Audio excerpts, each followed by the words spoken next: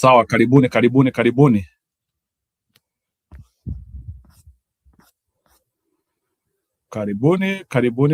It's our show tonight. We are really doing well. Kazi yetu mnajua hapa ni kukuja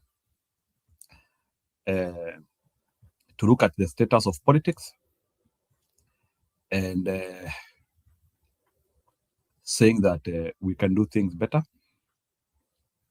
Na upinzani tuko chonjo. Upinzani tuko chonjo and we will make sure that things work. UDA is trying to attempt to return. Wanajifanya venye wako na watu, but I don't believe that. Their optics will soon be over.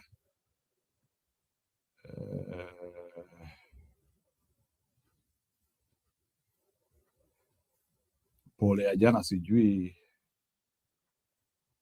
ilitoa ngapi,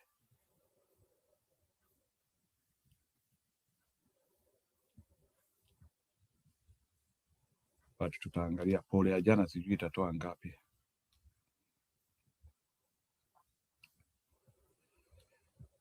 I think Kalonzo read, but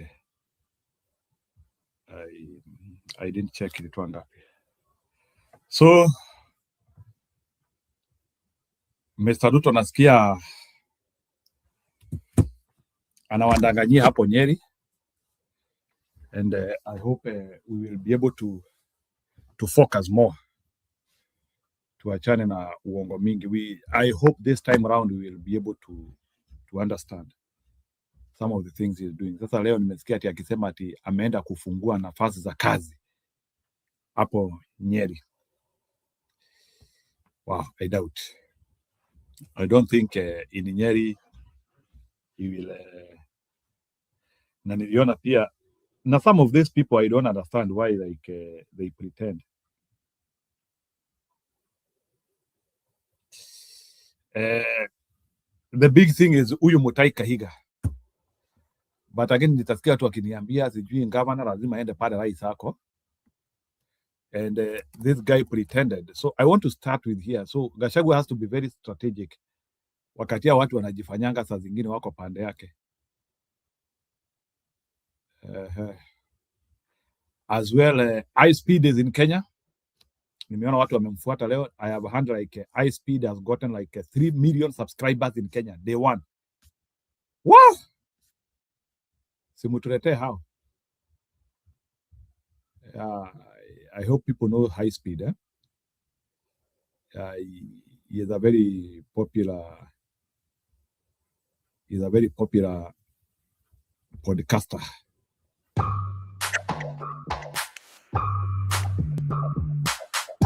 Engage your core. We are here in Kenya. Kenya, my first time. iSpeed. Ndiye huyo. Very popular.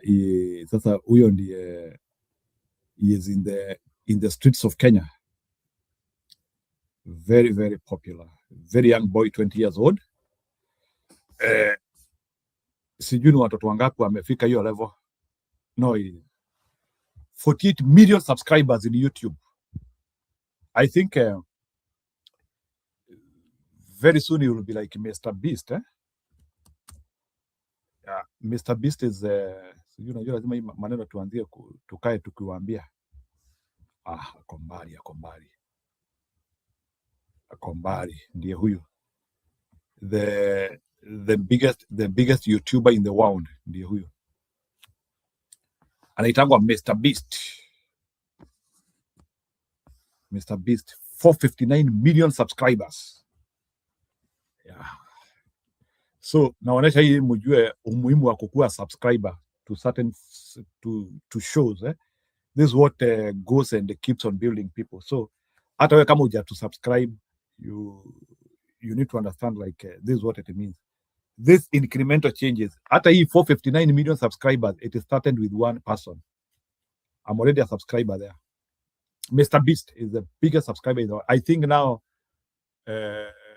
iSpeed is trying to to also, he is now at 48, so he is bado, but he is on the path. As an African, he is doing well.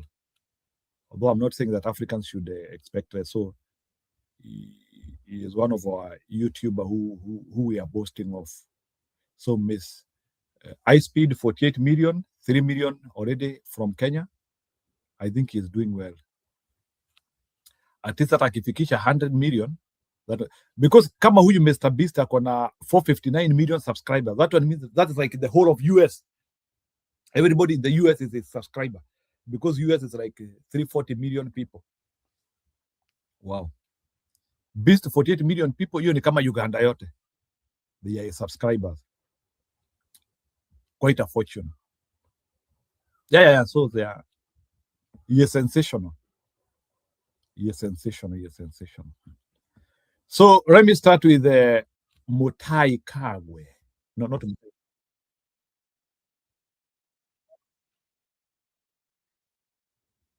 Let me start with tunamwita Mutahi Kahiga. We scrutinize what he was doing with Ruto.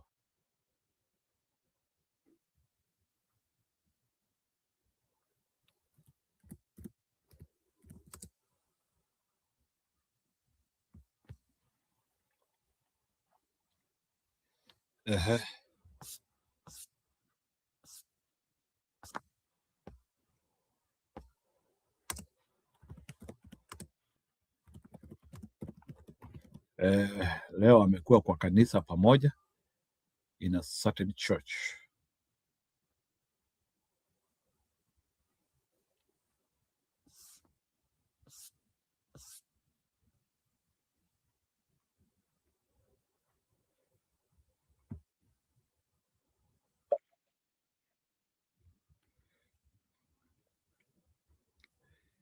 Yeah, if you have good generals, you cannot have this embarrassment.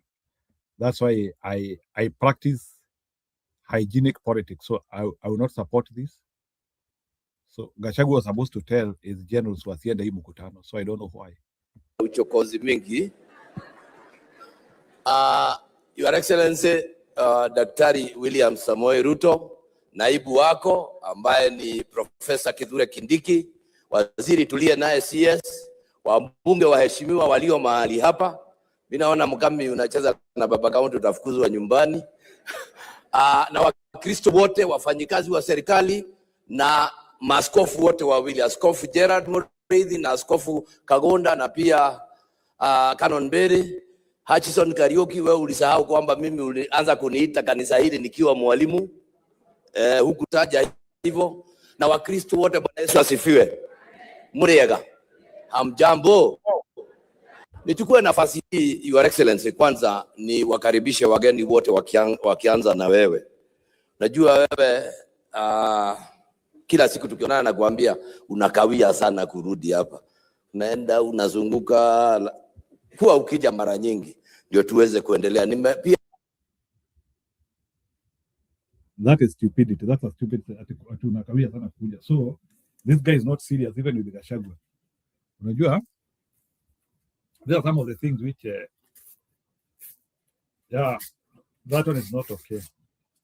I think huyu si wetu, so you should not even pretend that huyu ni wa upinzani. Hao ni wale watu ambao hata wanauza siri zetu hao. Wacha nitambue Kiruga na MCAs wale wengine.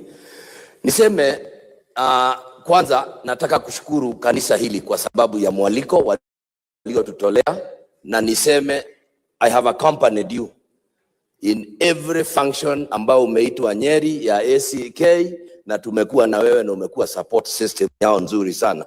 Sasa tunataka tuone naye profesa aingie naye sana humu.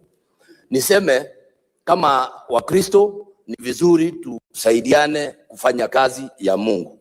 Na kuna mambo mengi sijui kama president yote umeyasikia. Fungue tu kitabu vile wamesema, tuangalie yale tunaweza na yale ambayo hayawezekani. Niseme tu kwa ukweli, mimi nilipigia Rais William Ruto kura. Yeye ni rais wangu. Mimi ndiye governor wa Nyeri. Sijui kwa nini mnachanganyikiwa. I don't know. sababu mimi nilimpigia kura akawa rais, na nyinyi mimi sijasikia rais mwingine. Kwa hivyo mimi bado niko na rais. Unaelewa? Na kama governor ni lazima nije nipokee rais, tuongee mambo ya serikali na tuko kazi. Siasa ikifika, mimi watu wa Nyeri wakiona sijafikisha miaka ya kwenda nyumbani wataniambia. Wakisema niwe retired tukae na Kagonda, nitaweza bebea Biblia. Na hii mambo si ni kuendelea. Your Excellency, as kulingana tuliongea na wewe juzi, ukaniambia ulipoangalia rekodi, the last time you checked the records, mimi nilikuwa member ya UDA, full paid up. Si ni kweli? Sasa nashangaa watu wakiongea mambo mengi, sijui nini. I am still...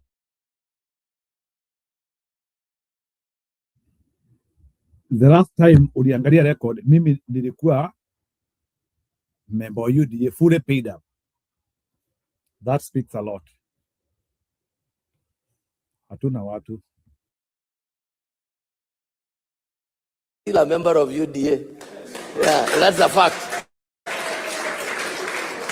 Na hata wakati unajua hii mambo iliwaka, wakati Itumbe aliwakishia mimi moto, watu ya DCP walinilima, UDA wakanilima, nikakupotea, sijui niko wapi. Sasa nikasema narudi kwa hii raia waniambie nitaenda na ujue mimi sitaki kukaa kama wifi ati unaweza connect anywhere. Lazima tuwe na mpango, si ni kweli? Kwa hivyo mimi ningetaka niwaombe, na nimekuwa nikiambia watu wa Nyeri and everybody else, tutambue nyakati. Let us differentiate times and seasons. Ikifika ni wakati ya kazi, tufanye nini? Siku za siasa zitakuja, tuchapane, tuweke, mkitaka kutoa nguo mtoe, lakini for now let us say to support rais ahakikishe yale mambo angetaka kufanya. Si ni kweli? Hii ingine yote ni hulabalu ambayo itakuja 2027. Kitu moja rais nataka tu nikuambia, sababu Kiruga na wengine wanataja watu wengi wamepewa kazi. If they are working for you, and I want to challenge them here, simama kama Kiruga. Kuwa ukiongea juu ya rai. You cannot be working for a man and you don't speak well of him. Ama namna gani? Kama unafanyia kazi, simama imara. Ukiona wanalegea, Your Excellency, ondoa, tukupatie watoto wengine. Ama namna gani? That one is a fact. Na unajua mimi I shoot straight. Si ni kweli? Kwa hivyo leo mimi nimekuja kuungana nanyi na niwashukuru kwa sababu one of the things I can tell you, Your Excellency, Bishop Kagonda was very progressive. Wakati unapomuona pale, the ACK Mount Kenya West has been left wonderfully built all the way. Hata wakati kulitangazwa ikasemekana harambee zisifanywe, we were somewhere in Mathira and he said he allows you to go and join to build the churches of God. Kwa hivyo ni vizuri tukubaliane, wale ambao tunaendelea hata kule tumetoka, kazi ziendelee namna hiyo. I'm very passionate about haya maneno ya watoto ambao nimeyasikia, na pia tuko na our gender department, tunaweza kusaidiana tuone vile kunaendelea. Your Excellency, kwa sababu niko sasa hapa na niko pale, unaona sasa kama udhaya ikiisha kabla ya Rorengo haitakuwa cha mzuri sana. Your Excellency, wacha ziende pamoja, kwa sababu ile ndio ilianza mapema. Isiwe huyu mtu atatuambia, atatukalia sana hii mwanaume tukiwa na DMM. Na tungetaka at the same time, Your Excellency, let me finish by thanking you very much, kwa sababu me and DMM huyu tume engage na your team ya housing ambao wamejenga nyumba pale Blue Valley na hapa Rorengo, and part of the amenities they want to help us ni ile PGH. Na tungetaka kukuomba sauti yako isikike hapo, ndio hiyo maneno iende haraka na mambo iwe sawa. Otherwise, I want to thank you. I do not know whether I need to call whom, Mwambugo or niita waziri. Haya, sasa okay, thank you very much. Ati nimefanya nini? Maridadi. Your Excellency, this gentleman, wakati ulikuwa nataka kumpatia kazi, majina ilikuwa inachanganyika. Watu wanasema ni Mutahi Kahiga, ni Mutahi Kagwe. Huyo. Sasa wanasema ni Mutahi Kahiga, ni Mutahi Kagwe. Sasa nikapigia simu nikauliza, wewe ni wewe ama ni mimi? Akaniambia ati anasikia kama yeye. And we are glad you gave him the opportunity. Na sasa nina furaha nikimuita. He is a neighbor to this place because Mkuruine tu ni hapa. Ndipo aweze kuendeleza sehemu hii. Karibu CS on Senator Mutahi. Thank you very much.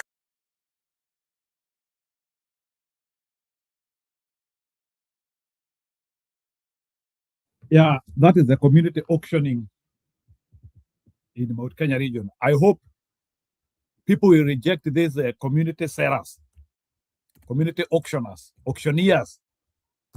I hope Nyeri people will reject these people who are selling their community to the bidder.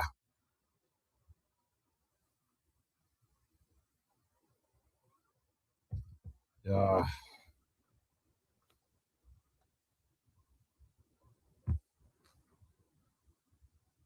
Able to script here.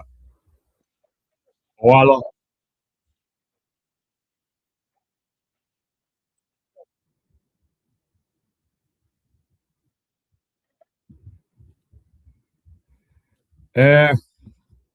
More from Nyanza.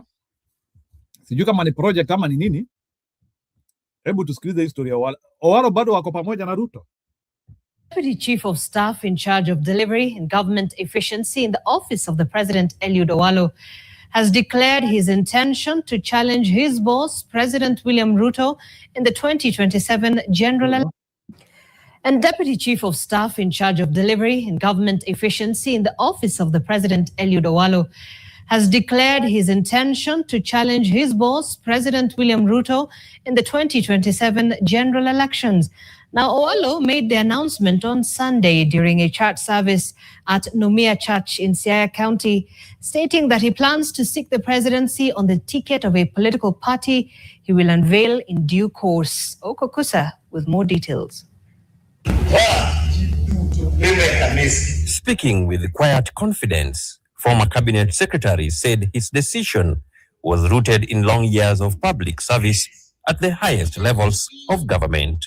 I've today made a deliberate and conscious decision that cometh the year 2027, I'll be submitting myself as a candidate for purposes of the presidential race in the elections for purposes of the presidency. Is this guy serious? Ama tu ni anaweka mpaka sura ati for the purposes of The conscious decision that cometh the year 2027, I'll be submitting myself as a candidate for purposes of the presidential race in the elections for purposes of the presidency of the Republic of Kenya. Addressing the congregation, whom he noted form part of the Nomia Church's estimated 1.5 million membership, a base he hopes to rally behind his bid. Owalo said this experience uniquely positions him to lead the country. I played a fundamental role in Ruto's 2022 presidential campaign. I brought Ruto to Nyanza at a time when nobody could imagine. He cited his service in senior roles under former Prime Minister Raila Odinga, National Assembly Speaker Moses Wetangula, and in President Ruto's cabinet as evidence of his readiness to govern. Politically, I've worked for each and every politician worth his salt in this country. And I've done my bit. But come 2027, I want to change the paradigm. I will not continue working for political individuals, but I want to work for the Kenyan people, the Kenyan masses.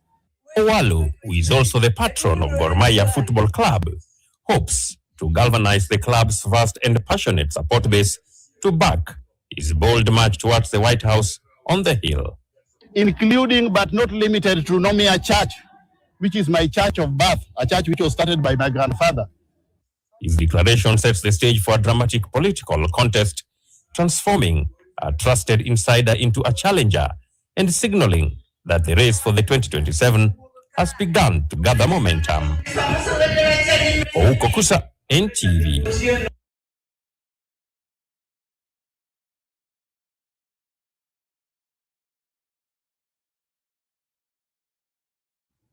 Hiyo ni kura ya Wajaruo tena inataka kugawa ama ni nini? This is what I think. Ruto ameona hii kura ya Wajaruo ni kama apati. So nyinyi simameni hii kura yote. Unajua in politics this is the rule. What you don't get, your opponent should not get. Owaro is not winning. And you'll also see other people coming out. So hizo kura zote zisanywe, alafu zile zingine zitabaki kidogo ziende kwa Ruto. So it's a path for opposition not to get anything in Luo Nyanza. So Nyanza kutakuwa na presidential candidate kama watatu to make sure waokote zile kura ambazo upinzani wanafaa kupata, alafu sasa Ruto apate zingine. And you know hawa because hakuna pahali wanaenda. Yeah, because this one there is nowhere they are going, so it doesn't matter. So that is the kizungumkuti.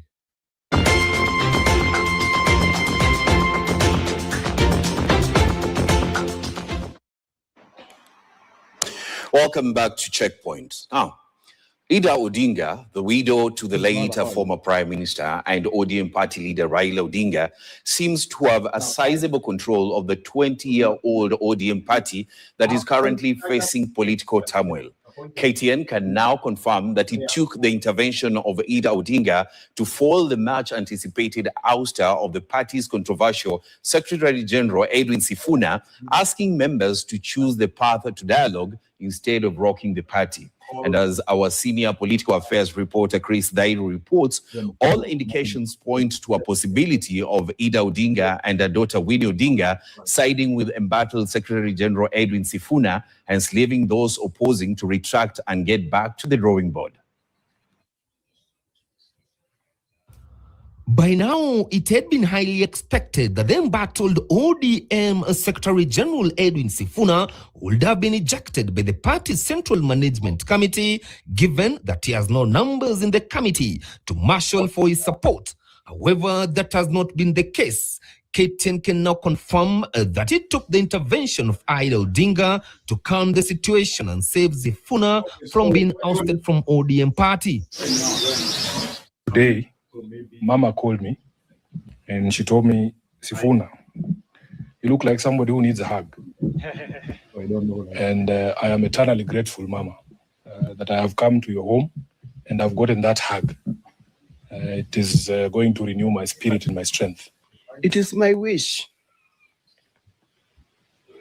that we can preserve the party in his honor as a matter of service to our country. The once vibrant party that spoke in one accord has degenerated into factions, each pulling on its side, as the party leader Oburu watches helplessly with his critics, arguing that he has failed to be a uniting figure like his brother, while others arguing that due to his proximity to Ruto's administration, he is unable to provide leadership and steady the ship.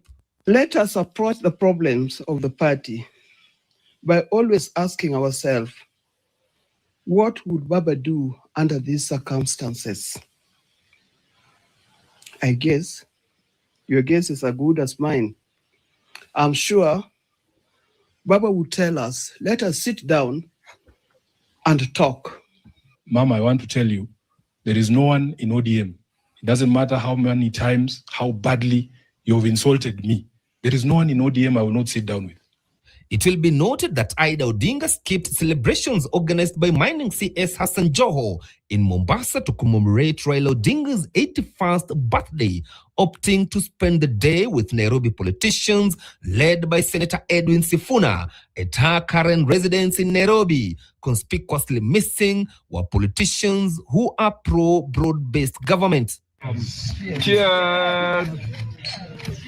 Family ties should only apply, for instance, if those family members are politicians and members of that political party. So Mama Ida Odinga rightfully belongs to ODM party as a member, and therefore she has got a voice. Winnie Odinga is a member of ODM, belongs to that party, and therefore has a voice as a politician and a member of that party. And therefore they should not be estranged from ODM, but in their respective positions as politicians and members of that party. I think Ida Odinga's hand shouldn't be everywhere there quietly. Because in my opinion, even when Raila was alive, she was running, she was doing policies in behind. So her hand is there. According to political analysts, it is high time that Ida Odinga calls the ODM party leadership to order before the 20-year-old ship sinks. It's possible that she's the one who is intervening, but this is how to intervene if you want to sustain the party. You simply go back to the founding principles of the party. The people she should be removing are those in government, so they can stay in government properly. They can join UNDA, okay, if she wants the survival of the party. But preventing them from removing Agnes Sifuna, that does not eliminate the contradiction. One of the critical reasons why ODM continues possibly to suffer the challenges it is presently going through is that there was no clarity of a succession plan for Raila Odinga. And I think this could have been maybe a strategy on the part of Raila Odinga himself, but there was no heir apparent. The daughter of the late Odinga, Winnie Odinga, is already on record opposing the broad-based arrangement, stating that the purpose of any political party is to capture power. Hence the need for ODM party to field a presidential candidate come 2027. Chris Dairo, KTN, Nairobi.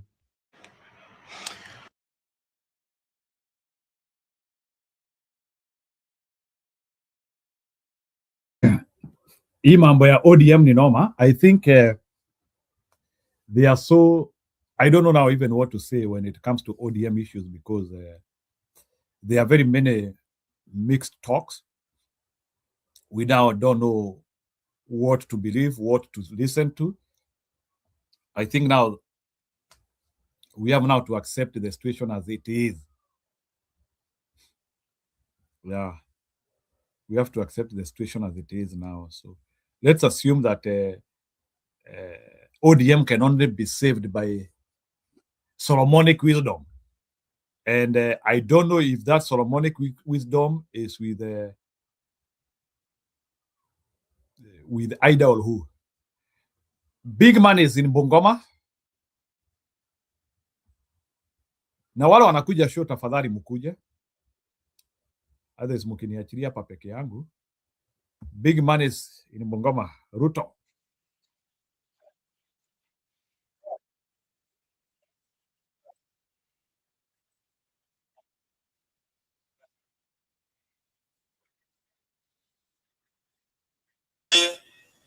Na hawa bishops na Wakristo waliuliza Mheshimiwa Rais kwamba wanataka wawe na kitu kama sanctuary, mahali kununua shamba waweze kujenga, mahali watu wanaweza kwenda kuamini, waweke library na vitu kama hizo. And Mheshimiwa, I was there present wakati waliomba, I'm a witness. Na Mheshimiwa Rais akakubali. Na alipokubali nilikuwa hapo. Na leo nimekuja na hawa viongozi wengine wote kutimiza maagizo ya Mheshimiwa Rais. Nataka to hand over in the presence of my colleagues here ambao wamekuja ile msaada Mheshimiwa Rais amenipatia kwamba nilete kwa kanisa. Iko wapi nani? Haraka. Kwa niaba, shikilia kidogo. Kwa niaba ya Mheshimiwa Rais vile aliahidi. Nimeleta shilingi ya kununua. Nataka muone hapo vile pesa yetu inaporwa, because I believe hii pesa imetolewa treasury. Tuko na shida bwana. Shamba hii ni wapi? Hii ni milioni 1. Hii ni milioni 2. Hii ni milioni 3. Hii ni milioni 4. Hii ni milioni 5. 5 million from the president kununua shamba ili mlikuwa mmemuuliza ule tukiwa Cheptais. Bwana asifiwe. Bwana asifiwe. Niaba ya The reason why nimecheza hiyo video, nataka muone hizo bundles I want you to see the way that money has been bundled. Iko na hata tukaratasi imeandikwa hapo. Hiyo si pesa imetoka kwa Ruto hii.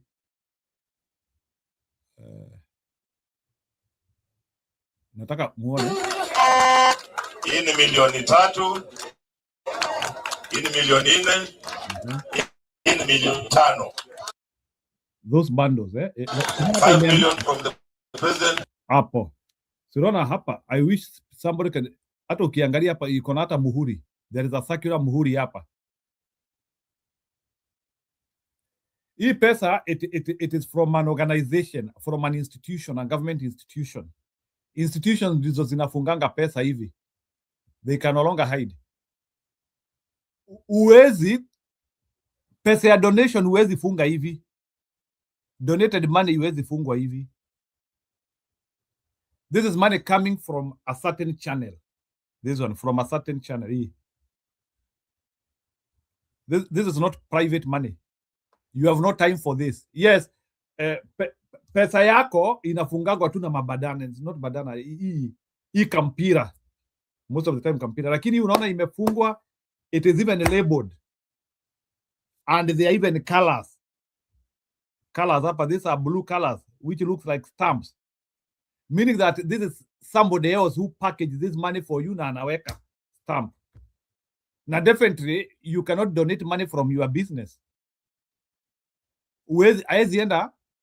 Haizi enda Weston naambia watu wa Weston watumane milioni 5 hapa na Weston wafanye pesa hivi.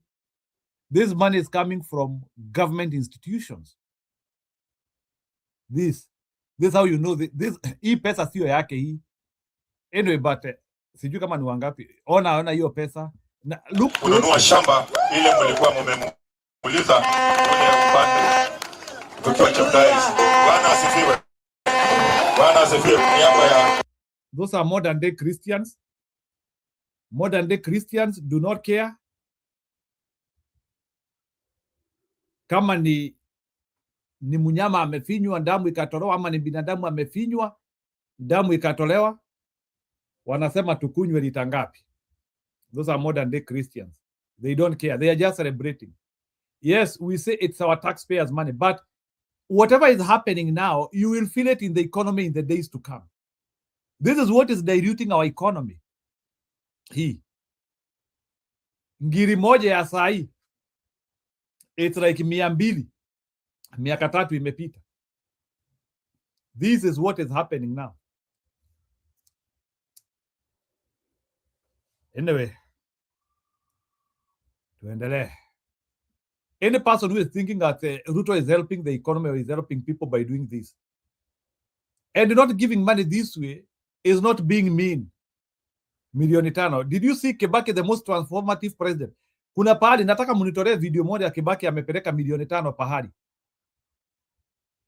Hii sio pesa yake. But again, we don't care. Tunasema tu sababu itaibiwa. This is what happens when you have rogue leaders and we want them again. Kenya, we are a sick country. Naomba tuweze kurudi. Ona hiyo smile.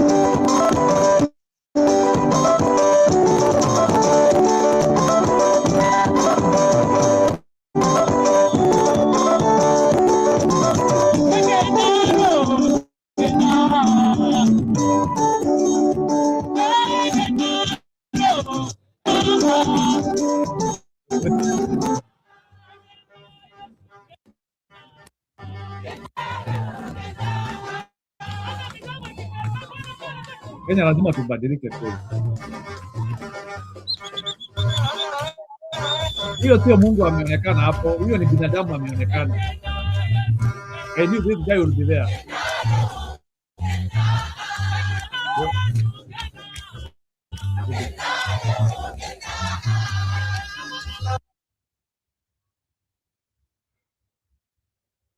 Huyo sio Yesu amepatikana hapo. Huyo ni binadamu amepatikana hapo, and we have to sound things as they are. 5 million bundled money. This one is what we call bundled money. Kisianga, karibu sana. Nataka uniambie kama pesa yako unaweza ibando hivi. Can you bundle your money? This money has strategically been bundled. This money has strategically, look at that money, strategically bundled and labeled, hata imeandikwa. If you are donating money, you have not this time. This money is coming from somewhere. Hiyo pesa ilipigwa KFA, KRA, we mutumane milioni 5. That money has been bundled. Now again, because these people are not, if these people are serious, wange tupostia hii maandishi. If this church was serious, they are supposed to post, because najua hii pesa imeandikwa. But again, they cannot tell us. Ama yule mtu alikuwa hapa kwa hawa watu watupostie imeandikwa ili tujue hii mambo iko. Najua sasa hii makaratasi ilitolewa na ikatupwa kwa choo. Inaitwa destruction of a nation. In your own eyes, as ni wenyewe mkiangalia, destruction of a nation in your own eyes.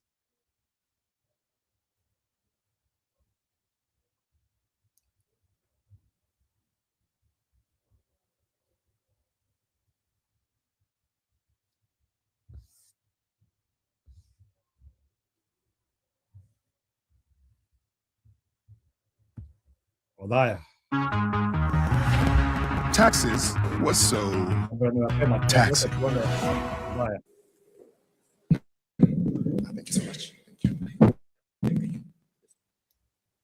Thank you very much, Your Excellency, the President, Your Excellency, the Deputy President, Your Excellency, the Governor, and thank you for coming. We welcome you back home.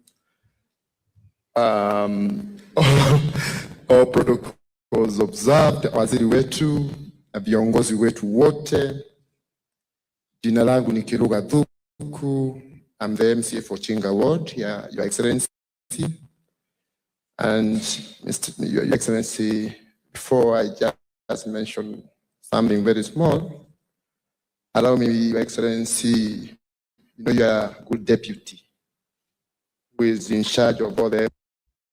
You appointed me to be the chairperson of the UDA MCS caucus, Your Excellency.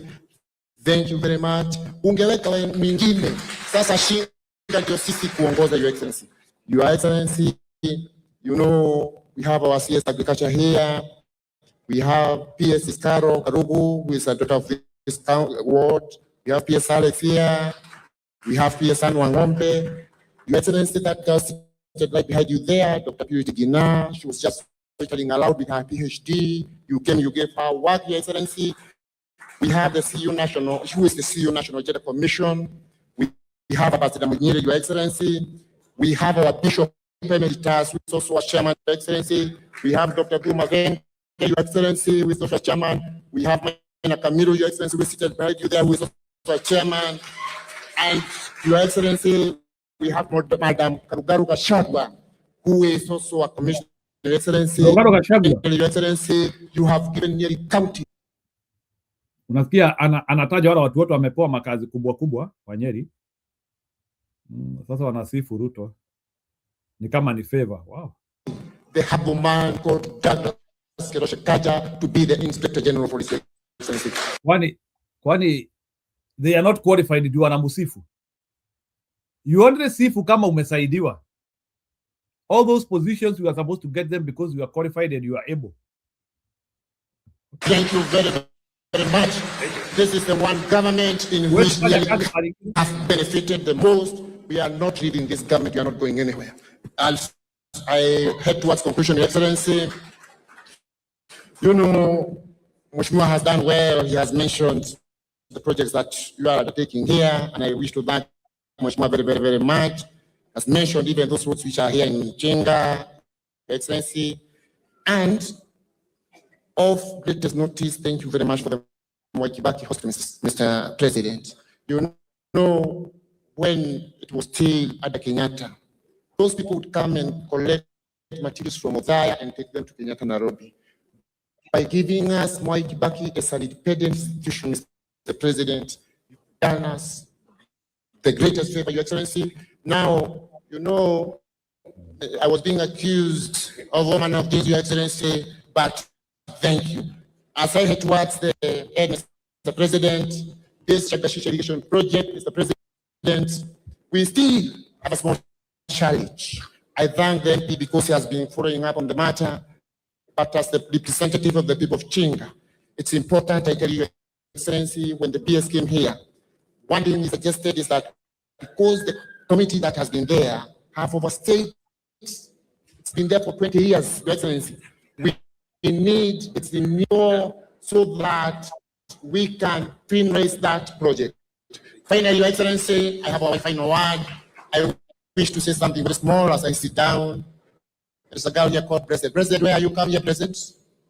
President Claire, come. Come.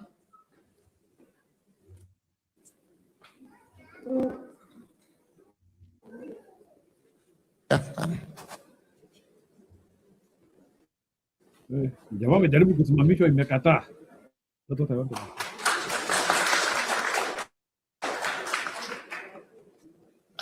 I want to very briefly, Your Excellency, you know, here we have a foundation that was launched by your digital strategist called Kirugabu Foundation.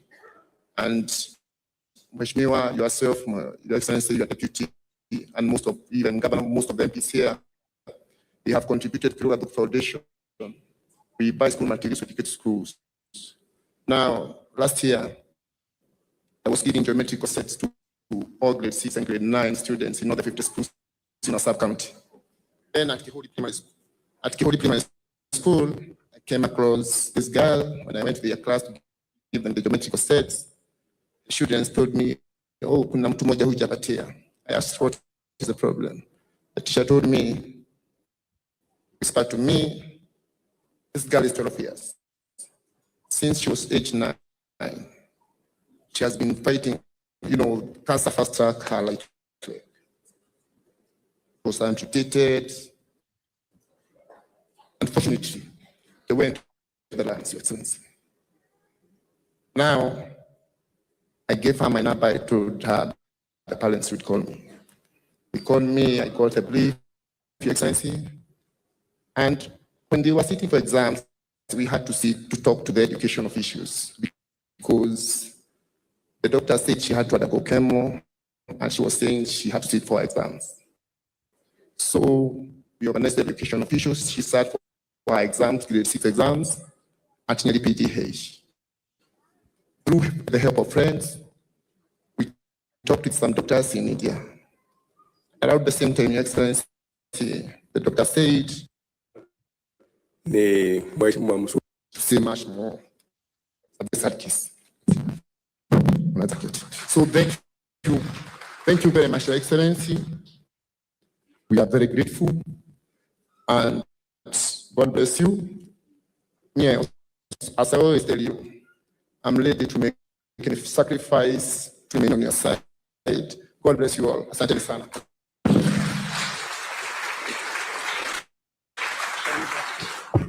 Asante sana. Your Excellency,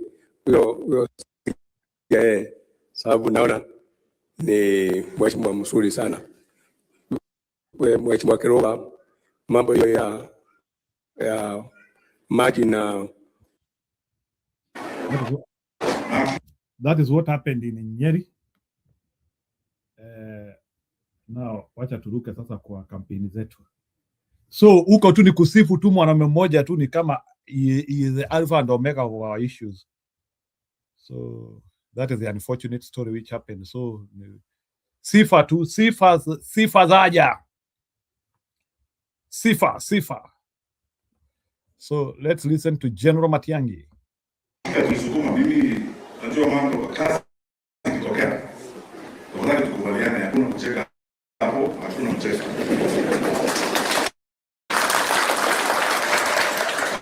Baba tulipi kufanya sarakasi, tukitaka sarakasi tutamaliza sarakasi na patikana. Uende pia hapo cheka huko, uibe huko kanzi. Kuna wakati wa hiyo. Wakati wananchi wanatuamini. Ndio mimi nasema kila wakati tuko katika kinyang'anyiro hiki. Tunataka kubadilisha maisha ya nchi yetu. Na tunataka tuunde serikali ya kuaminika. Tunataka tukizungumza maneno kama serikali wananchi wanatuamini yale tunasema. Sio tukuchezea wananchi kufanya msaada mambo ya serikali. Nikazungumzia mambo mengi leo tukiwa hapa kwa kanisa. Lakini what is more painful and most painful now in the country that you feel about the main things that are going on. But for me, as a former Minister of Education, I'm so angry sometimes when I see what is going on. The painful and costly incompetence and chaos we're seeing in the education system. The most fundamental thing you can do in this world is sana. You place mtoto kwa shule. Kusema mtoto anaenda Paul Kariuki. Unastahili kumpeleka shule ya wasichana. Kuna msichana anaitwa Paul Kariuki. Yaani unaona ni watu wanacheza na maisha ya watoto wetu namna hiyo. Na kucheza na nchi yetu. They don't care. Bora tu waibe, bora tu wapate pesa. Na wananchi, that is not why you choose. Bora waibe, bora wapate pesa. At least hapo Matiang'i ameenda on offense. Ameamua kugonga. Go ahead Matiang'i. Leaders. Sasa vile viongozi wengine wamesema hapa, it's chaotic. Hakuna mtu anaweza kukuambia ni kitu gani inaendelea. Hata wao wenyewe ukiwauliza vizuri hawawezi kukuambia ni kitu gani inaendelea because hawaelewi. Ndio tunasema sisi tuko tayari kufanya hiyo kazi kwa sababu tunajua kuifanya. I am ready to do it. Na tutabadilisha. And I promise you will never see that kind of chaos. Ukipata nafasi, you will not. Tulikuwa tunatoa mtihani before Christmas. Na barua tunaambia wazazi mprint barua before Christmas. Mzazi ukienda Christmas unajua January mtoto ataenda wapi. Na mimi mtu hawezi kunipea lecture kwa hili jambo. Kwa sababu mimi nalielewa. I understand it like the back of my hand.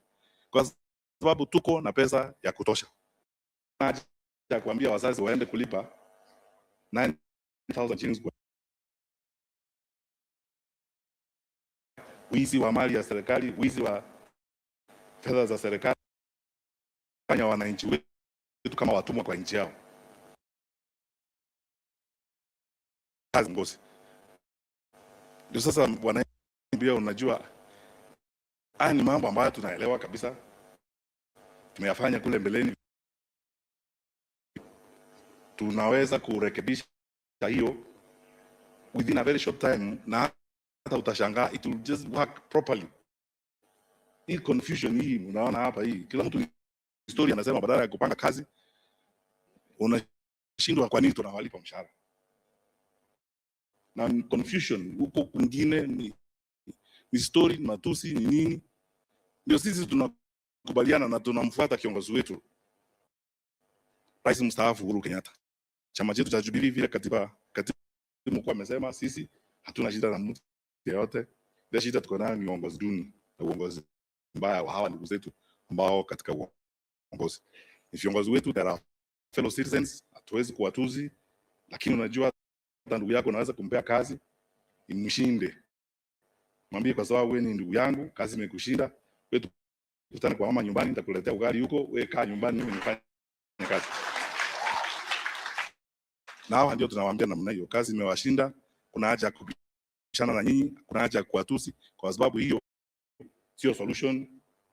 Sasa nyinyi asanteni sana, pangeni vitu vyenu mzuri sana na amani bila shida. Sisi tutafanya, tuko tayari kabisa kuifanya. Na wananchi wenyewe watajionea vile tutaifanya. Wazi kabisa.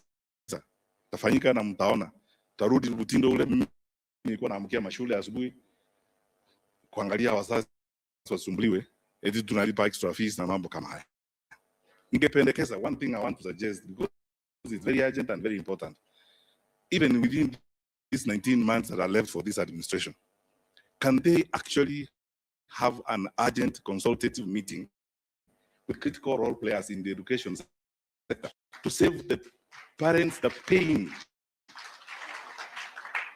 of this madness? I mean, get the professionals, the Secondary Schools Heads Association, the Kenya Primary Schools Heads Association, get the unions, get the Parents Association, get the faith-based leaders, kwa sababu kanisa has invested heavily in education. In fact, there is no way in this country would have moved forward in education without the church. Kanisa imeegeza kabisa kwa elimu. Ukiangalia shule zetu zote kubwa, nyingi zilianzishwa na kanisa. Tafadhali nawaomba hawa ndugu zetu wako kwa serikali, kwa sababu mko hapo kwa hii miezi 19 iko mbele yetu. Si sasa muite hawa wote wasee wa kanisa, viongozi, professional leaders kwa room, wengine waeleze the pain and the challenges that the parents are facing. Can we solve this chaos that you have created in the education sector?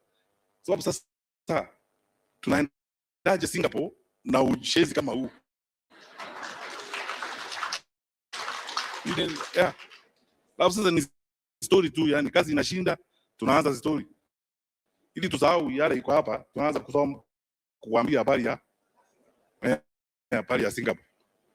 You can't place children in school. The most basic thing on earth, you can't. You are not able to explain why you reduced the capitation. You can't explain. Watoto wale wa class 6, grade 6, are moved on. The results are not out. They don't know what has happened. Tunaelekea Singapore tukiwa hivyo. Tafadhali kidogo itana mkutano hawa wote, critical role players wote. Please consult. There are people who can give you free advice. Wawasaidie. The pain and chaos in the education sector is costly to this country. Very costly. Kwa watoto wakipoteza mwaka moja, maisha yao imepotea. Na mambo kama haya ambayo yanasumbua wazazi. There are so many parents who can't take their kids to school this January. Tafadhali na waomba. Na kuna mambo mengine mengi tunahitaji kushughulikia tukiwa pamoja. Mimi nawaomba ndugu zangu na dada, kwanza sisi kama kanisa, ninyi kama Wakristo, tuendelee tu vile moderator wetu ametuhubiria leo. Tuendelee kuombea nchi yetu, tukae na amani, tukae na utengamano. We are all one people, brothers and sisters. Unajua, tukiwa na viongozi ambao wako na shida kama hawa, unaona mambo ikiwa magumu, utaona wameanza kugawanya watu, kwanza kuzungumza maneno ya ukabila, sijui ni nani anafanya hii, sijui ni nini 41 verses I don't know what. Utaona hiyo maneno namna hiyo. Wananchi, ninawaomba tafadhali, tusikubali safari nyingine story kama hizi. Tuungane sisi wote pamoja, tumuombe Mwenyezi Mungu ambaye ni mmoja, tukae kama ndugu na dada, we ensure that our country remains peaceful and stable. La mwisho, mimi nakubaliana na moderator vile alisema, God is intentional. Labda hata tunapitia hizi changamoto zote wakati huu, ili tusome na tuelewe hakika kwamba tukiingia kwa voting booth, that is very important. The decision you make when you are there is very important. It will determine whether your child goes to school or does not go to school. So ufikirie, hata ukiletewa pesa, sababu unajua watu kama wamepora, watu wako kwa wash, watu wako kwa wizi. Pesa lazima wawe na pesa, ama namna gani? Lazima wawe na pesa. Sasa tuchukue zote, tusipige kelele, twende polepole. Ni kweli vile Secretary General wetu amesema. Nimetoka Mombasa leo asubuhi, nilikuwa Kwale, nilikuwa Mombasa, nimeongea na watu wa Kilifi, nakuta viongozi wengi, grassroots leaders. Shida ni hii. I was in Kwale in a meeting where a lady stood up and she spoke and almost drove all of us to tears kuhusu hii maneno ya SHA. Katuambia, unajua kuna mradi ule uliletwa na serikali yenu ya Jubilee, ulikuwa unaitwa Linda Mama, ulikuwa unatusaidia. Mimi nawahakikishia If you trust me mkinipea hiyo maneno, nitarudisha Linda Mama.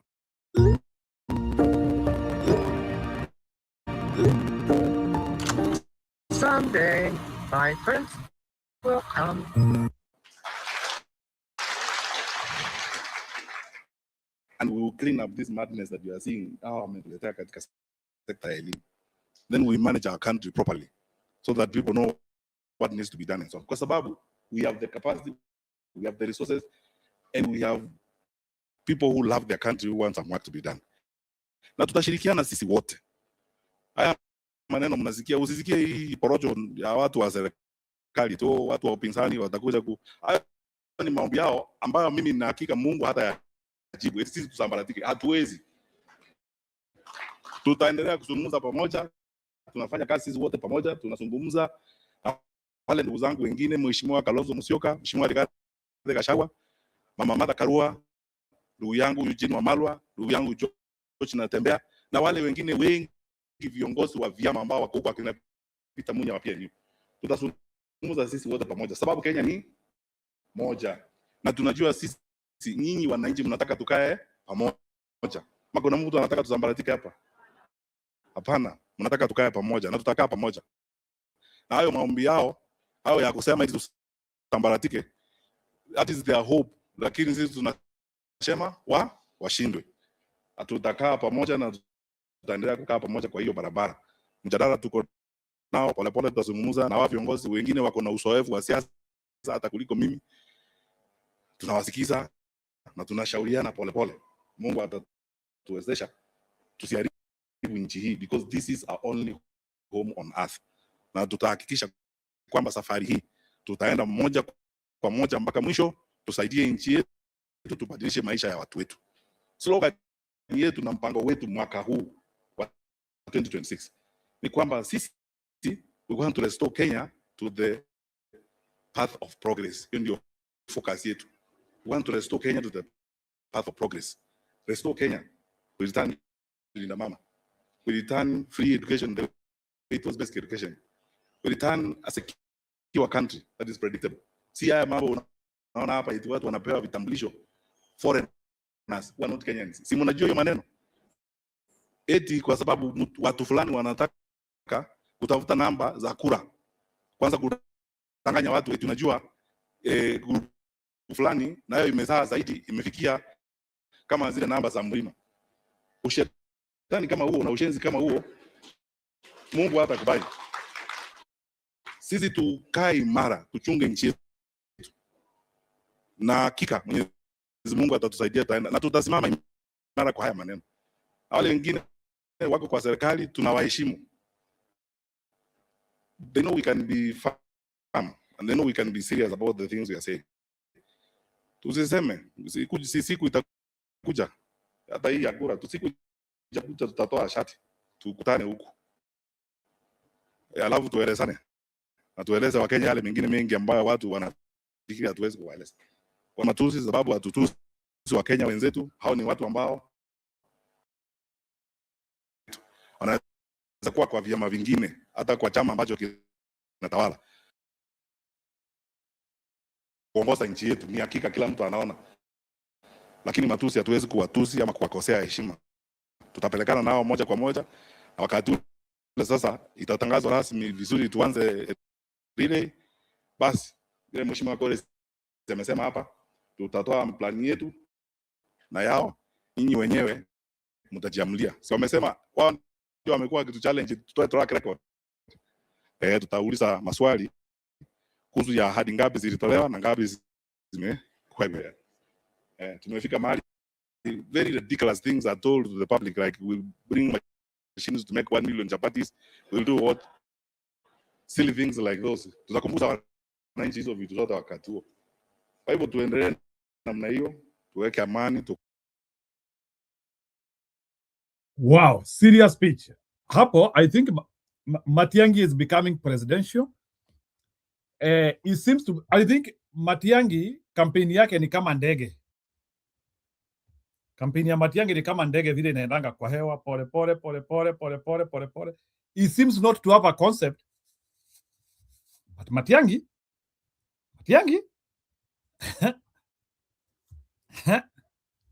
it seems kuna vile like ana crime attitude is climbing. The guy seems focused. The guy seems focused. Huyu jamaa, I have listened this speech and is very wacha amalizie. Mwisho, Very presidential. ninawashukuru sana nyinyi viongozi na Wakristo wa parish hii ya Mguga. Asante sana kwa kutukaribisha. There's nothing better someone can do to you than give you an opportunity to worship at the feet of Jesus. Mmetupea nafasi tukaabudu na nyinyi leo kwa kanisa hili. Na moderator ni hawa viongozi tuko nao kwa sababu mmekuwa wakarimu. Sisi tutatoa mchango wetu, tuko na zawadi tutatoa kwa kikundi cha hawa wanaume, na pia tutatoa zawadi kwa wale vijana walituimbia pale nje, tuliona ambao wanakuwa kupitia kwa moderator wetu. Na poleni sana akina mama, tumeambiwa hapa wakati tumekuja kwamba mmoja wenu. Wow. That is very powerful. Tutatoa mchango wetu pale. He is not like trying to show the amount of like a show. Tumepeana milioni moja kwa hao. Unajua there's something I want us to learn here. Tumetoa milioni moja hapa sijui ni. And it's not like ati watapeana pesa yao. Watapeana but there's tuko na zawadi tutatoa kwa kikundi cha hawa wanaume. Na pia tutatoa zawadi kwa wale vijana walituimbia pale nje, tuliona ambao wanakuwa kupitia kwa moderator wetu. But frankly speaking, I would love a president who speaks like this. I would love if that is his demeanor, the way he is speaking. Hey, wow. Ni kama Kalonzo ameanzia anyway, tuko team moja anyway, there's no problem. So anyway, our team is having the best anyway. There is Matiang'i. Unajua hata tukua na ndovu mingi ndio mzuri. But Matiang'i is coming up. Na poleni sana akina mama, tumeambiwa hapa wakati tumekuja kwamba mmoja wenu amepoteza bwana yake. Mwambie pole sana. Nimemwambia secretary wenu kwamba kwa hiyo bill mmesema mko nayo hapa ya hospitali ya 250,000. Sisi na hawa viongozi tutatoa mchango wetu tuone kama tunaweza kuibalisha hii mwezi wa siku.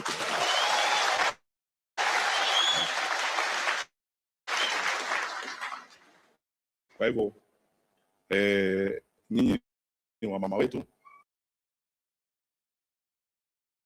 There is a tactic nataka tusome hapa kwa Matiang'i. Matiang'i ataji pesa. There is a tactic. Ataji nasema tukua na hao viongozi very inclusive, tukua na hapa viongozi tuone kama hiyo bill tunaweza imaliza. Already ashasema, you know, if it was mtu wa kujionyeshana angesema hiyo bill ya 250,000 tumemaliza.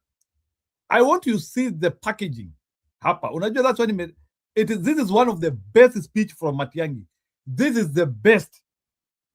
So Bwana Innocent, you need to come and defend this speech. It's the best. Unaniambia unatusikiliza chini ya curtain, but this is the Matiang'i I want. Frankly speaking, I'm learning something from him. Actually, this is a speech I'm learning. Hapa nasoma sasa. Hapa niko na mwalimu. Na poleni sana akina mama, tumeambiwa hapa wakati tumekuja kwamba mmoja wenu amepoteza bwana yake. Mwambie pole sana. Nimemwambia secretary wenu kwamba kwa hiyo bill mmesema mko nayo hapa ya hospitali ya 250,000. Sisi na hawa viongozi tutatoa mchango wetu tuone kama tunaweza kuibalisha ili mwenzenu asiyeshike.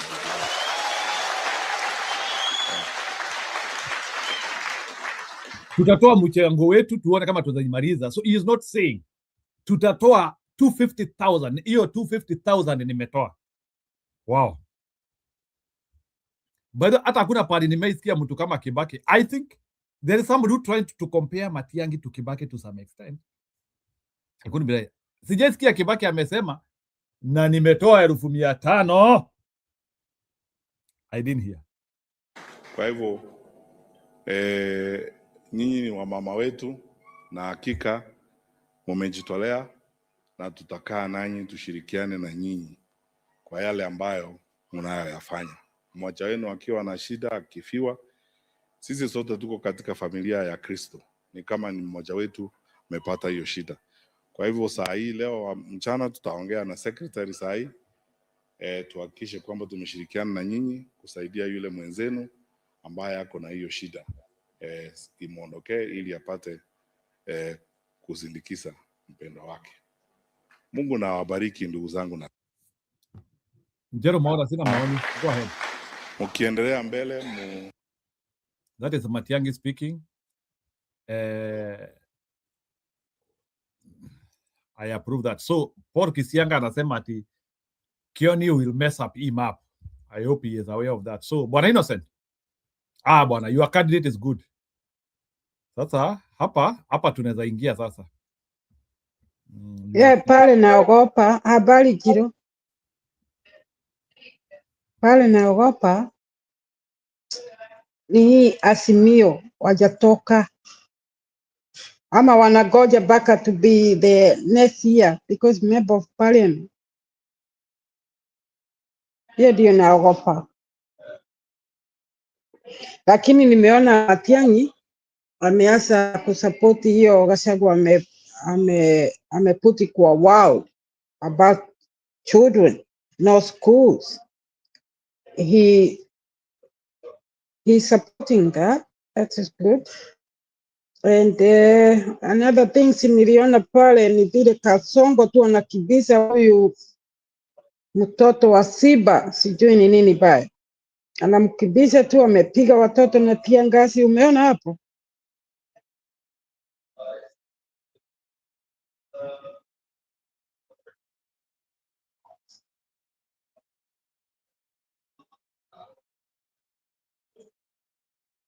Umeona hapo Jiro? Unasema pale watoto. Nasema umeona pale watoto wamepigwa na tear gas kwa kanisa. I saw it in the passing. Ilikuwa kanisa wapi tena? Ilikuwa Githunguri. Ilikuwa huko Kiambu, inaitwa nini? Kiambu North or what? Pale ule MP aliua, kunaitwaje hapo karibu na Moses kule hapo Kiambu. Wacha tuone. Okay, wacha nicheze. I hope atatuonesha. You mean maneno ya tear gas bado haijaisha Kenya?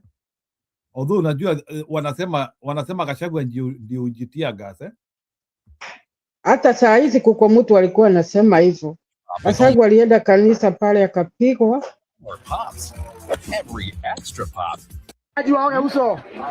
Polisi wanarushia watoto tear gas. Very disturbing. Watoto waoge macho. What began as a Sunday church service in Gatundu South ended in chaos, panic, and disturbing images that have since spread rapidly across social media. Children crying, women struggling to breathe, tear gas drifting through a church compound. At the center of the incident is former Deputy President Rigathi Gachagua, popularly known as Riggy G, and a heavy police operation that unfolded around the AIPCA church where he was reportedly attending church service. Polisi wanarushia watoto tear gas. Very disturbing. Watoto waoge macho. Polisi wanaendelea kurusha tear gas kwa church. We are in church at the moment at AIPCA in Gatundu South. Polisi wamerusha tear gas ndani ya church na iko na shule ya wanafunzi. Share and make sure William Ruto sees this. This bad habit. Anaongea kuhusu watoto na shule. Look at what he's doing. Very, very, very bad image. These events, reported on January 11th, 2026, have triggered outrage, political backlash, and serious questions about the conduct of security agencies. Eyewitness accounts emerging from Gatundu South describe a calm Sunday morning abruptly disrupted by police action. According to multiple posts on X and circulating videos, a large contingent of police officers have been deployed around the AIPCA church. The deployment coincided with Gachagwa's presence in the area.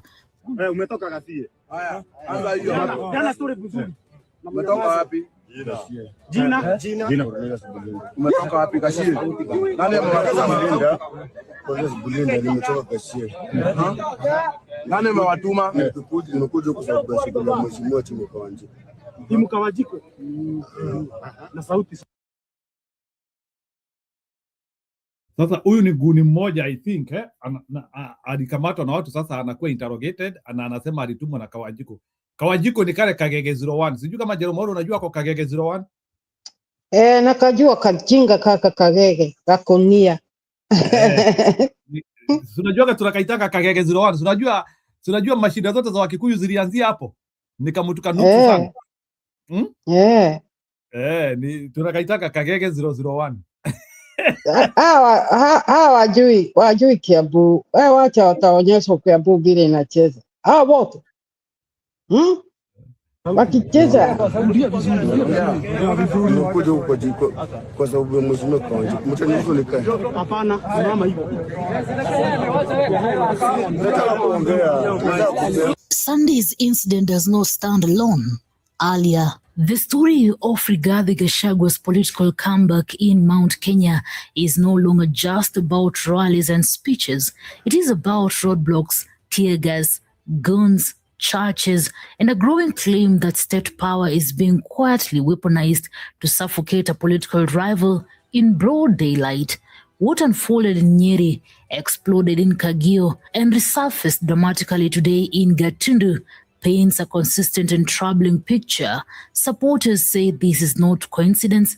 They say it is a pattern, and they call it the goons game.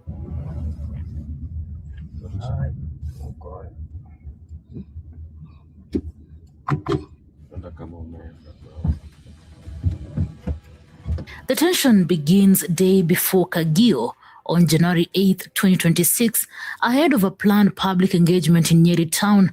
The former Deputy President Rigathi Gachagua raises a public alarm. He alleges that armed goons, some carrying crude weapons like clubs, are being openly escorted by police officers, not chased, not arrested, escorted. Gachagua publicly questions the Inspector General of Police, pointing to President William Ruto's own public orders against the use of guns in politics. Yet, according to his claims, officers on the ground allegedly look the other way as residents are harassed.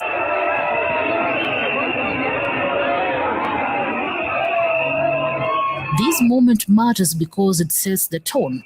Nyeri is not a random stop. It is central Mount Kenya, politically symbolic, historically influential. If intimidation can happen here, it can happen anywhere. And then comes Kagio. Friday morning, January 9th, Gachagwa's motorcade heads towards Kagio, Kirinyaga County, for what is expected to be a major political rally. The atmosphere is charged but hopeful. Supporters line roads, local leaders mobilize. Then at Sagana, everything changes. The convoy runs straight into resistance. Roadblocks appear, spikes reportedly laid across the road, tear gas fired, claims of live ammunition surface. According to accounts from Gachagwa's camp and circulating videos, suspected goons, allegedly under police escort, attack vehicles in the convoy. Media equipment is vandalized, cars are damaged, one security officer is injured. More alarming are allegations that a special squad of officers in civilian clothes is involved, using commanded police vehicles from local stations. Pro-Gachagua voices link this operation to pro-government political interests.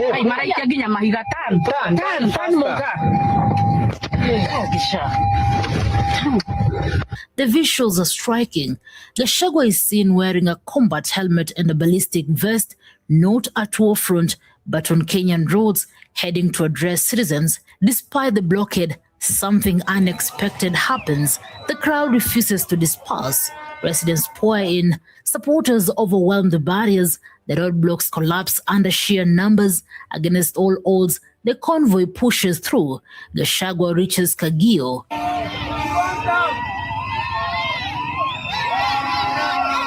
Standing before thousands, he declared that despite tear gas, live ammunition, vandalism, and what he calls state-sponsored militia tactics, they have arrived at the very heart of Kirinyaga County.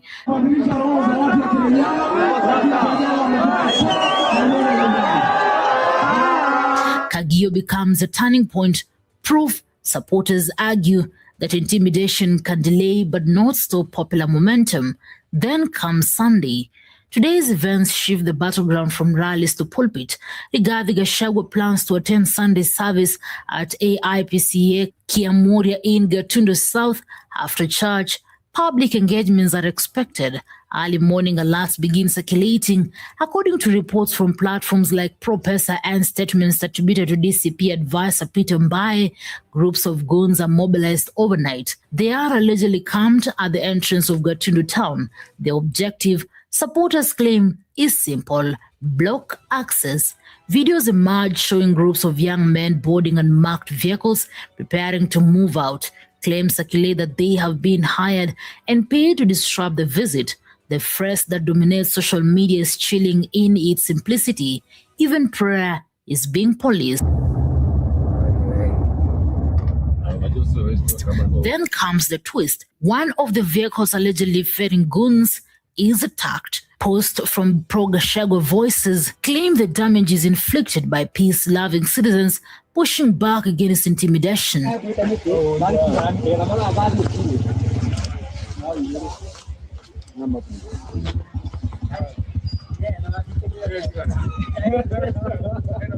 And once again, the plan fails. Despite the attempted blockade, Gachagua reaches the church. He is received warmly. Crowds gather. The optics flip completely. What was meant to intimidate becomes a public embarrassment. Online, the message is repeated over and over.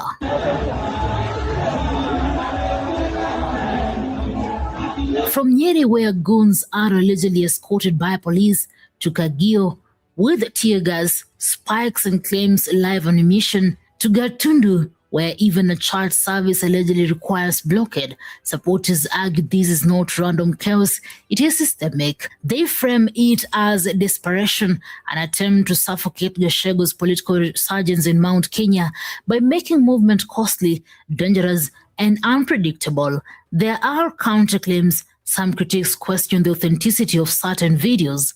Others argue damage may be staged or exaggerated. But the dominant imagery remains powerful. Mobilized groups, damaged vehicles, defiant crowds, and a politician who keeps arriving despite the obstacles. The pressure now shifts to the police and the state. Who authorized these deployments? Why are goons appearing where officers should be enforcing order? And how long can this continue before it backfires completely? As events continue to unfold in real time, calls for accountability grow louder. One thing is clear: the streets of Mount Kenya have become the new front line, and the people are no longer watching quietly. Newsroom, Maisha TV, Reader, Kering Chubet. Hello, my name is Adam Ferrari. React.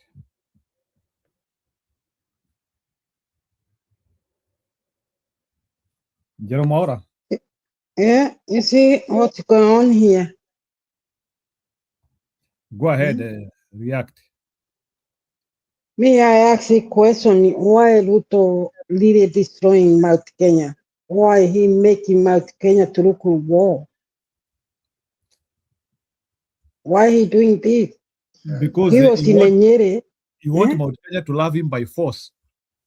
Mulimukata na sasa atatumia force. Mutampenda mpende musipende. But what he is trying to do, he is trying to intimidate watu wa Mulima wapoteze matumaini. You know, there is victory in helplessness. You know that, Madam Jerome Aura? Unaona nikikukanyanga kabisa, nikumalize nguvu. You know very well sasa, I surrender. And ni sawa, wacha achukue tu. Wacha achukue. huyo mtu hata ametuchapa tu ni yake ore arenda. And because you know Ruto knows the attitude of Mount Kenya, watu wa mlima wakifinyiriwa sana ni yake ore arenda twamuigira Ngai. Sinjero Mwaura, that is what we say. Mtu akikufinyiria sana ama mnasemanga aje nyinyi wa mama? Yeah, ni sawa, lakini hii tabia Ruto anatakana ICC to see this. Sauli anataka kuleta Kenya kama 207. Sijui maloya huko wanafanya nini? Hiyo anatakana iweko kwa nini? Ruto ame-infiltrate mpaka hiyo ICC yenyewe, si lawyer wake ndiye ako huko ICC kama chief prosecutor. So tutakuwa namna hii. So, it is very simple. What we need to do is we need to fight him.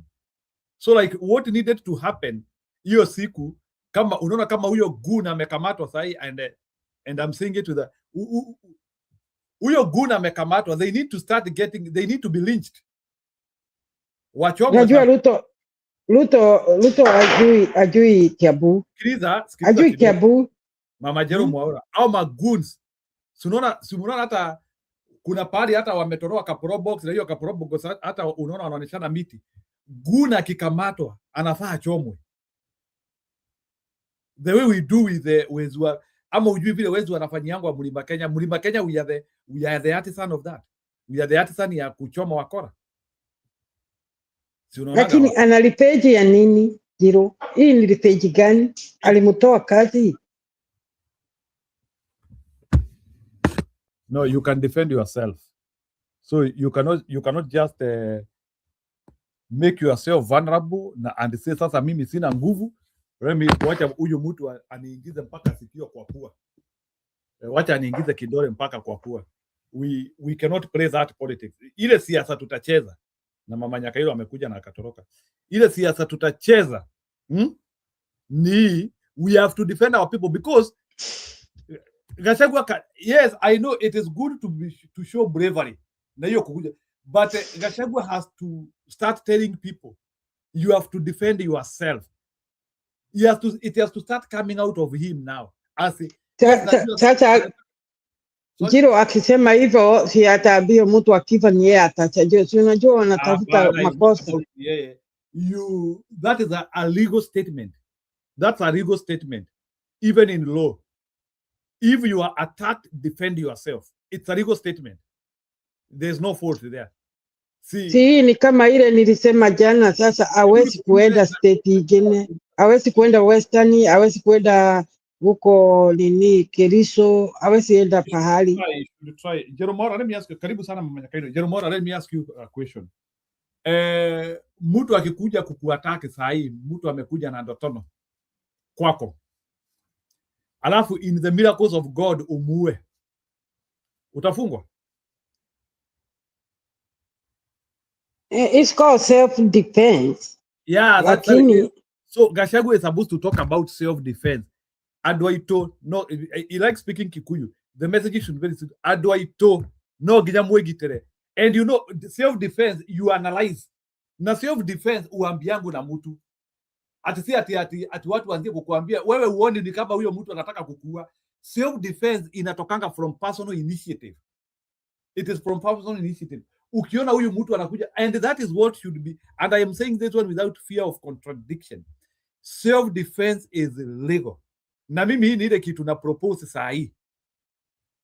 Any goon akipatikana Mlima Kenya, they need to be lynched. We cannot live this way. Those are criminal sources, those are bad people. Hao watu wawekwe petro sasa.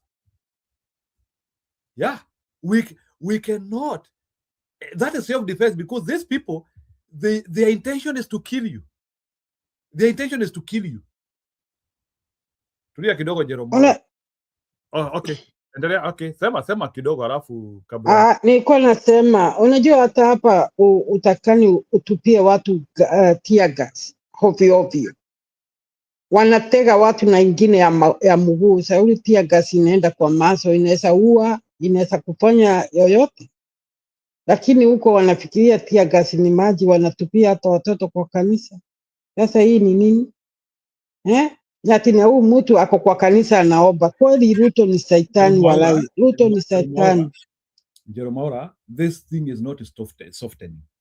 This thing will become worse. Kama tunangojea magoons Mlima Kenya wapungue, hiyo tusahau. So dawa ni any human being, whether ni mtu wa mlima ama ni transported goods from wherever, we need to make it clear that if you are an identified goon, that was your last day. Because we will entertain this. Unaona hii sikatai, this show of bravery ya Gachagua ni sawa, but there must be a better platform to fight it. We cannot say that all the time in the goons, we are talking about now 6 months talking of goons, 6 months talking of goons, and we are not doing anything. Those people need to be lynched now. Mama Nyakairo, go ahead. Thank you, Jiro. Na kusalimia sana, nasalimia Njero Mwaura na Kenya wetu. Salamu nyingi ya niko mzima na Mungu ni mwema. Kweli kabisa, I'm not a supporter of violence, but when somebody declares war, hata wewe unajitayarisha na mishale yako. So, if these people don't stop doing what they are doing, and we know when they are coming, whichever location they are coming for war, they are coming to do destruction. They are not of good moral. They are coming there to finish. Kwa sababu hawakuji hapo ati kucheza dance ama kukula na nyinyi. They are coming there to destroy you. Na wamekuja hapo na furugu ambayo wamewekewa kwa kichwa chao wawe goons. Wakubali kuwa ati wao ni watu wa shujaa, ni watu wa vita. And I just don't understand. Wewe mwana Kenya, mtu ambaye amezaliwa anajua uchungu. Uchungu hata wewe saida umepigwa kofi ama umeumia mguu ama kwa uchungu ule unasikia kwa mwili wako. And yet you send yourself and accept to go to places where people are peaceful to cause chaos. Unatoka kwenu, unawekwa kwa gari, kweli kabisa akili zako zinakuambia ninaenda huko kuharibu. Watu ambao hata huwajui, watu hawakujui, watu wako na furaha, unawapelekea kilio. Surely, I concur with Njiru. 100%. I'm not a violent person. Lakini uwezi ukajua wezi wanakuja kwako ukose kujiami. Lazima. Na ukipata mmoja unamuumiza kwa sababu hawakuwa wanakuja hapo kukuchekesha, wanakuja kukumaliza. So I don't understand who are these Kenyans who are feeling that they can be given money to go and destroy other Kenyans. I wish they are going to destroy another country. Waende huko vita. Na mbona wasifanye hivyo? Why are you destroying your own people? Watu ambao hawana hata chuki na wewe, hata hawakujui. I wish one will be dealt with. Wacha hivyo aliongeleshwa hapo, huyo niliona. Na akatamka jina ya yule walikuwa wamemtuma. And these Kenyans, they don't even ask themselves, mimi naenda huko kupigana. Na huyu mwenye kunituma, ako kwake anaangalia TV. Hakuna kugwarwa atagwarwa, yeye ako tu timamu. Lakini mimi naenda huko sijui kama nitarudi. Those are the questions these stupid Kenyans should ask themselves. And stop these chaos. Stop being bribed to go for war, which is not even there. Hao watu wako kanisani, hawana chuki na wewe, hawana vita na wewe. Why do you have to travel from certain place? Na hiyo distance you are covering with that vehicle inakubeba. Fikira zako zinakwambia aje, ni hasira uko nayo, hasira ya nani? Huyo mtu amekufanyia nini? And in fact you are fighting somebody you don't know. So, let it be. their fate, achomwe, because it's very painful kuwa tunalea chui ambayo itarudi itukule. We have seen many things happening this time round, ambapo mtu anajiuliza, what is the use of having a government? What is the use? Kwa sababu hata saa ile watu hawana government, I believe they would not be doing what they are doing. Kwa sababu hakuna msukasuko. But we have a government which is very unstable. A government that is not performing, a government that is chaotic, and yet they are causing more chaos through poor people. Through the money that I give them as taxes, they use it in the wrong way, giving people to come and fight others. Hizo ndizo wanatumia. So, si zao wanatoa kwa mfuko. Hizo ni za serikali ya Kenya. Si hata ya Ruto ama ya huyo mwingine. Hiyo ni pesa ya Kenya. Ya inchi ya Kenya. Ndiyo inatumiwa vibaya na kiongozi ambaye hajijui. Mtu ambaye ni mbaya kabisa. You are bribing for war. You are bribing Kenyans to fight with other Kenyans. Na mrudi muniambie huyu si warmongers, warlord. It is so painful to watch, to see people running for their lives, for people who are uninvited. Ni watu wametoka tu wakijiambia tunaenda vita na nani? It's not even your neighbor.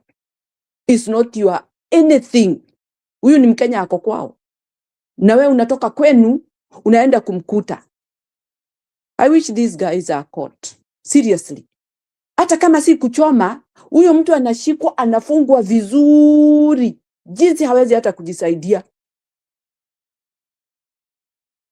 Ndio sasa aseme mambo yote. Hao niliona kama walimuuliza maswali kadhaa hivi wakaachana na yeye. Kwa sababu ati wamepata jibu. Nikawanjiku. That was not enough. We want to show example to others who are intending to think to that idea. Njiro, if you remember the time when we were in Sound Candid, I think I came to that. I was doing like every tribe in our country and their location and how they live. Remember, there was one question I asked. Hawa watu ambao wanaishi, those isolated areas whereby poverty is growing day by day. Who takes care of them? Who knows their problems? Huko mashinani, nani anawaangalia, anajua masilahi yao ile wanahitaji? And my presentation then I said, these guys, they go back mashinani saa ile kunakuwa election. Kupembeleza hao maskini ambao wameumia hiyo miaka 5, wamejizungusha, yani wamejidumu na mambo mingi sana ya uchungu. Bila chakula, bila dawa, bila nini, bila mtu wa kuwafikiria. Miaka 5 imeisha, huyu mtu amechukua gari, anaenda paka huko, anawakuta. Anaanza kuwapea hapo maneno ya ujinga, kwa sababu hiyo ni ujinga kabisa. You cannot leave us suffering.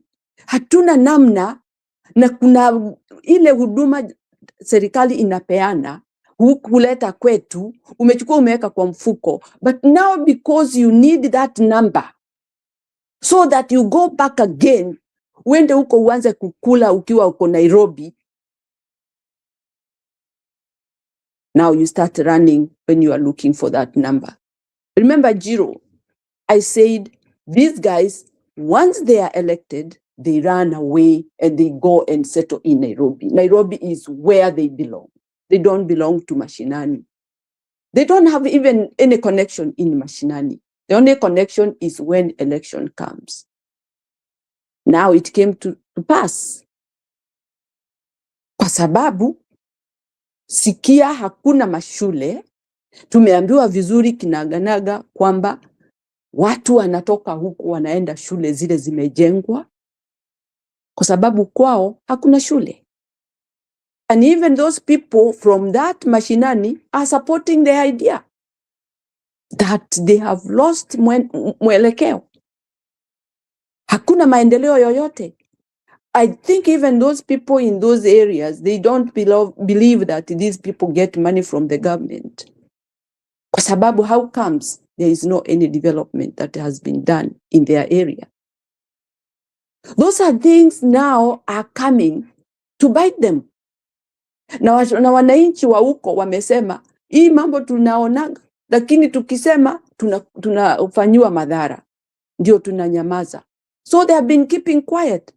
Gachagua exploded, which is a very good thing.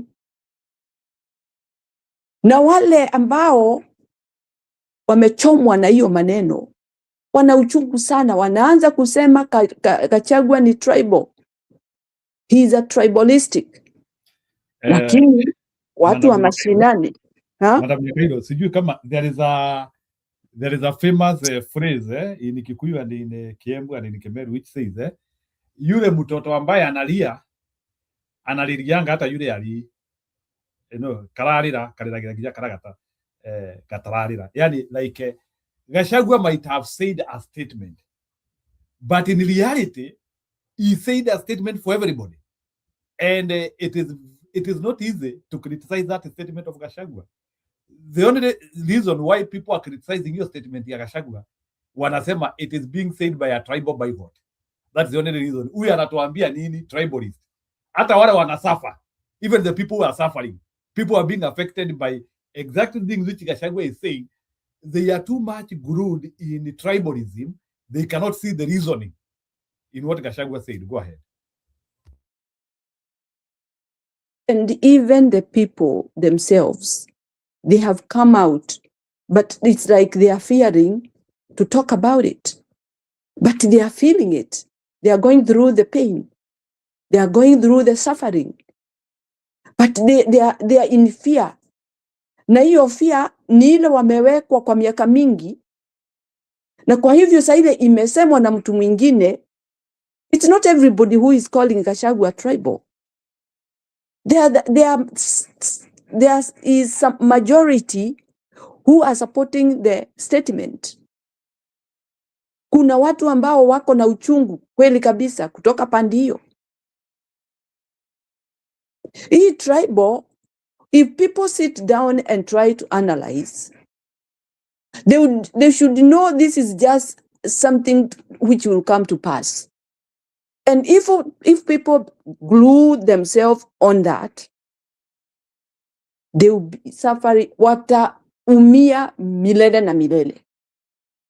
There are times where you have to kutofautisha huyu amesema nini na kweli hii kitu amesema ni ya kweli ama ni hiyo tunaambiwa. You think about what the statement comes and the impact that has brought to the people who are supposed to have developed the location.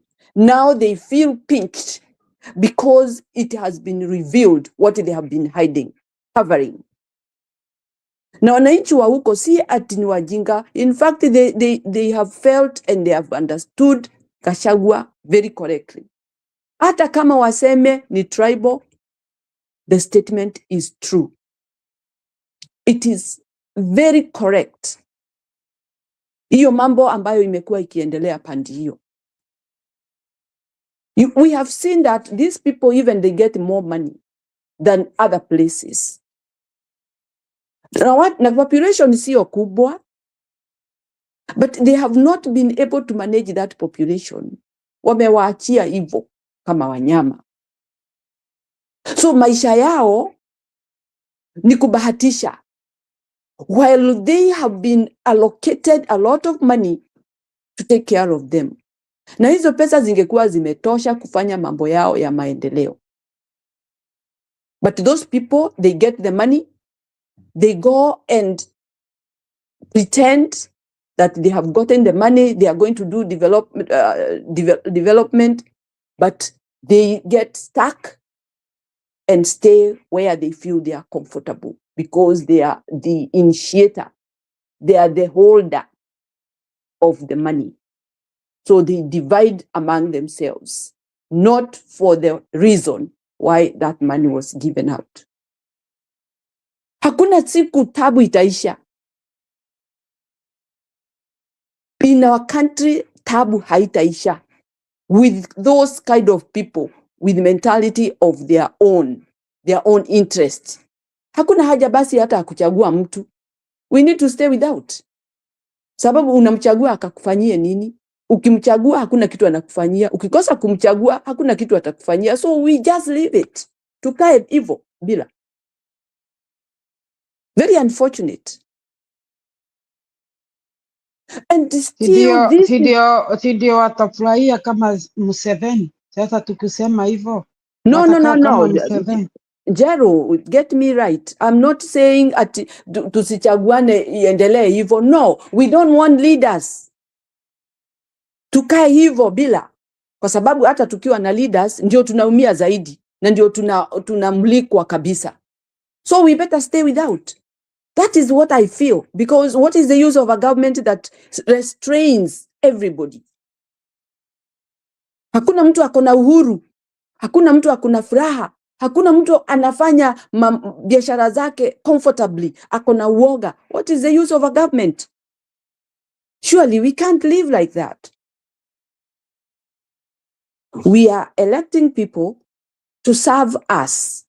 But if they feel like we are so too much on them, they get out. We get those people who are ready to work. Kusema kwangu mimi sisemi kama vile Museveni amekaa hapo. No, that is not what I mean. Who is expecting Ruto to stay there like Museveni? Nobody. Because the pain he has inflicted in us is a lot. Na mambo ile yote tumeona hakuna mwangaza mbele. Ni giza.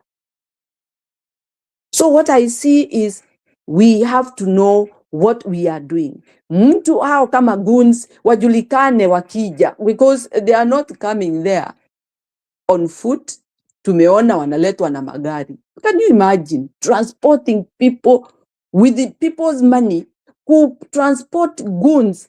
Watu wanaenda kufanya chaos pahali fulani. Pesa zetu zinatumika na njia hiyo. It's very painful and very shameful. Ni kiongozi wa aina gani huyo? Evil mind. Ni kiongozi gani hataki kupewa heshima? But they don't care about heshima. Sasa wamekuwa wao ndio goons. Ni kama zile nyani huko msituni vile zinakimbizanaga. And they don't care how they look like. Hivyo ndivyo tuko sahi. Hiyo serikali ndivyo iko. You are hiring goons to go and fight innocent people, to go and fight fellow Kenyans. What does that mean to him? Does he sit down there and laugh and enjoy the chaos? So that is not the right person to lead our country, because our country people are peaceful. Kwanza, first of all, you are educating our youth to become arrogant, to become unruly. People who does not reason for their future. Hao ni vijana ambao wanatakiwa kuwa wako kwa kazi muhimu. Wafanye kudevelop nchi yao. Wa contribute to the economy. But you use the money for the government of our country.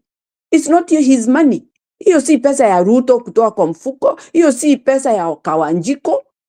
Those are our taxes being misused. And the reason, what is the meaning? Why do you want people to fight? Why don't you then declare, stand there and say, if this is what is going on, we are going to fight. Say that. Stand there if you are a good leader and you are doing it honorably. Utuambie, sasa umedeclare vita. badala ya kuwa na hii vita ndogo ndogo ya baridi, na sisi hatutakubali. Any goon that is caught, deal with him perpendicularly. I don't support violence, but I don't care what will happen to them. Wewe ambao unapewa pesa kidogo unaenda kuumiza watu wale wengine, kaa tayari. Your life is on the line. That's what I believe. Mimi ninajua hakuna siku nitatoka kwangu naenda kuua mtu ama naenda kupigana na mtu for no reason. That is why I say it can let it happen. Wacha waumizwe.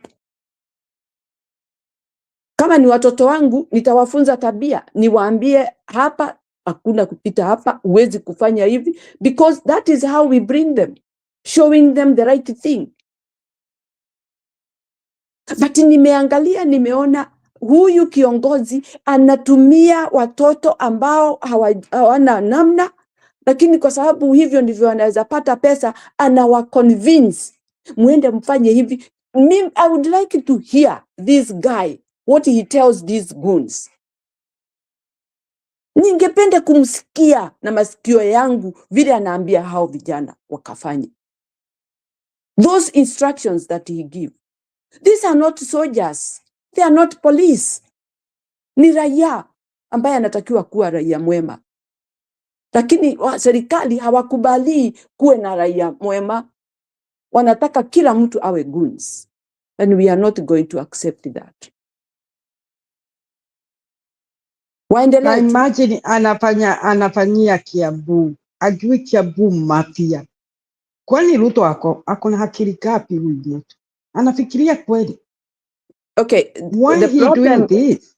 Jero, the problem we have is that we have Kikuyus who have no guts. Watu ambao hawana fikira mzuri.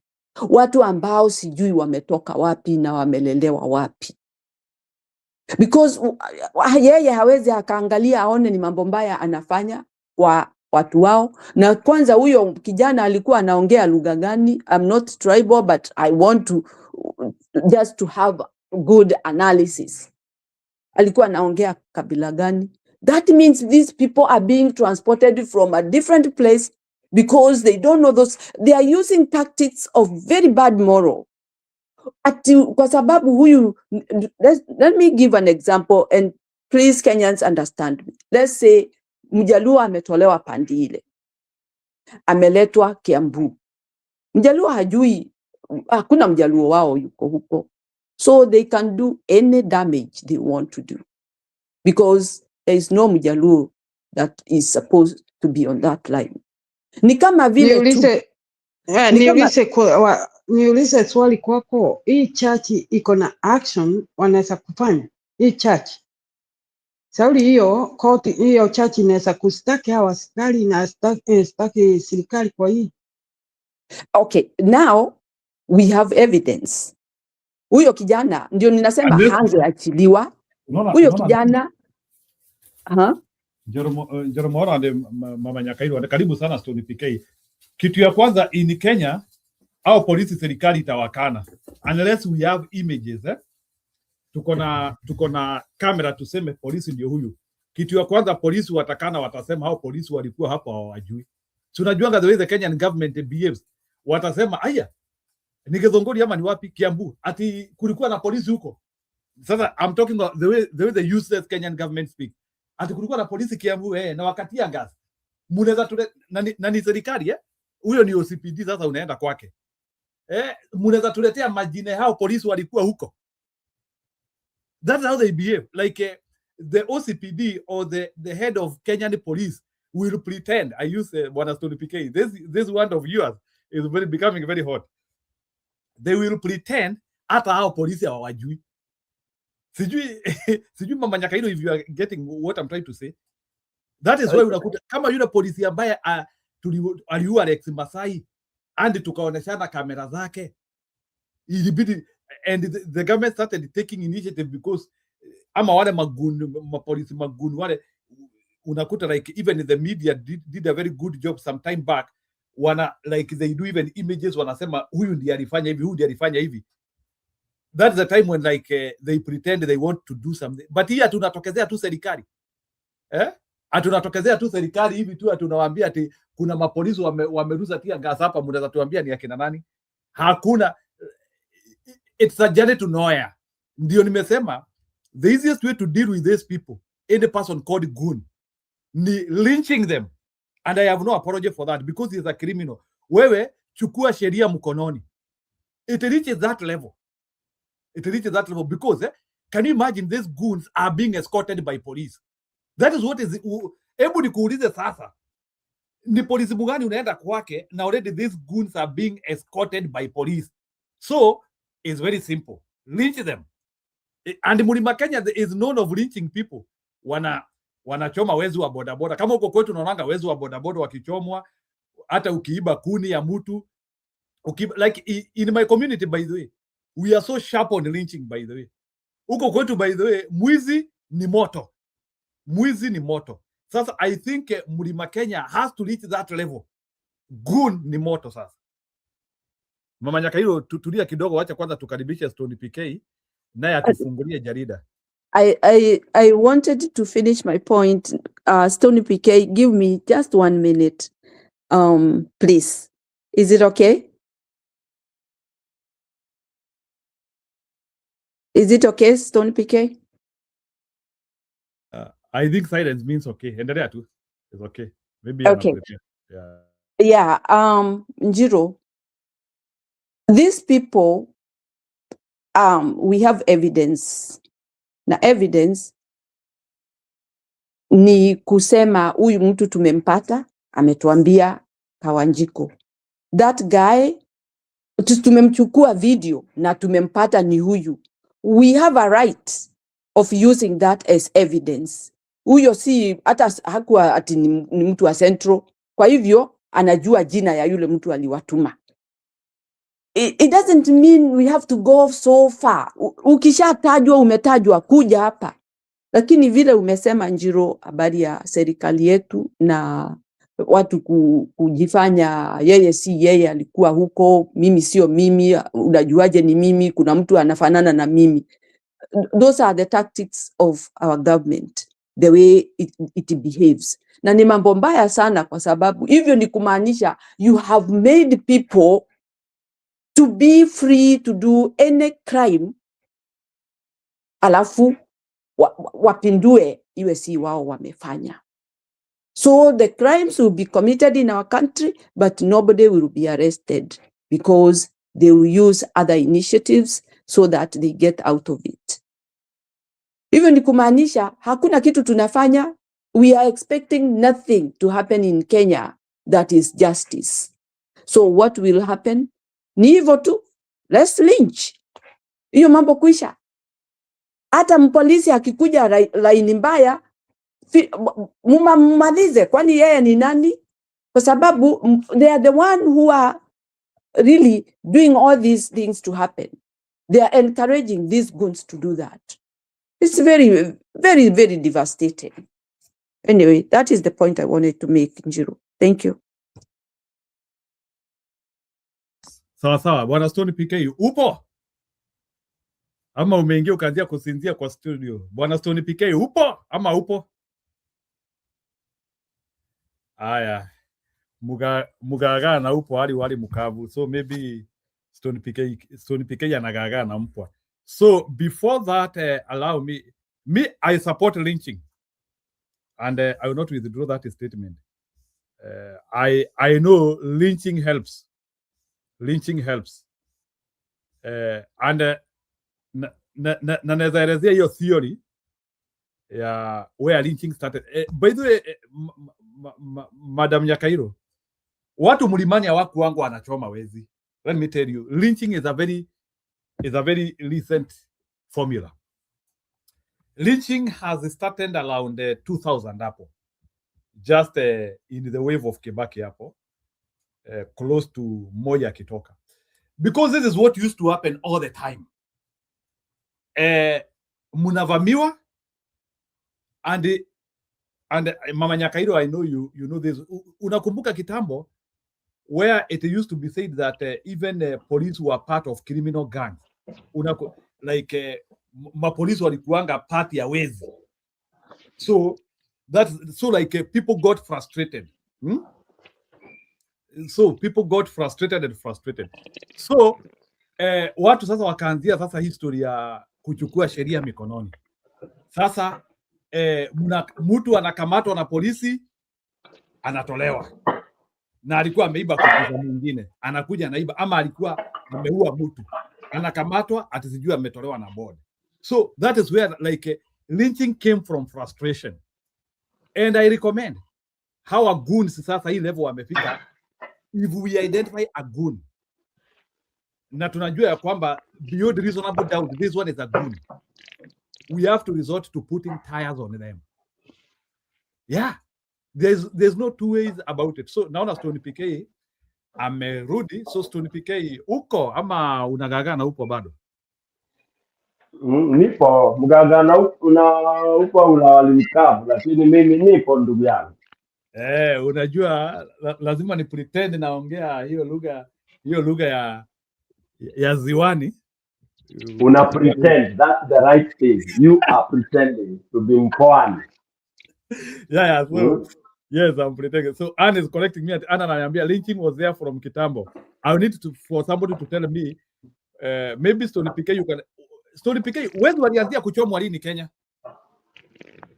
Wezi walianza kuchomwa hadi jadi toka zamani sana, because kama mbele ilikuwa wezi unawekwa kwa mzinga mwato.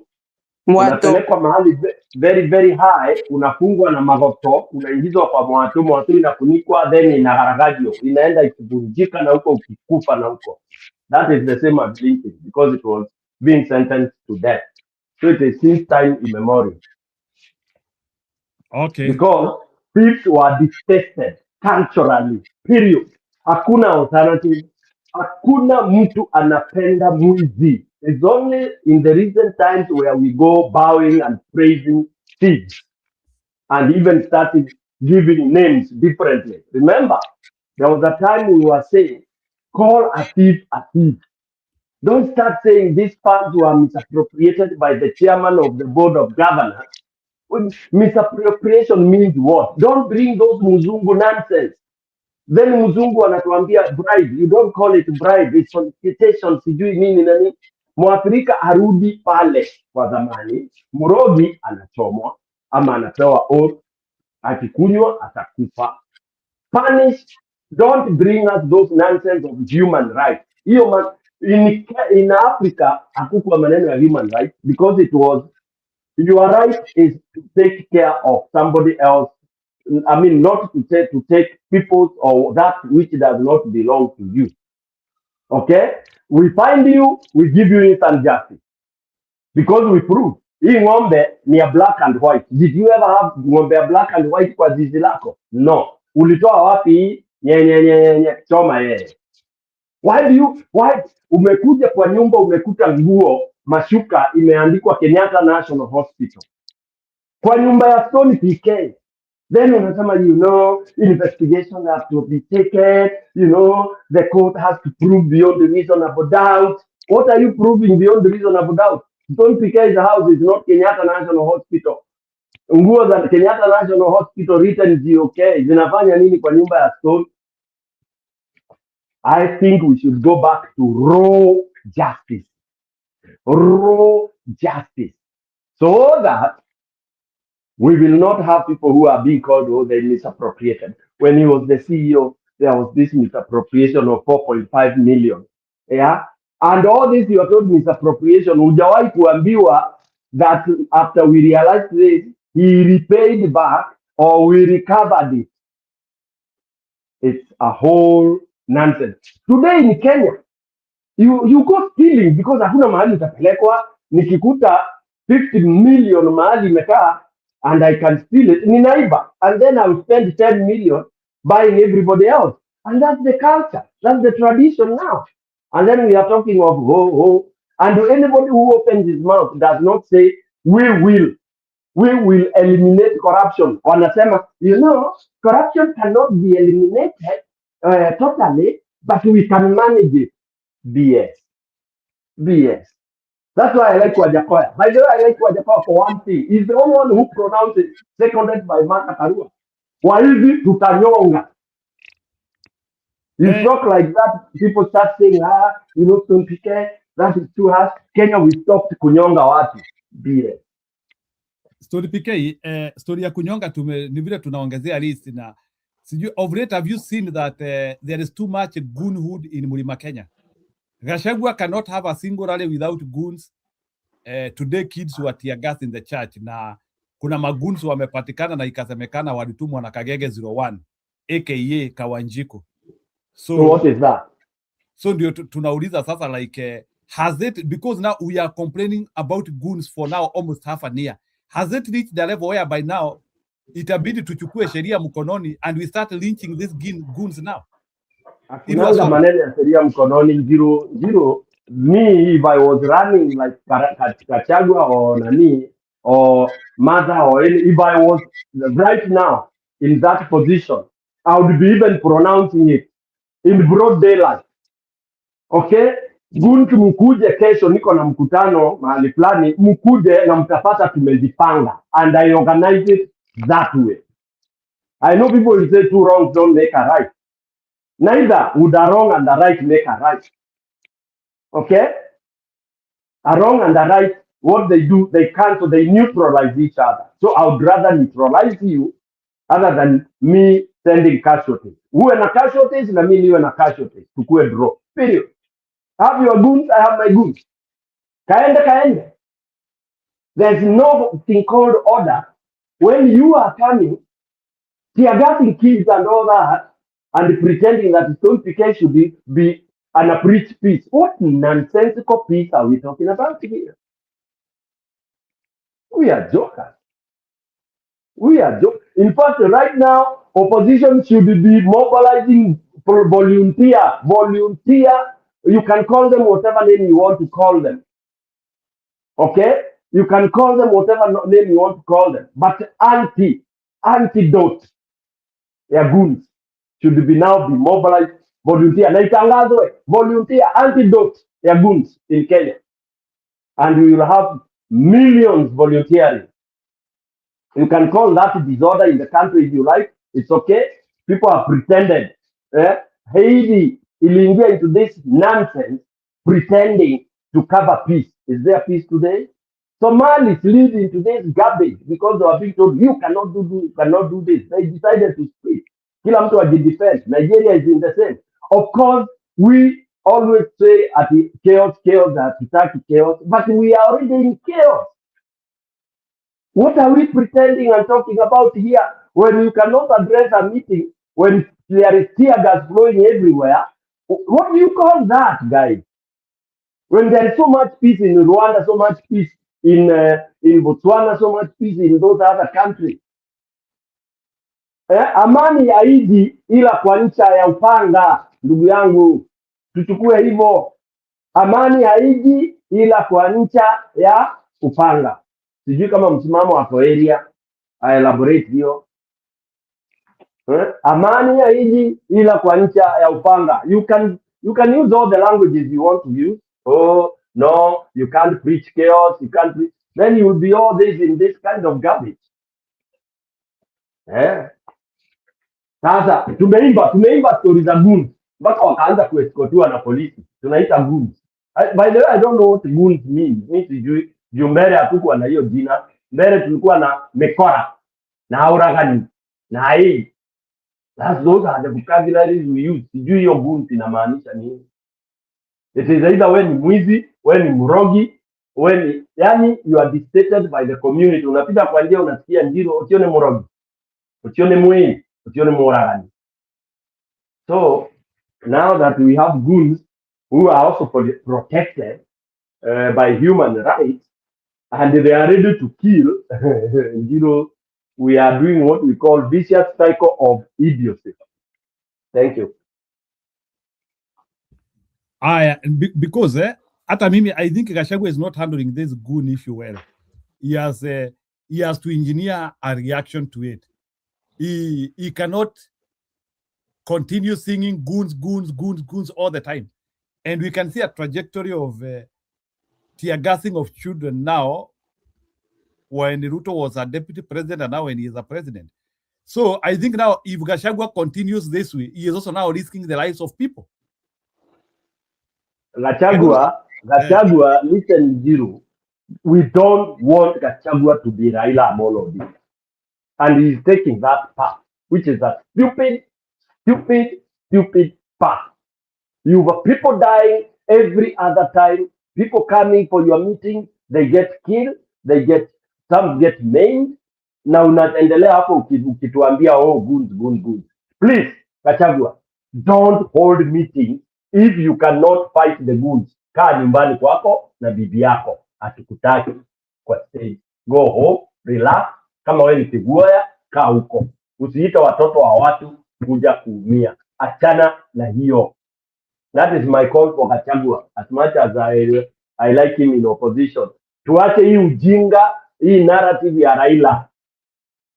Okay? Hii narrative ya kuenda meeting zako tukikuja tunapigwa na tear gas. Tuache hiyo kabisa. Rudi nyumbani kwa Dorcas.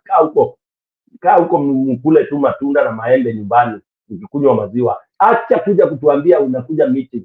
And then tunapigwa, unakuja kutuambia government imefanya. Sasa hiyo kuna watu wamevunjika miguu, kuna watu wameumia. It's nonsense. By the way, I'm calling upon Kenyans.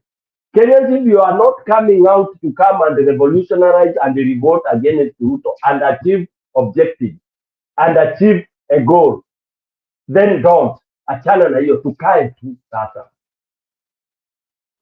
Yes. Why would you come unaumia alafu narudi nyumbani? Achana na hiyo. Let's leave it. Because it's a joke. They will not pay your hospital bill. It's a joke. Please, Kenyans, don't come out. Don't come out. Hii ni ujinga, ni upumbavu. 60 years down the line, tunafanya ujinga. Doing the same thing the same way and expecting different results. It's nonsense. BS. It's annoying. Totally. Rudini nyumbani. That's what I was saying. Gachagua is not doing enough in defending people. So Jeremiah tusiulize ati tufanye nini. I said here, self-defense is not criminality. Self-defense is not criminality. Njeru, for those who support Gachagua head and tail, waambie Gachagua aende press conference, aite wao watu wote wanajiita United Organization, they issue two-point statement. Point mbili tu. Either they will fight this battle together, and this is how they're gonna fight it. Call upon Kenyans to volunteer to defend the mandamanos, because those meetings now are turning out to be mandamano. Because if I come for a meeting, mnaanza kunipiga na tear, what are you doing? You're preventing me. So waongee pamoja. Hatutaki Gachagua kujidai ndio ati ana mapende mbili. Anajidai yeye ndio mwanaume na anapigwa alafu anaanza kusema goons. Unalia goons na umejidai wewe ndio una two balls. Na unapigwa na nini, unaanza kuvaa mahelmet. Achana na hiyo. Hakuna huruma anatuonyesha. So nonsense. Arudi nyumbani ama aite hao wengine wote wakubaliane. Are they going to fight it? And if they are going to fight it, how? Are they mobilizing it? If they can't, they all go back home and wait for 2027 watiwe na Ruto. I'm mad about this poem story. We don't want to hear those stupid narratives anymore. Tutaki kuambiwa saa hii vita ingekuwa IBC must go. Period. Wote wangekuwa wanasema no elections in 2027. Period. Don't tell us register as many numbers, and that's another stupid call we are getting. We will register as many as we can, but we have no IBC. The IBC will rig us despite collecting all the votes. Come on, let's face it. Fix IBC. Period. And we don't need to all register, by the way. You don't have to. Just fix IBC. Kama tutawachagua na kura milioni moja, that's it. It's okay. Don't keep on singing poem ile tumesikia kutoka 1960. You must all register. You must all do this. We can elect a president with even 500,000 votes. Period. Whoever gets 50 plus 1% anakuwa president. Doesn't matter. So let's not be given that nonsensical call, rallying and all that. Yet whoever will count the votes is still attacked. Hata tukichukua kura saa hii tuchukue all Kenyans 50 million. Na tuende tupigie Kachagua or Kalonzo or whoever, tumpatie 40 million. And Ruto with his IBC there, he will simply say, he will be announced. And then we start saying Supreme Court and all this kind of a thing. I know they are saying, oh, when you vote overwhelmingly, there cannot be rigging. My good God, we are being very silly and stupid. When have we not voted overwhelmingly, Njiru? Mimi nilizana sasa nikija kwa channel sikuja hapa kuongea vitu za uchenzi hapa, you see legality, sijui nini. There are no legalities when you have Ruto and that IBC in place. You can go to heaven and come back. You will never be pronounced the winner. Never, ever. It will not be possible. In fact, Ruto needs to be removed by force. Yes. Yeah. Tuache sasa kubebana hii ujinga utoto. Can you imagine somebody already? You have a meeting, simple rally. Unakuja unapigwa na tear gas. Watoto wanapigwa na tear gas. Uko kanisani unapigwa na tear gas. What dalili nyingine unataka kuona kwamba huyu jamaa hakuna mahali mtampeleka? Sincerely. Ati saa mnaenda nikaa kuenda umebeba Biblia na mtu amekuja na swords na makalbosta na bunduki, ukisema Bwana asifiwe na unamwambia my friend, you'll be blown off. You'll be blown off. There's no war that has been won with somebody with a spear and you come with the word of ukisema die. It will not happen. You die. He will kill you. Back to you, Njiru.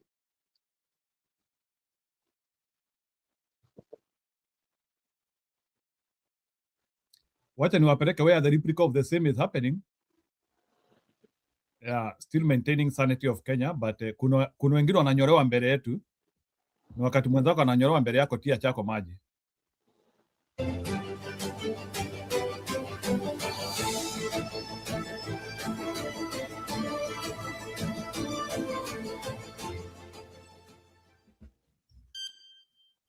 This is a TV47 Weekend Edition. Now, as Uganda gears up for a hotly contested general election, tensions are running high ahead of the polling day.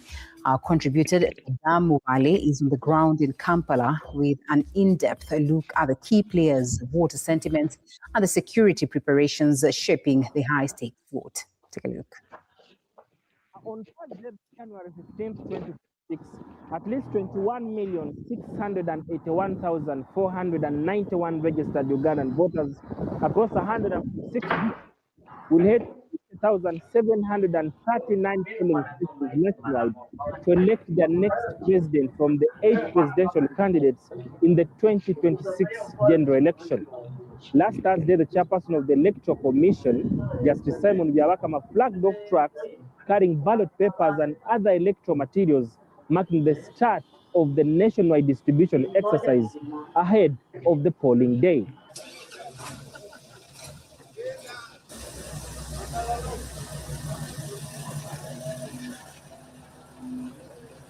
Now, the presidential race has attracted... Stony PK, I want you to see this pretense, Hii pretense ya Uganda. Unaona hata wanajifanya wako na matraki ya kupeleka ballots. 8 presidential candidates, but the fiercest competition is between the 43-year-old Robert Kyagulanyi Ssentamu, popularly known as Bobi Wine, a musician turned politician, representing the main opposition political party, the National Unity Platform, and the 81-year-old incumbent President Yoweri Kaguta Museveni of the ruling National Resistance Movement. President Museveni, who has ruled Uganda for 40 years, is seeking a 7th term in office. However, the election campaign period has recently been marred by violence and tension, particularly targeting opposition candidate Bobi Wine. Security forces have on several occasions blocked him from accessing his designated campaign venues. Now, speaking on the matter at the Makerere University, political historian and analyst Professor Mwambutsia Ndebesa described the situation as a case of selective application of justice. Even in terms of campaigns, certain candidates, especially Kyagulanyi of NUP, has been also delayed at roadblocks. And then when it is coming to 6, they say, now you can pass. And then they stop him again and say, but it is past 6 p.m. But then you delayed him at the roadblock. I think that is also another injustice by the police. So the parliament, the electoral commission, the judiciary, the police, all these institutions involved in electoral governance have been delaying justice, and ultimately that is subverting justice. Over the weekend, Bobi Wine's chief mobilizer, Habib Wembo, was arrested just 4 days before the polling day, raising further concern among opposition supporters. Meanwhile, the opposition has expressed outrage following a new wave of disqualifications of the already nominated candidates by the Electoral Commission. So far, at least 11 opposition parliamentary candidates have been disqualified, a move that has sparked protests and criticism. One, that we did not submit a minimum of 20 registered voters from each electoral area. And this is not true. For us, we have more than 20 from each electoral area. Number two, some of our supporters, that they supported other candidates. For us, we are not robots. We are not machines. We can't detect who signed for who. And now, the question is, to who did they sign before? There is a glaring case of partiality by the Electoral Commission. The Electoral Commission denominates a candidate because that candidate's nominators were found to have nominated the NRM candidate. Now, I would have expected that all of them would have been denominated, since the NRM candidate also had names that the NUP candidate has, and the NUP candidate had names who nominated him that the NRM had. That means both of them fall short of following the law. Therefore, both the NUP candidate and the NRM candidate should have been denominated so that we have a fresh nomination exercise. Otherwise, you don't denominate one group, and yet their nominators cut across both parties and both people. That is one case of selective application of the law and justice that falls short of electoral integrity. There is also a growing controversy surrounding what the opposition has termed as vote protection. Opposition leaders urge that according to Presidential Elections Act, voters are allowed to remain at the polling station at least 20 meters from the voting table after casting their ballots to observe the process.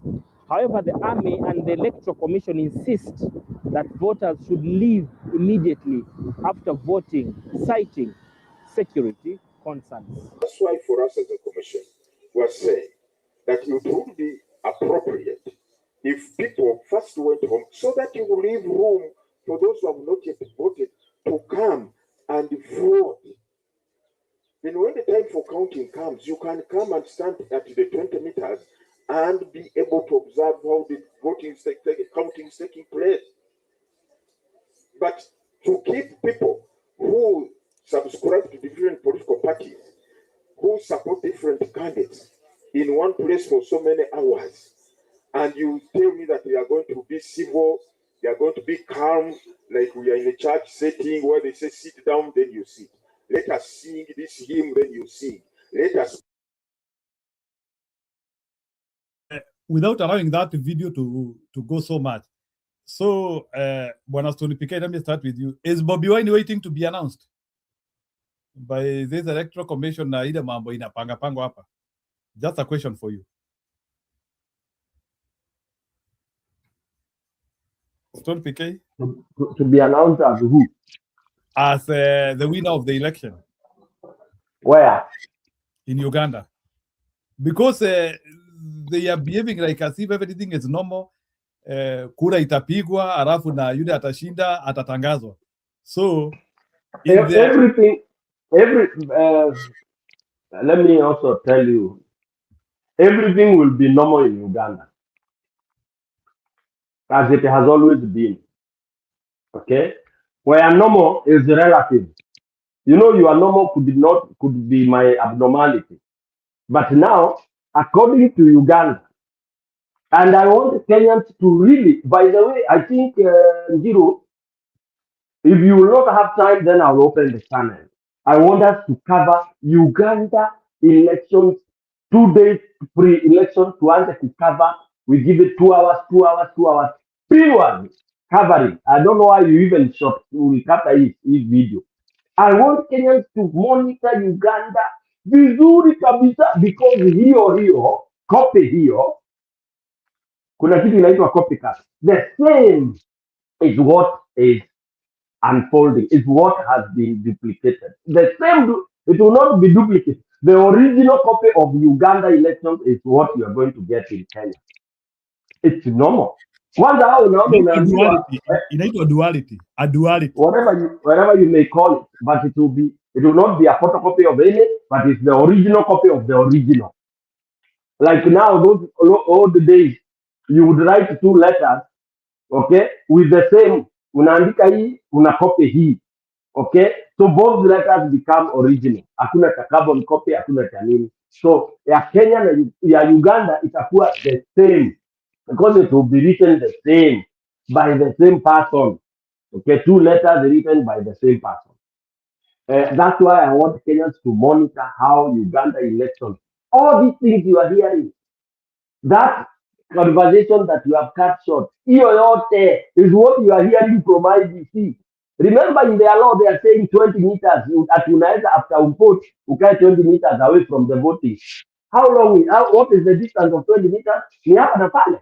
Sisi tunasemanga ni 100 meters. Okay? 100 meters is from one goalpost to another. 50 meters is from one goalpost to the center where we place the ball in a football match field. So 20 meters is slightly above 18 hapo mbele. Yaani watu wakiwa kwa goli wamegol, watu wakae hapo 20 meters. Who does that? But Uganda wameweka hiyo ni law. Na unaambiwa that is not practical. Yes, it is the law. Unaambiwa no, you know, people cannot sit there watching and all that. What are you being told? 3 weeks ago or 4 weeks ago, the general Muhoozi came and said, dare you not, please, vote and sit there. You please must vote and go home. That is the general that issued that. I still have that clip. Once you vote, and he said, and I repeat, you vote, go home. So Changulani, I think Changulani is in business because you know you can be paid for playing opposition. He's acting, pretending to be an opposition leader. Unfortunately, he wants to be, but in Uganda, he only pretends. He can't get it, whether he likes it or not. Now, what will happen is, because this election was to buy time in preparation for Muhoozi presidency. Okay, it's Muhoozi who is supposed to take over in case of anything that happens between now and even immediately after election. Because you see, Museveni, you know, most of you who know how to read body language, human body language, you can have as many answers as what some of us who are talking about Raila and all that kind of a thing. We were saying things people never wanted to hear. Oh, can you imagine a human being thinking of vying for president at over 80 years of age, and you are confident, like some of the Raila followers were saying Raila would have been there in 2027 vying for presidency? How far are we from the Cameroonians with their beer? Some of these things we hold as stupid. However you like a leader, kuna natural causes, ladies and gentlemen. So back to Uganda, ndugu yangu. It is being prepared. Nani ni figurehead sahi. Museveni ni figurehead kushikilia, because that country is supposed to continually be run by a family, whether people like it or not. Okay? And it is well placed. Central Bank, Museveni's daughter. Okay? Commander-in-Chief of the Armed Forces, after Museveni, below Museveni is who? Muhoozi. Then Museveni is seated there pretending to be the president. That is a trading word.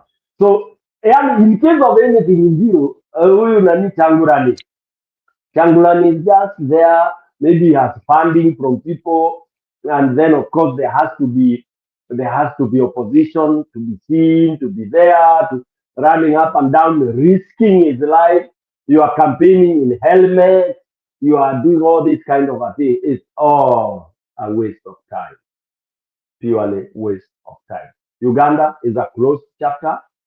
The best is to just wait. And by the way, a country can be cast in very, very different ways.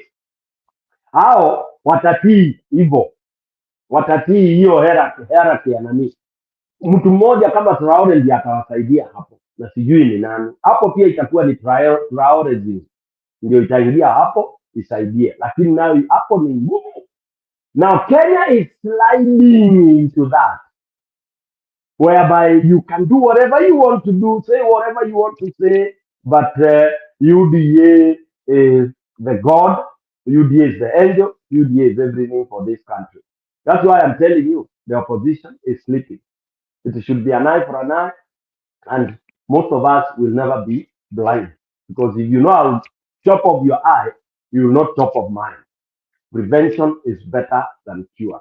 Thank you. Back to you. Aya, sawa. Naona Jeromora. So Jeromora, can you react to that normalcy of Uganda? Alafu nimalizie hii video, then we keep rolling.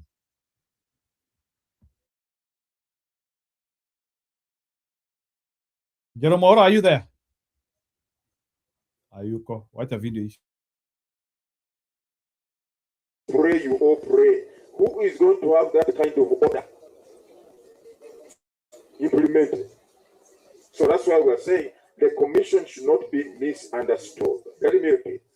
The commission should not be misunderstood. When we advise people to first go home, we are saying we want a peaceful election. We want to give an opportunity to every voter to turn up and vote. Can we live a free environment? Can we create a free atmosphere around the polling station that will allow every voter to feel at liberty to come? Because some of them are easily put off, like the elderly, like the women, and so on. They are easily put off by the hostile, charged environment at the polling station. We have noticed that. The citizens do not trust institutions of electoral governance, such as electoral commission or the police. They would want to witness the balloting exercise as well as the counting and tallying. And the framers of the law, of the electoral law, had envisaged this one and had provided that the voters, the citizens, should stay around the polling station, actually 20 meters from the table, not necessarily from the ring, but from the table, so that they could hear what the polling official is counting and how he's tallying. But on the other hand, we see the army and the electoral commission saying people should not stay around to witness the polling exercise. And there is a controversy now. On the one hand, the law allows the citizens to remain. On the other hand, the election officials and the army say people should not remain. Now, the consequence of this is that we are going for an election without resolving that issue. And therefore, it is one potential contentious aspect in this current election exercise that is likely to lead to electoral violence or electoral demonstrations, and therefore compromise the electoral integrity at the end of the day, because there is no consensus as to whether people should remain or should go. The law says they should remain and witness, but the electoral commission and the army say they should not remain. I don't know which one prevails. In my opinion, the law should prevail. As Uganda heads into this crucial election, tension remains high with calls for peaceful, free, and fair electoral process growing louder both locally and internationally. Saddam Mubale, TV47, Kampala.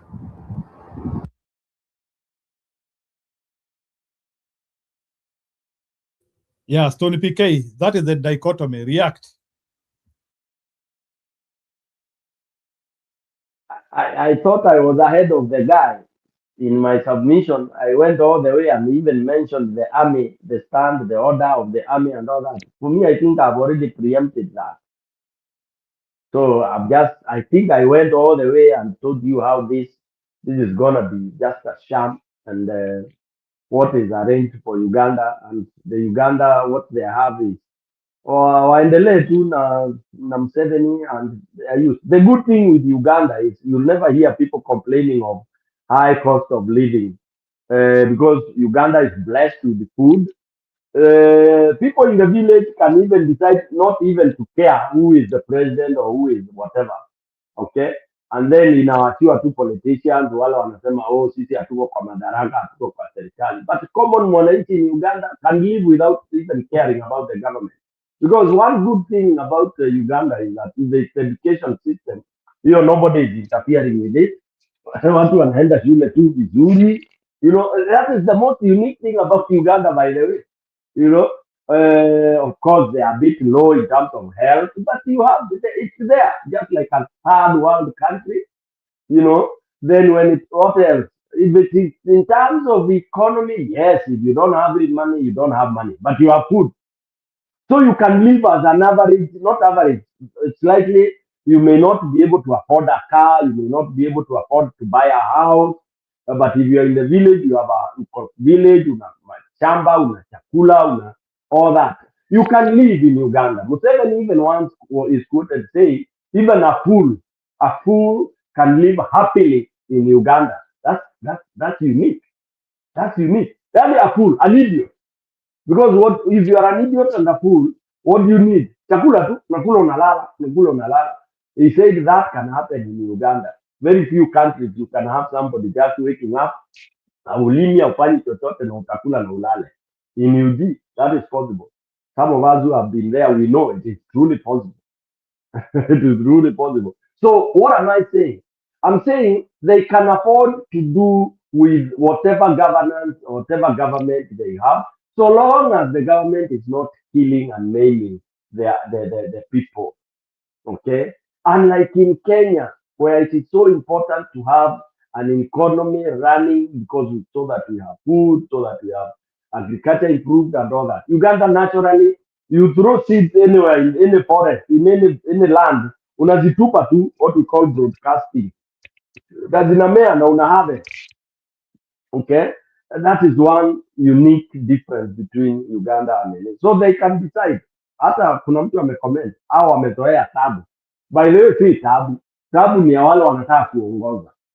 Alright? Na Museveni aliwaambia ukitaka kuongoza rudi kwa bush, ndio utoke bush ukuje hata useme unataka kuongoza. I don't think sijui kwa nini watu hawajawahi kushika hiyo statement ya Museveni. Alisema yeye alitoka bush akakuja akachukua uongozi. So alikuwa anawaambia hata nyinyi yule atataka urudi huko bush ukuje sasa ndio uchukue serikali. Hiyo ni kama kuambiwa sasa sahau.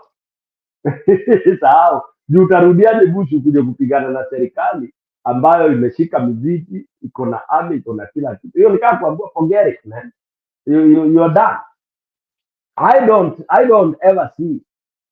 I don't see that at the change of power, at Museveni giving a sword to somebody who has been elected as president in Uganda. Honestly, I'm not a prophet of doom, but I don't see that happening in the very near future.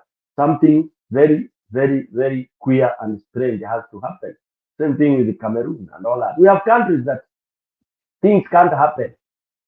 And Kenya is joining that league where rhetoric, talking, democracy talking, all that, unaambiwa ni BS.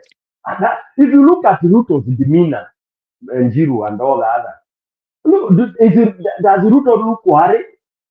Does he? He doesn't. He tells you, mpende msipende, he has to implement what he thinks is right for Kenyans. And he has now come to even zero it down that he is the only very intelligent and sober and the person that is qualified and knows what Kenya needs. Period. He has rubbished everybody else. How do you deal with such a case? Thank you. Back to you, Jiro. Aya, sawa, Stone PK. So Uganda is becoming a hotcake. I hope we will not lose Uganda. You can't lose Uganda, Zero. You can't lose. How do you lose a country? Tell me how. Because we don't know how they will get end of Museveni, and we don't know if opposition will react to the steering or not. But let's see a Kenyans reacting. Kenyan who believes they've got capacity, character, and competence to lead a nation, Right. you present yourself, and then Kenyans will take a decision.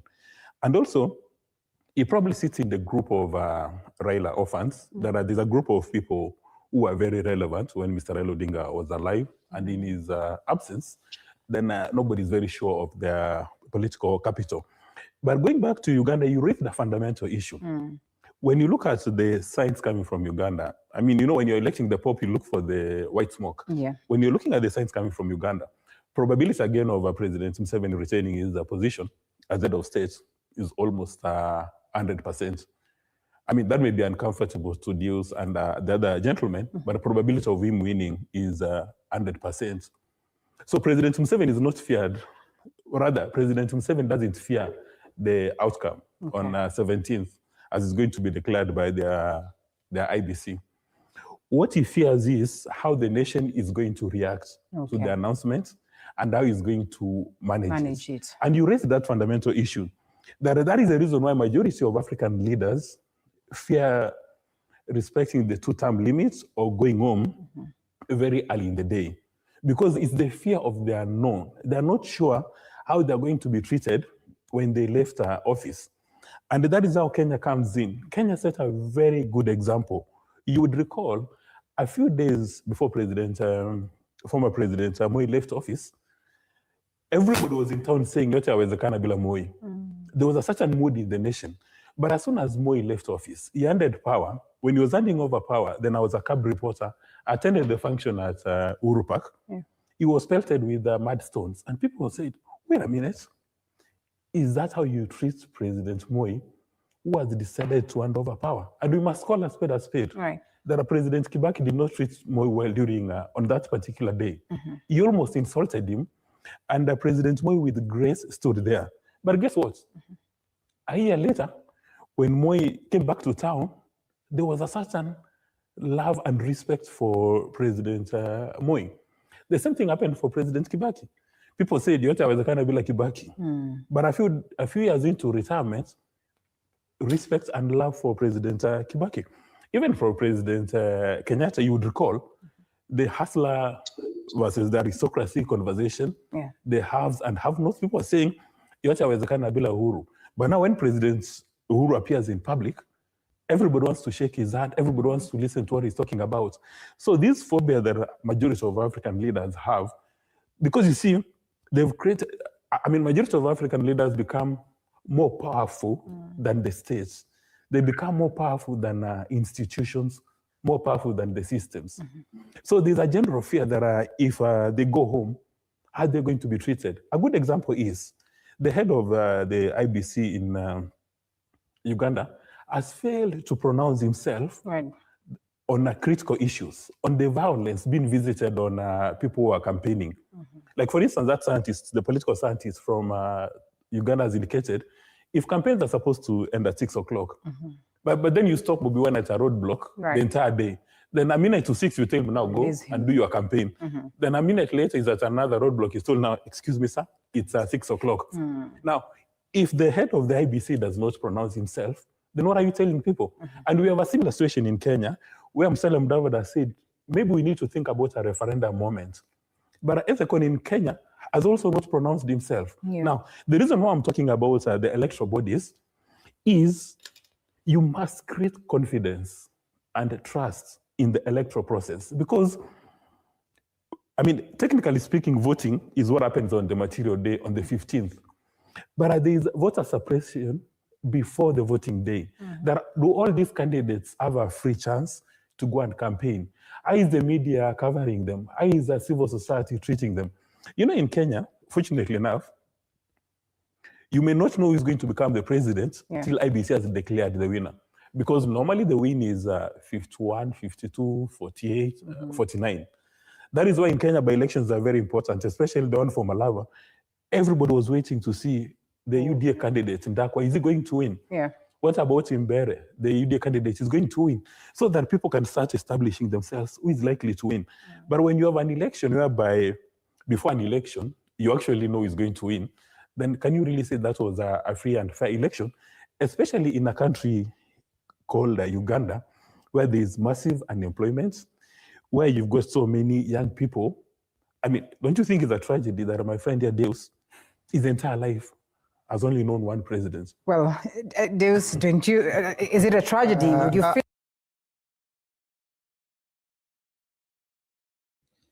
Sawa, Stone PK, you can react to that.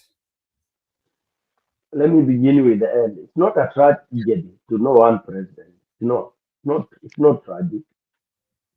Yeah, but it's unfortunate that if your country has said you have life presidency and all that, then it is your constitution that allows you to do that. And by the way, people are ruled by the constitution that they adopt.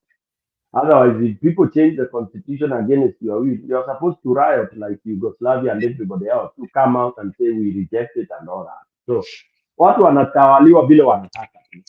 Okay? Constitution is amended, mtu ameitwa life meaning. If those MPs betray you, come, throw them into the garbage. Wavamie, wasalimie.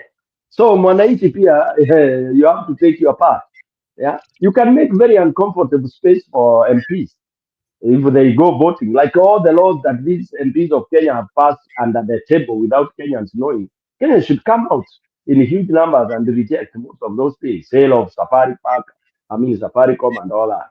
So for the fact that we umeona president moja, hiyo ni shauri yenyu as the citizens, you are supposed to take the bull by the horn. And if you feel those who are leading you are not leading you anywhere, reject them. Kama sahi Kenyans, if we feel all akina Kachagua and all that, what they are doing, they are just giving us what we call mark timing. Let's get out. Let's get out and say hatutaki ujinga. And then you can decide, to do things orthodox. All right. So now that analysis of Uganda is actually probably what I had indicated earlier. Yeah, the script is there. Bobby Wine, very, very, very suppressed. And yes, Ugandans, you are told that now it is upon the masses to decide. The day Museveni is announced as the president, what do we expect the people to do? You see, and here is this is the big question. Will people take it as that? But knowing what has been happening in Uganda previously, some of us have had the opportunity to be there during those elections. What happened is like what happened in Kenya after the Gen Z. Okay, in Kenya today, huwezi fanya maandamano, na tusijidanganye, huwezi fanya maandamano Kenya today unless sijui utaiapproach aje, because the moment you try to start saying utafanya maandamano, hata kwa nyumba utatoka. Yes. Kama ilifika mpaka you cannot walk, ati siwezi tembea na rafiki yangu, mnaambiwa hata tau uendi, utoki. Kama unaishi Kibera utakiwi utoke huko, hata kutoka kwa nyumba kwenda mahali wewe ununua sukari, you are not allowed to do that. You are confined and subdued. Okay, that is what will happen in Uganda. Election the day zitaanauziwa, umesikia army is taking over. That is what you've been told, which is unconstitutional. It is a civilian election. What is the army coming out to do? So hiyo question ya nani huyu jamaa huyu Mkisia anasema ati Museveni fears what will happen. Museveni does not fear what will happen. Na nataka to observe. That's why I said tuangalie election ya Uganda vizuri. Museveni will be announced very comfortably, and I want you Njiro to be very keen. Utaona watu wa Uganda watakuwa na Kiswahili tunaita kudhibiti, watadhibitiwa properly. Recently you saw the way Tanzanians walidhibitiwa after what they did on election day. which took the government by surprise. Tell me, ile maandamano ilikuwa imeitwa ya pili, mtu hata kwenda choo ilikuwa uwezi enda choo unless you have a choo in your own house. Wale watu wana choo ya kule kilomita moja, ilikuwa ukitoka ukienda pale choo during that distance, kuna mtu anakuuliza na anakuangalia unaenda wapi. That is Africa. That is how African dictators work. Okay, so Museveni will be announced, and by the way, there will be some celebrations in some quarters. So in terms of at how population will react, I don't see them reacting differently. Nilikwambia Uganda kuna vitu zinaitwa mamba, kuna magari inaitwa mamba. Hiyo magari wacha vile mliongea mbele north, juu mliona gari 2-3 za black zile hamjawahi ona. Za Uganda zinatokanga unafikiria ni bats ziko all over, ama zinaitangwa aje hizi those very wild things, zile zilikuwa zinanyonya watu damu. They are the ones that move around. Na watu wamevaa style ingine, unashindwa wametoka wapi. Inakuaga noma. And I'm very curious. I want us to watch that. And this guy will be announced, not even under very intense security. Ataannouncewa casually, and itakuwa hivyo. And that time your Ruto will be understudying, and that is what amefanya. Kenya nimekuambia saa hii you can't, huwezi toka. Wewe unaona unapigwa na tear gas vya mkutano na hakuna kitu inaendelea. Haya, unaona polisi anatembea na mtu amebeba rungu jembe na inaendelea hivyo. Unaongea leo, kesho hiyo maneno inasahaulika. By the way, the Kenyan community now has already been subdued to a level that we are not even different from the Ugandan community. The most frustrating thing is that all what we have gained, we have lost in Ruto. Back to you. Okay. Sawa. So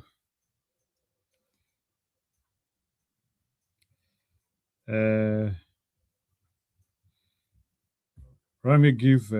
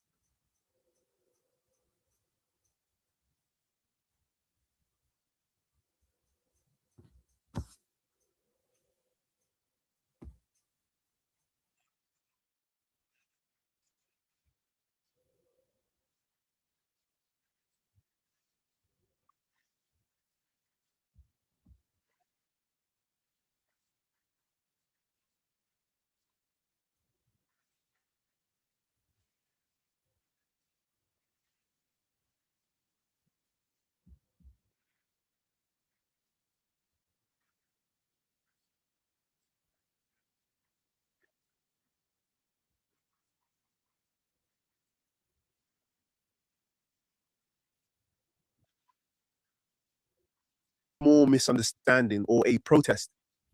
Ladies and gentlemen, welcome back to Talks by Kate. Today's report is serious, important, and worth your full attention. What is happening in Burkina Faso right now is not just another political headline. It is a story about power, security, unity, and a country trying to protect its future. In early January 2026, the government of Burkina Faso announced that it had successfully stopped an attempted coup against President Captain Ibrahim Traoré and the military-led government. According to authorities, this was not a small misunderstanding or a protest that got out of hand. It was a carefully planned operation meant to remove the current leadership, destabilize the country, and return Burkina Faso to a period of fear and uncertainty. The alleged plan was set to happen late at night, around midnight, a time when people are usually asleep and security is often tested. The plot reportedly included plans to assassinate key military and civilian leaders, starting with President Ibrahim Traoré. There were also plans to attack important military sites and strategic infrastructure. If this plan had succeeded, it could have caused serious chaos, fear, and loss of life across the country. Fortunately, the coup attempt failed. Security services acted quickly, intelligence systems worked ahead of time, and several suspects were arrested before the plan could be carried out.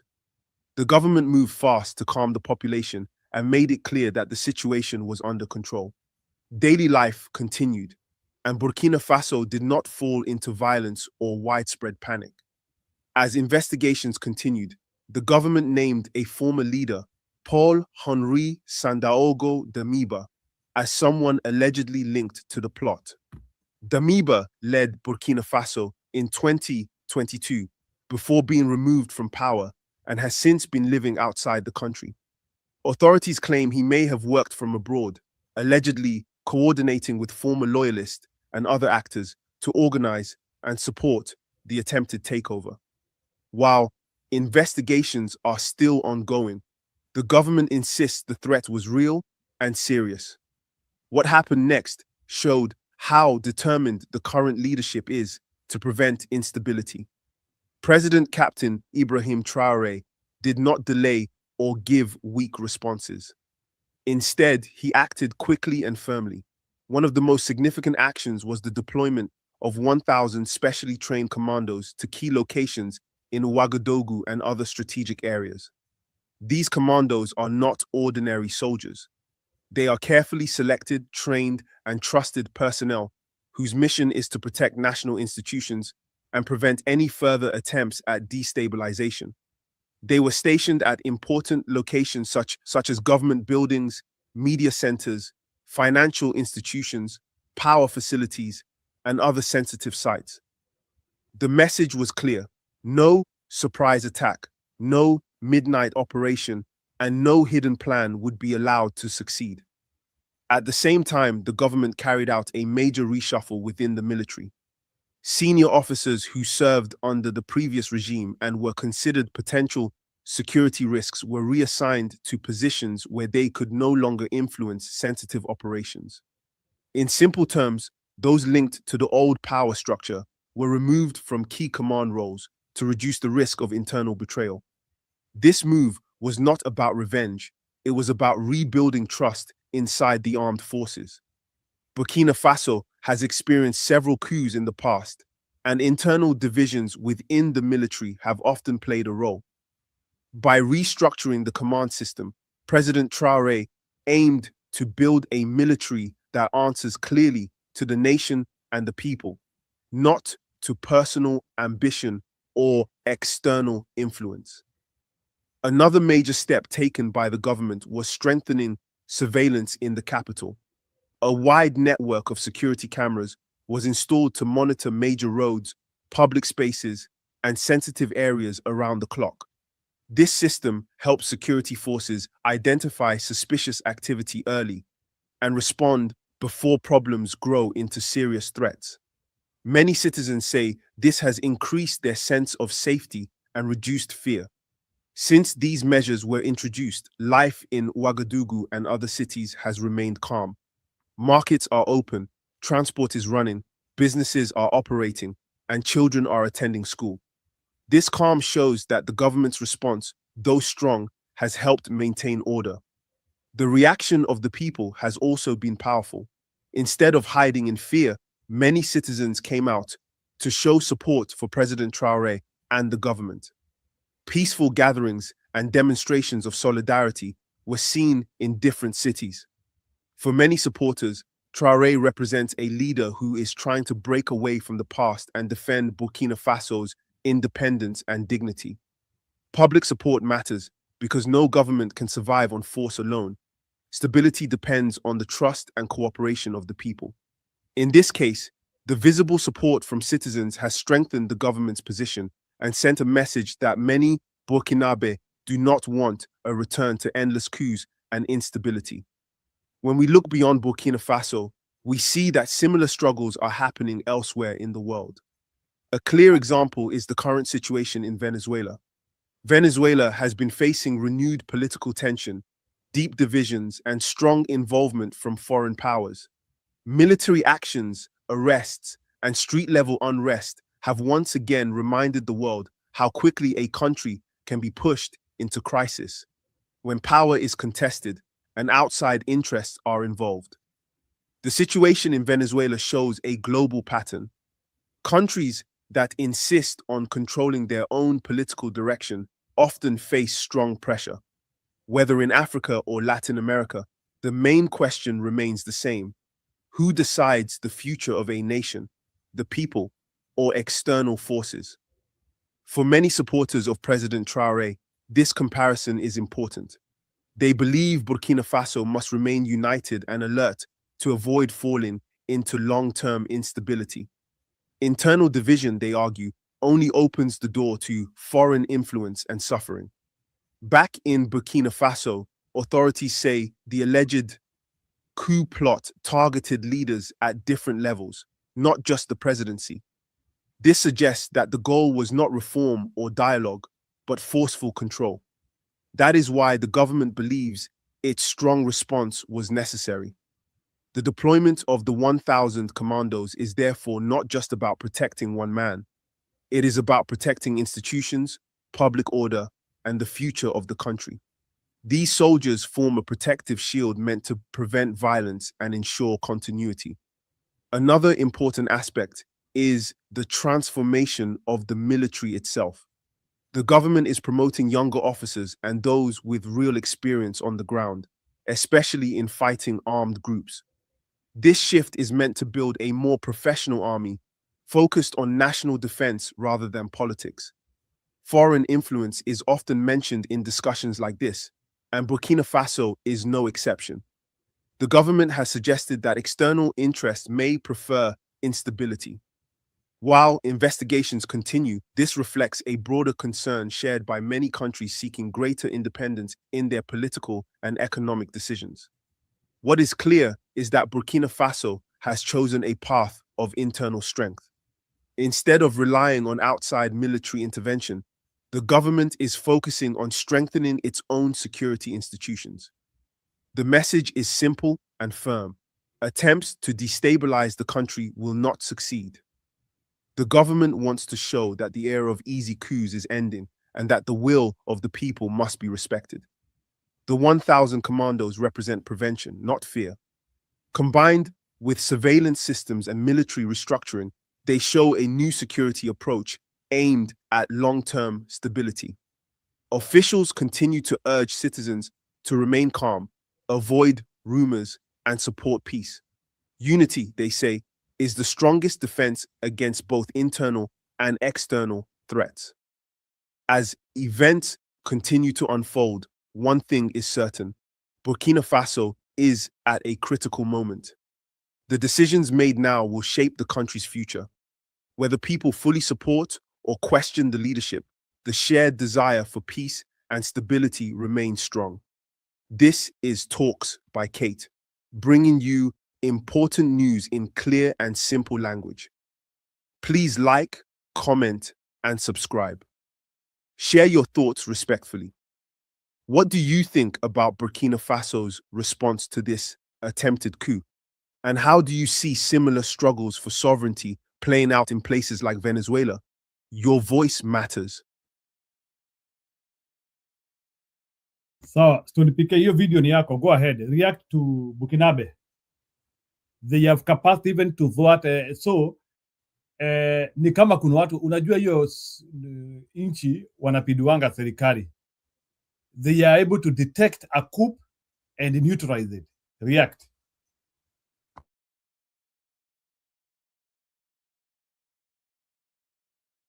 Stone PK. Haya, Stone amepotea. Nitafute video.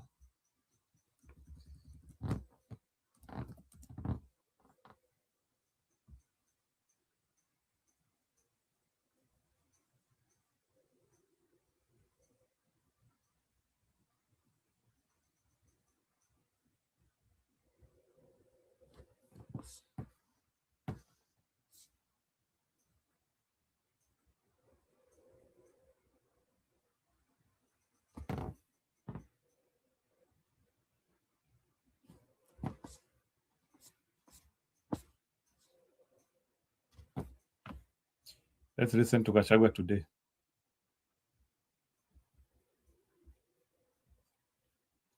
Gachagua today.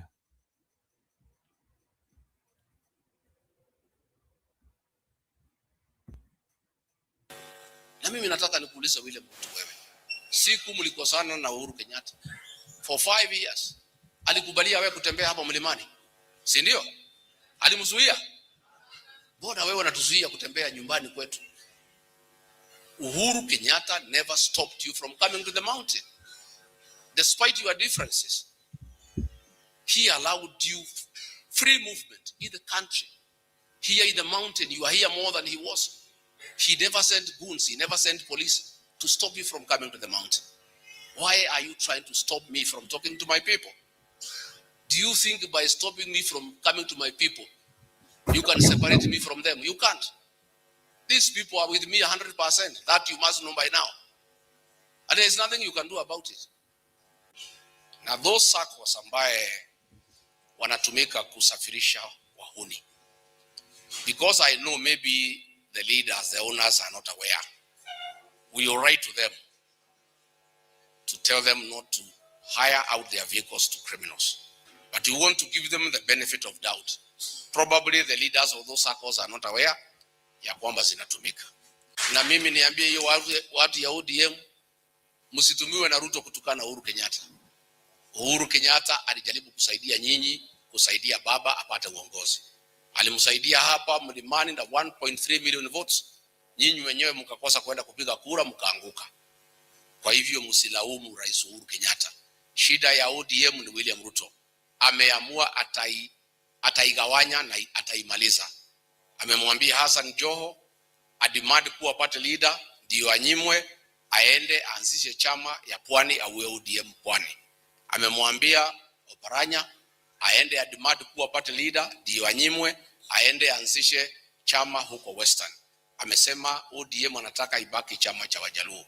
Kwa hivyo nyinyi kama ODM, shida yenu sio Uhuru Kenyatta. Shida yenu ni William Ruto. Nyinyi mmekaa na yeye, mjue vile mtasaidiana na yeye. Sisi alikuwa hapa katudanganya, tumewachana na yeye. Kwa hivyo mimi nataka Uhuru Kenyatta apewe heshima. Na mimi natakia Uhuru very peaceful retirement. Na ako na haki as a leader kama Mkenya to associate with anybody that he wants, because that is his democratic right. Sisi hatusumbui Uhuru saa hii, tunasukuma kazi. Lakini tukiona kimeumana tunamhitaji huko mbele, nitamuagiza yeye atoke retirement akuja tusaidie. Wangapi wangesema kikiumana tumuite akuja tusaidie? Lakini for now we are managing and we are okay. Nasema watoto from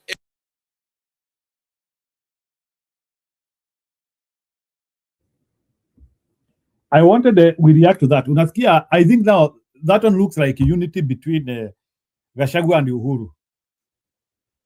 Amemtaja sana na anasema saa hii tunaweza, we can do these things by ourselves.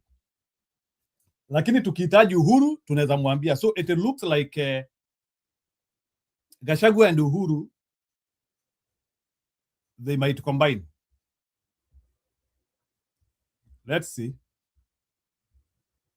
Ana amediscredit, amesema hiyo ni circus. Kwa hivyo mimi nataka Uhuru Kenyatta apewe heshima.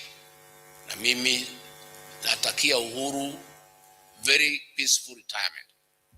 Na ako na haki as a leader kama Mkenya to associate with anybody that he wants, because that is his democratic right. Sisi hatusumbui Uhuru saa hii, tunasukuma kazi.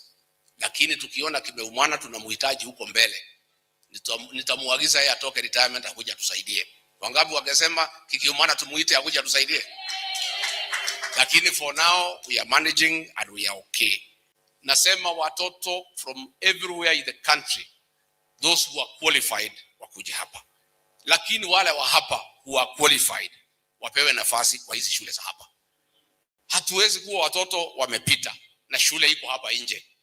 Hapa Moho High School, hapa St. Francis Mangu, hapa Thika High School. Mtoto wa hapa wazazi wake walijenga hiyo shule. Amepita vizuri, anapelekwa shule ya day Kericho. Anapelekwa shule ya day Turkana. Alafu mtoto wako na max iko chini anakuja kwa hii shule. Na wale wenye huko watoto wetu wanapelekwa Northeastern wamekataa kujenga mashule. Wamepewa pesa mingi sana lakini wamekataa kujenga mashule. Pesa imemwagwa mingi sana huko lakini ukienda hakuna. There is nothing on the ground. Juzi nimesema mambo ya mfanyabiashara hapo na mall pale Isili anafinya wakulima wetu wa mchele. Hao ma MPs wananipiga, wanatetea huyu mfanyabiashara. Lakini saa hii Garissa, Wajir, Mandera iko njaa. Watu hawana chakula, ng'ombe haina chakula, haina maji. Hawaongei hiyo maneno ile inahusu North Eastern. Wanatetea mfanyabiashara moja kwa sababu wanachukua pesa kwake. Na mimi natetea wakulima wa mchele. Mimi natetea watu 1,100, hawa wanatetea mtu mmoja. Lakini watu wa Garissa, Mandera, Marsabit hawana chakula, hawana maji, hawatetei. So mimi nataka kuambia hao viongozi, please talk for your people.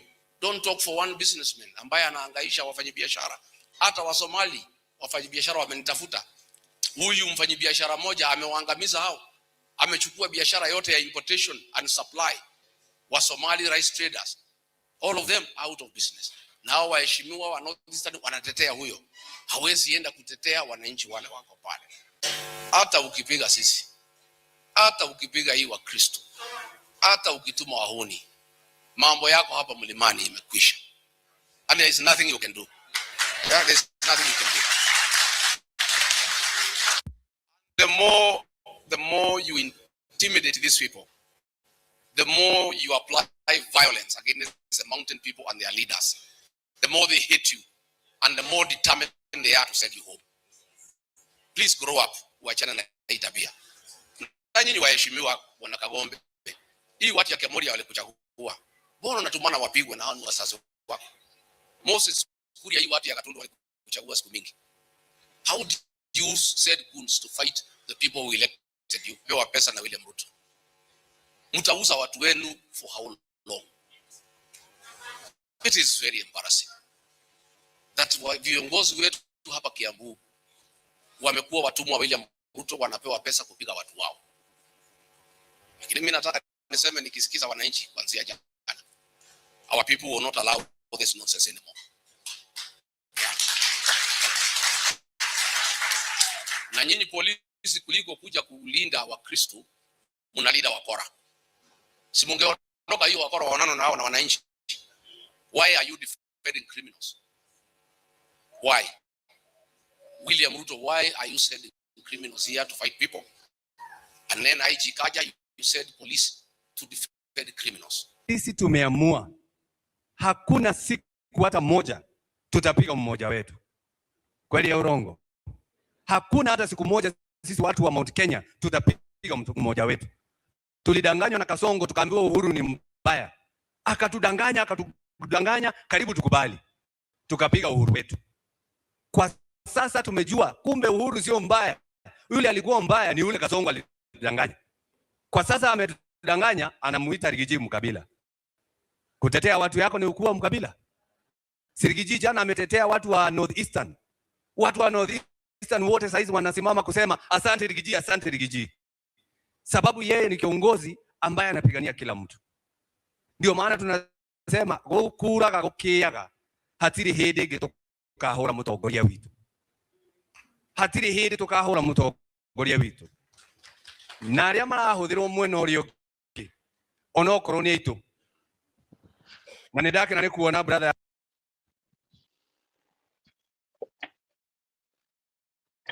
Aya, so bwana Stony PK nilikuita ukakosa, lakini relax kidogo, wacha tukaribishe Mbudi. Unajua Mbudi anakuanga na mzonoro mingi sana, tunaweza mulika.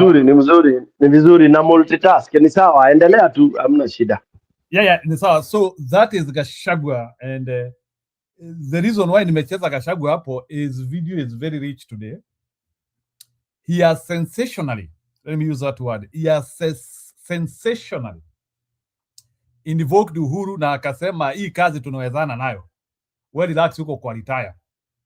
Lakini tukikutaka tutakutoa uko kwa retire. So bwana Mbudi, nataka uingie na hiyo version. Is it the beginning of collaboration or ni kamba defu ni vile hatujui? What does Gachagua mean? Anaambia Uhuru relax, uko tuko sawa. What does it mean? Jiru, acha nikusalimu Stone PK na wengine wote ambao tuko hapa kujadili maneno ya maisha yetu. Siasa ni maisha. In definition, politics is the way of life. Kwa swali lako, lakini silo limeleta hapa juu.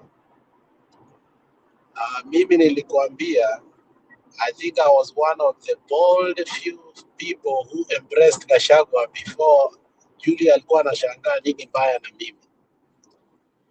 And when I started listening to Gachagua, because Gachagua was so irritating during the campaign. It was so irritating, not even William Samoei Ruto. Gachagua used to be irritating during the campaigns. And I never listened to the guy. But somehow, after they took the administration, I started, during the deputy presidential debate, I listened to Gachagua, and I did say Gachagua won the debate against our own Martha Karua. Later on, after they took over, after pressure ilienda chini, we cried a lot, but I started listening to him.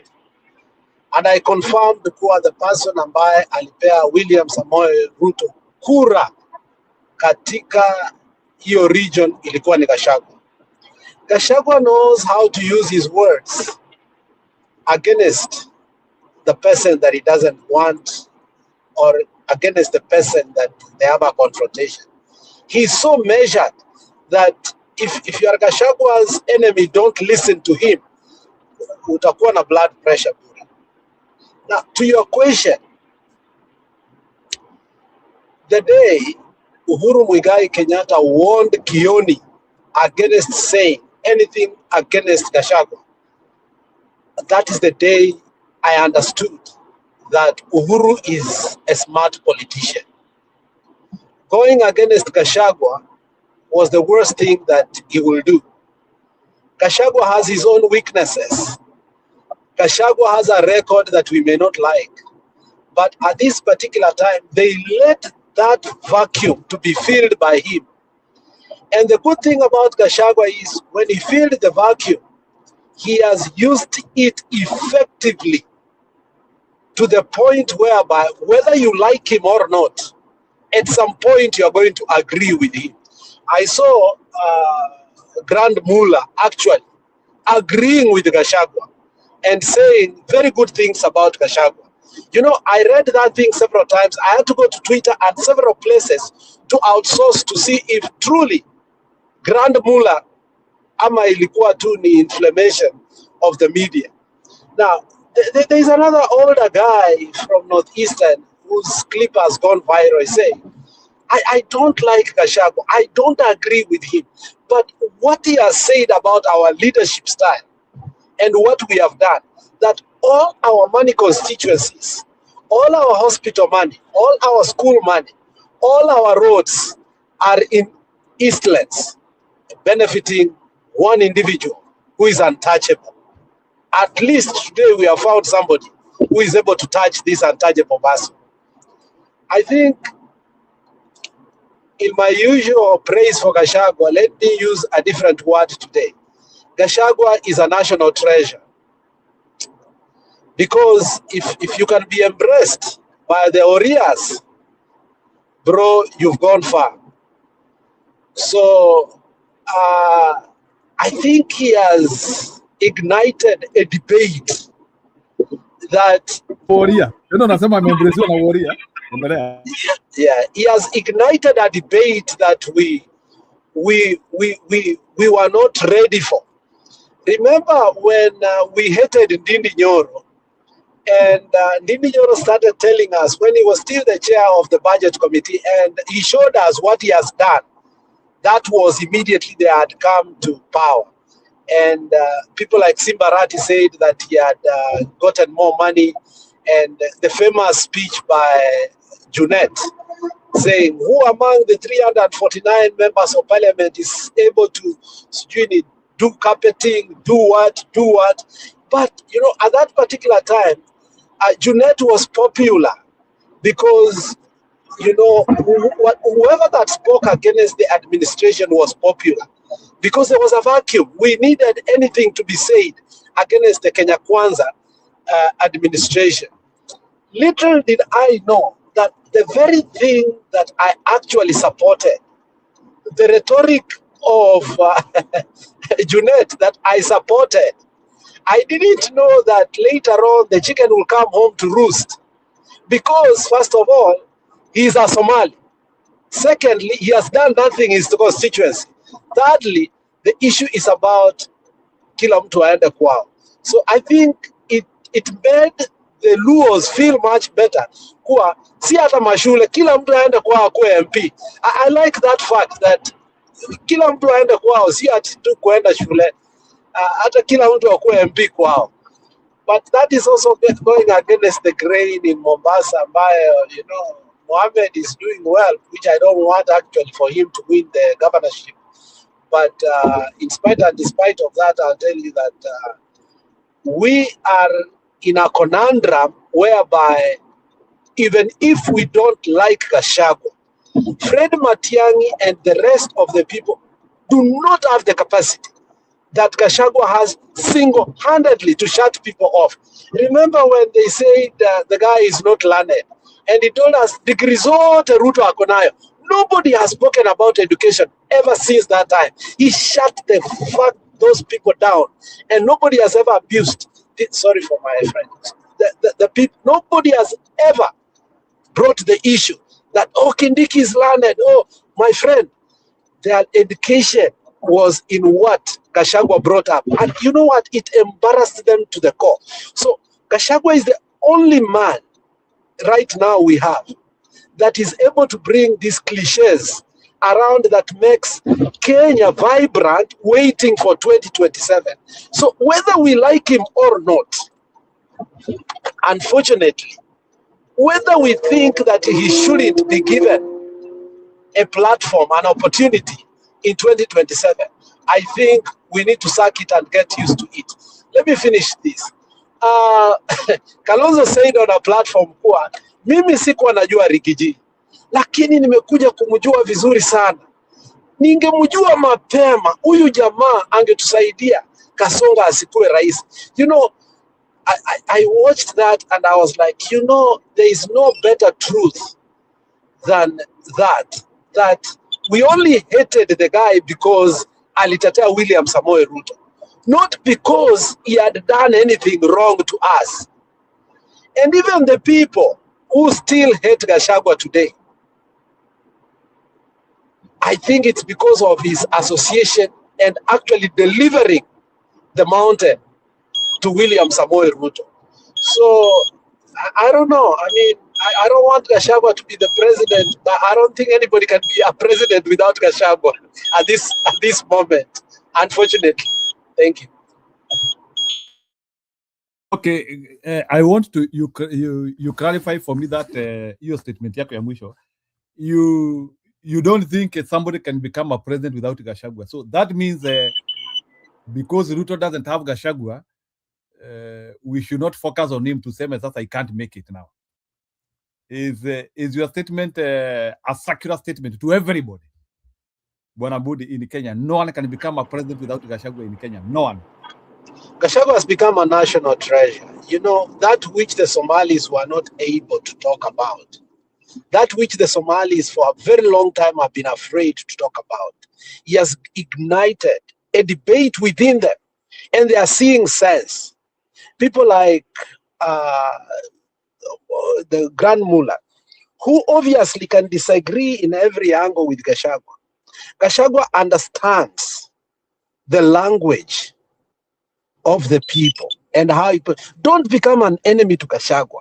The problem is that I don't know if it's linguistic or it's just a gift of gaft that he has. He's progress in, rhetorically to deconstruct you, like as if he's not angry.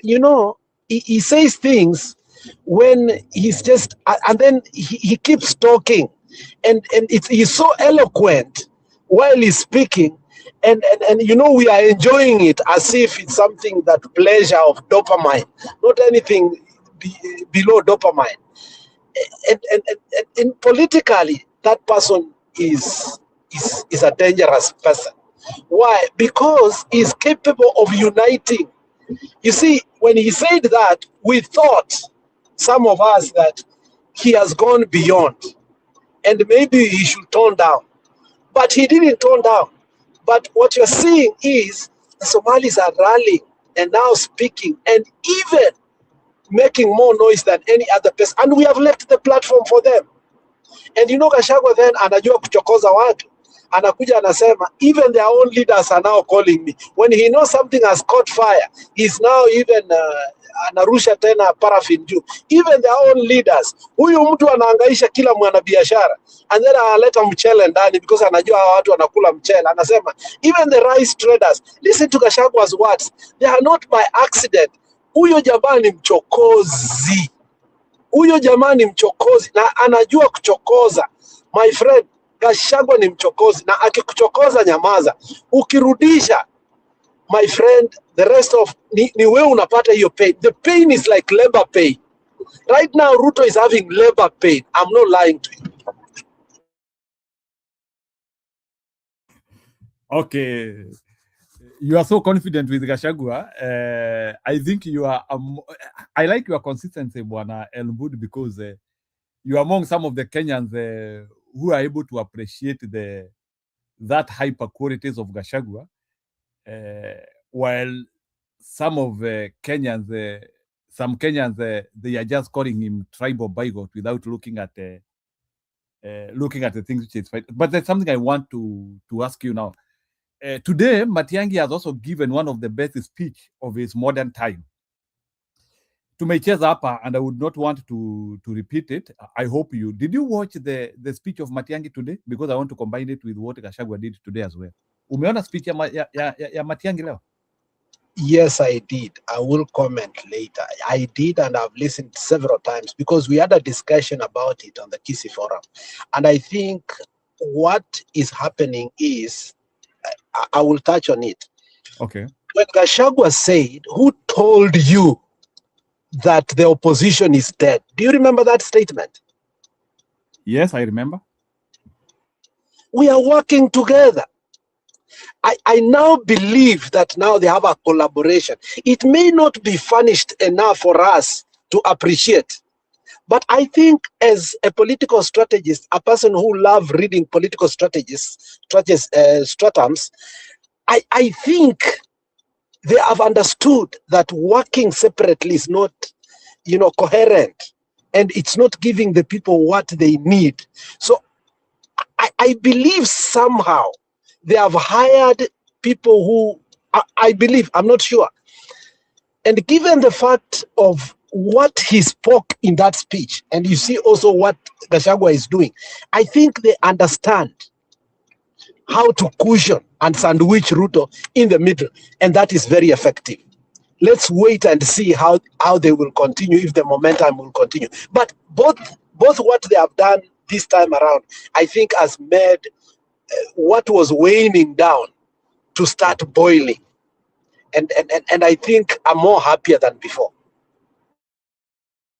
Yeah, frankly speaking, the opposition front, because hata mimi nimeongea na watu wengi sana, people are extremely pleased by those two speeches today. The other day, last week, there was a poll which was also showing that Natembeya has galvanized Western. That is also something which I want us to add to that, because it's also adding weight. Of late, I've not heard Natembeya's speech, but there was a poll which was done. Whoever did it, because it showed something positive to us, so I can comment about it. So they said that it's like Natembeya is more popular in Western than Ruto. And then they tried to portray that Ruto was leading in all the other regions. I hope you saw that poll. My question, what does that mean when it comes to Western? Or how should we approach Western? It's like, it looks like a Tawe movement is the deal there. So and Natembea is part of our is part of our team. So does it mean that even some of the places where we were seeing like they could be disjointed, is like our strongholds are now starting to? Is it a signal that our strongholds are assembling up? Bwana Mbudi? Jirongo's funeral was a turnaround.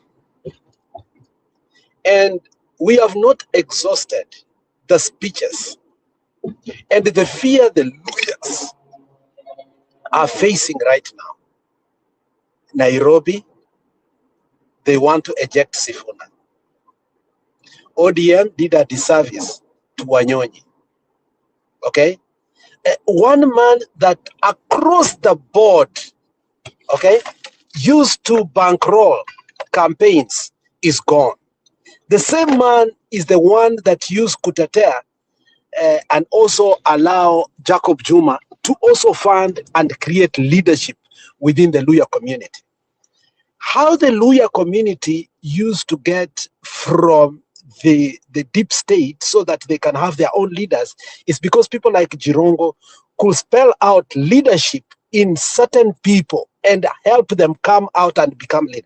No one in that podium who stood did not say how Jirongo was critical. Even Atwoli himself said, at the time that Jirongo was going down, I personally gave him 100 million without a collateral because I understood we are losing a lion. And them knowing that this is happening, I guarantee you people like Atwoli are grooming Natembea because they are sick and tired of Mudavadi and Wetangula. I guarantee you somehow, when you used to see these all Bukunku Stadium meetings that they used to go and anoint a leader so that they can work with Raila prior to the election, all these things, you could see them, how they used to start. These people, they love meeting in Oasis in Nairobi. The place Orengo got Mudavadi the day Mudavadi said he's going to work with ODM. Mudavadi was extremely drunk that day, if you remember that, that clip. The Luya nation has the worst phobia in the way Ruto wants to deal with them, including this man called Wetangula. He is not sitting pretty on that seat. He knows they made a mistake. Mudavadi understands that is between life and death. Not politically. We are talking about the sacred life that God gave him. So he's just peddling lies, knowing very well that what has happened to Jirongo can happen to him. So the Luya nation has only one bold person.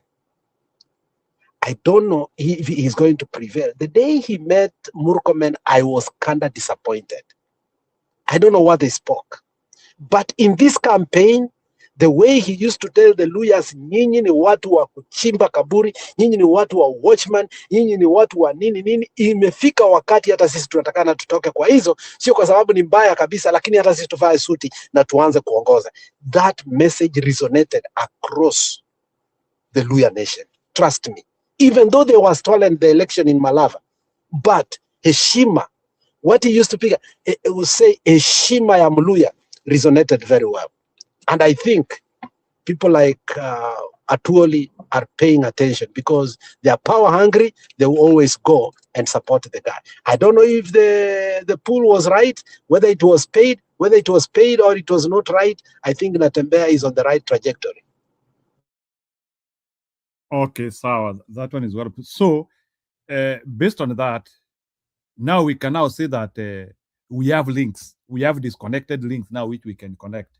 We can now say like we have potential to mobilize Mount Kenya. We have potential to mobilize much of Western region. We have potential to mobilize Nyanza, because in any case, even in Nyanza itself, there is too much disconnection. That disconnection is good. It means you can bring it as a point of connection. And Western and Eastern and the coast.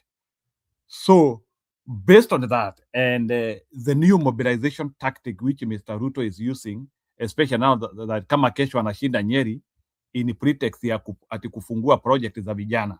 sijui kama niyo kiti yake anaita Nyota, and as well as using hii I show speed. Nimeona huyu kijana Speed hata anajifanya sijui anamkaribisha Kenya sijui nini, and taking him to and telling some of the people to take him to some of his projects, which he thinks are iconic according to him, to buy to crowd chase.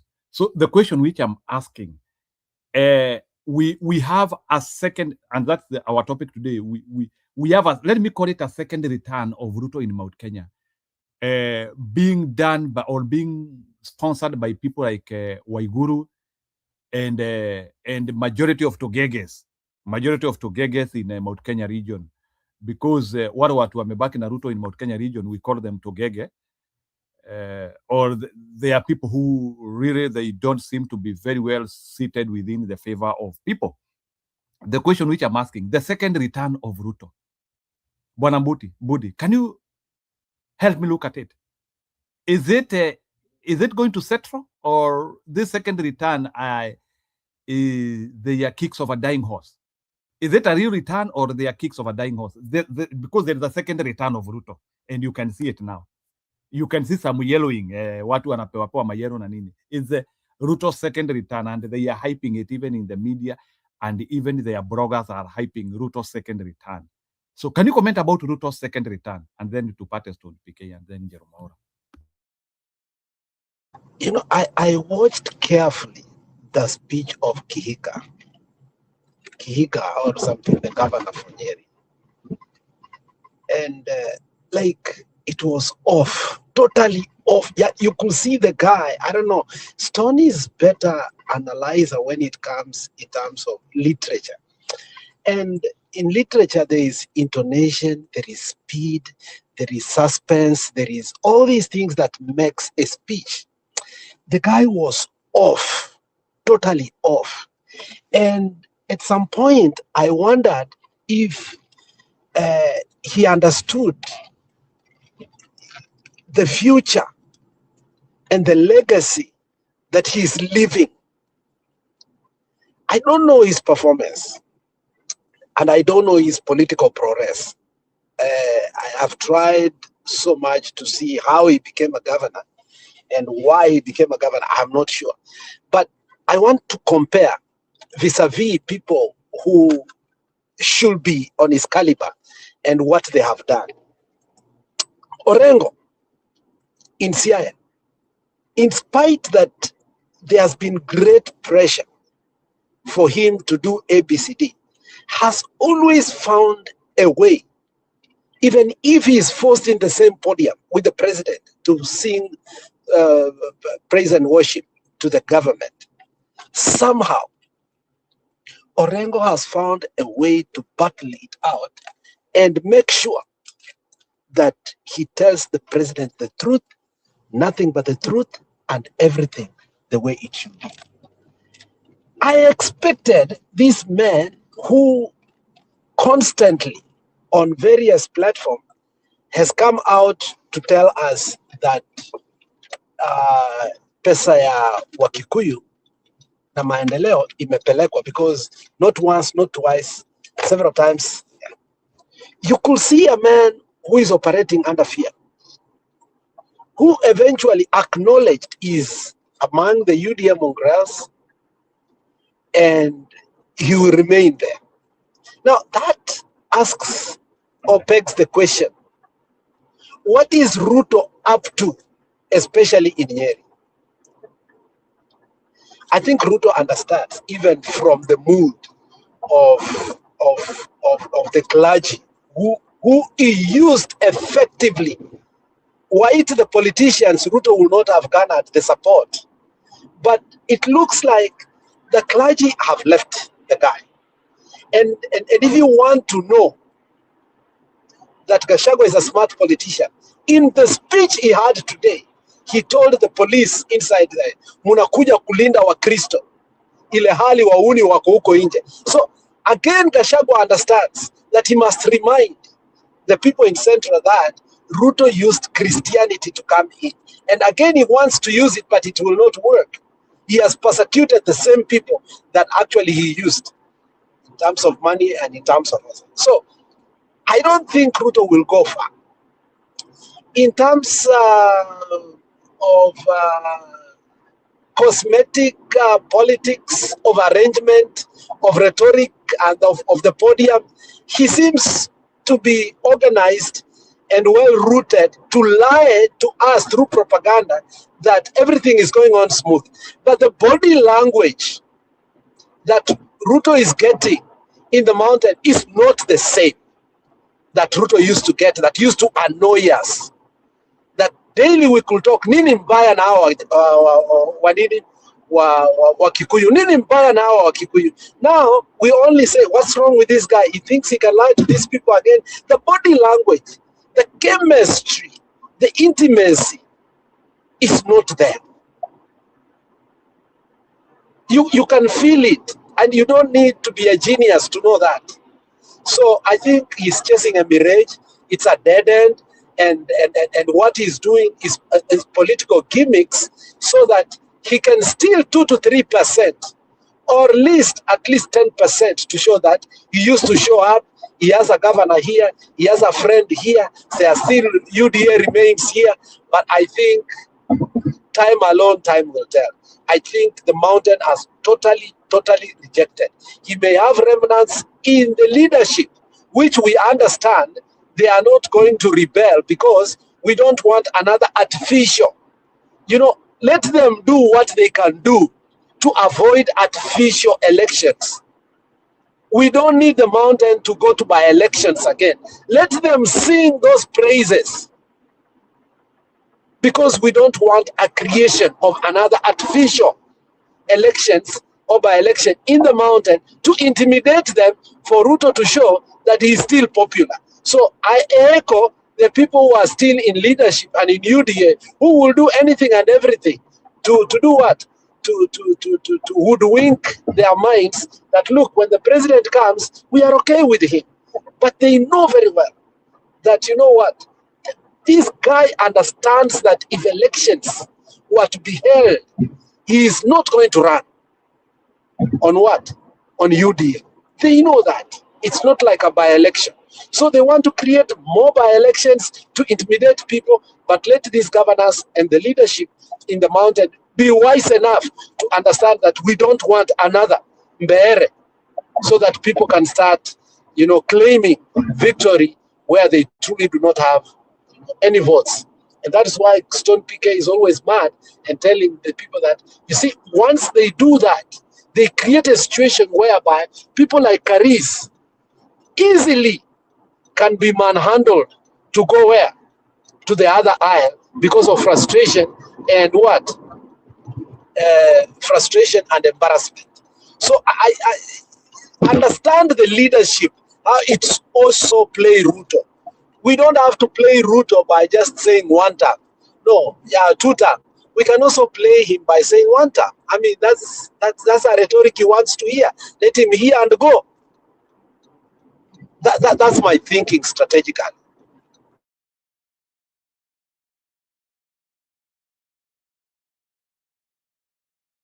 Okay, sawa. Thank you for that. So you don't. Bwana Mbudi, you hold the thoughts of Matiang'i. Hiyo tutaileta zaidi. Let's exhaust here yellow fever, the second return of Ruto, and you have tried to analyze for us that Gachagua seems to understand the root, and he used Christianity, and it's like Gachagua is rhetorically showing people. As you are saying that point, ile kitu imekuja ni vile Gachagua all the time anasemanga, si mnajua huyu mtu alikuja hapa na Biblia, mwadhani agoshwe, anatudanganya. I think again in literature is a very serious point. What do you think, like when Gachagua is saying, maybe in a minute, in the latest on PK, what do you think when Gachagua says, mnajua huyu mtu alikuja na Biblia alafu anatuambia mwadhani agoshwe, and then he imitates what he was saying? Do you think like is a literature way of trying to show that he used religion to actually hoodwink you to support him? Mbudi? I think, my friend, sometimes I look at Gachagua from a literature point of view. And I think I undermined Gachagua for a very long time. What Gachagua is usually saying there, and actually sometimes he gets mad and punches and says the reality. He says, sini bibi yangu alimpea watu wote wa kanisa. So what he usually reminds him, wewe, you begged a woman to give you votes. Because Gachagua himself has said, huyu jamaa alikuja kwangu mara nyingi. Akaniambia ni mimi tu nitamsaidia. Na mimi nikaleta religious leaders. So whenever Gachagua brings the issue of religious leaders, you understand, I'm not sure how the operationalization of the religion, more especially Christianity, in the mountain. But the mountain are very religious. When it comes to religion, they are very pious and very humble. So you can see an intern from Gachagua kuwa, this guy literally, the person who gave him the votes is my wife. And he doesn't respect the people of the mountain. That is how I always interpret.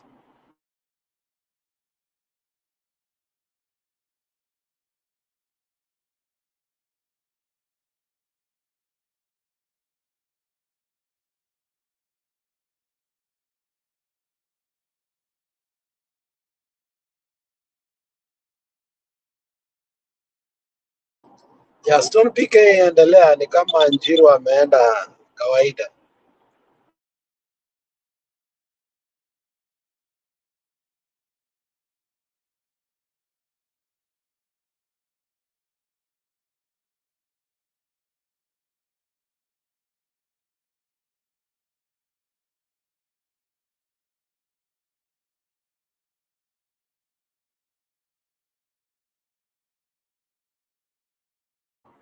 Hey, Njiru umeenda wapi ama mimi ndio siwasikii? Njiru, I don't know how we will teach this old dog how to bark, honestly. Unajua unatakana unapatia watu hands up. Kama unaenda choo, unasema unaenda because like you can't just go and disappear. Anyway. No, I've not disappeared. Niko hapa. Patia break, Njiru. We lose momentum when we have these very unpleasant breaks, man. Sasa Bundi, we need to have a proper trail of discussion and thoughts, one after the other, because you lead with your questions. So when you drop off, we are off. Like now, I don't know what I should come in with, because I mean it's huge. It's okay, Nisawa, we were talking about yellow fever, Bwana Stone PK. React to that, like the second return of Ruto, and Nisawa. So let me pick it from there. Let me say one thing I've never ever, and I will not pretend to think because people are thinking with it. I'll not do that. One thing I'll not do is pretend to forget who Gachagua was and who he really is. Hiyo sitasahau, never. And if I forget, unless I'm a juvenile. Okay. Second thing is I'll never forget who Ruto is and who Ruto was and who Ruto will be.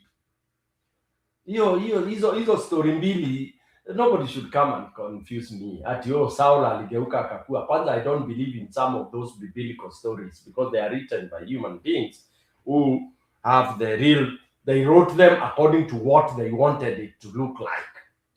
Yeah, I can also write my own version of a very evil or devilish person turning into an angel. I can have my own description.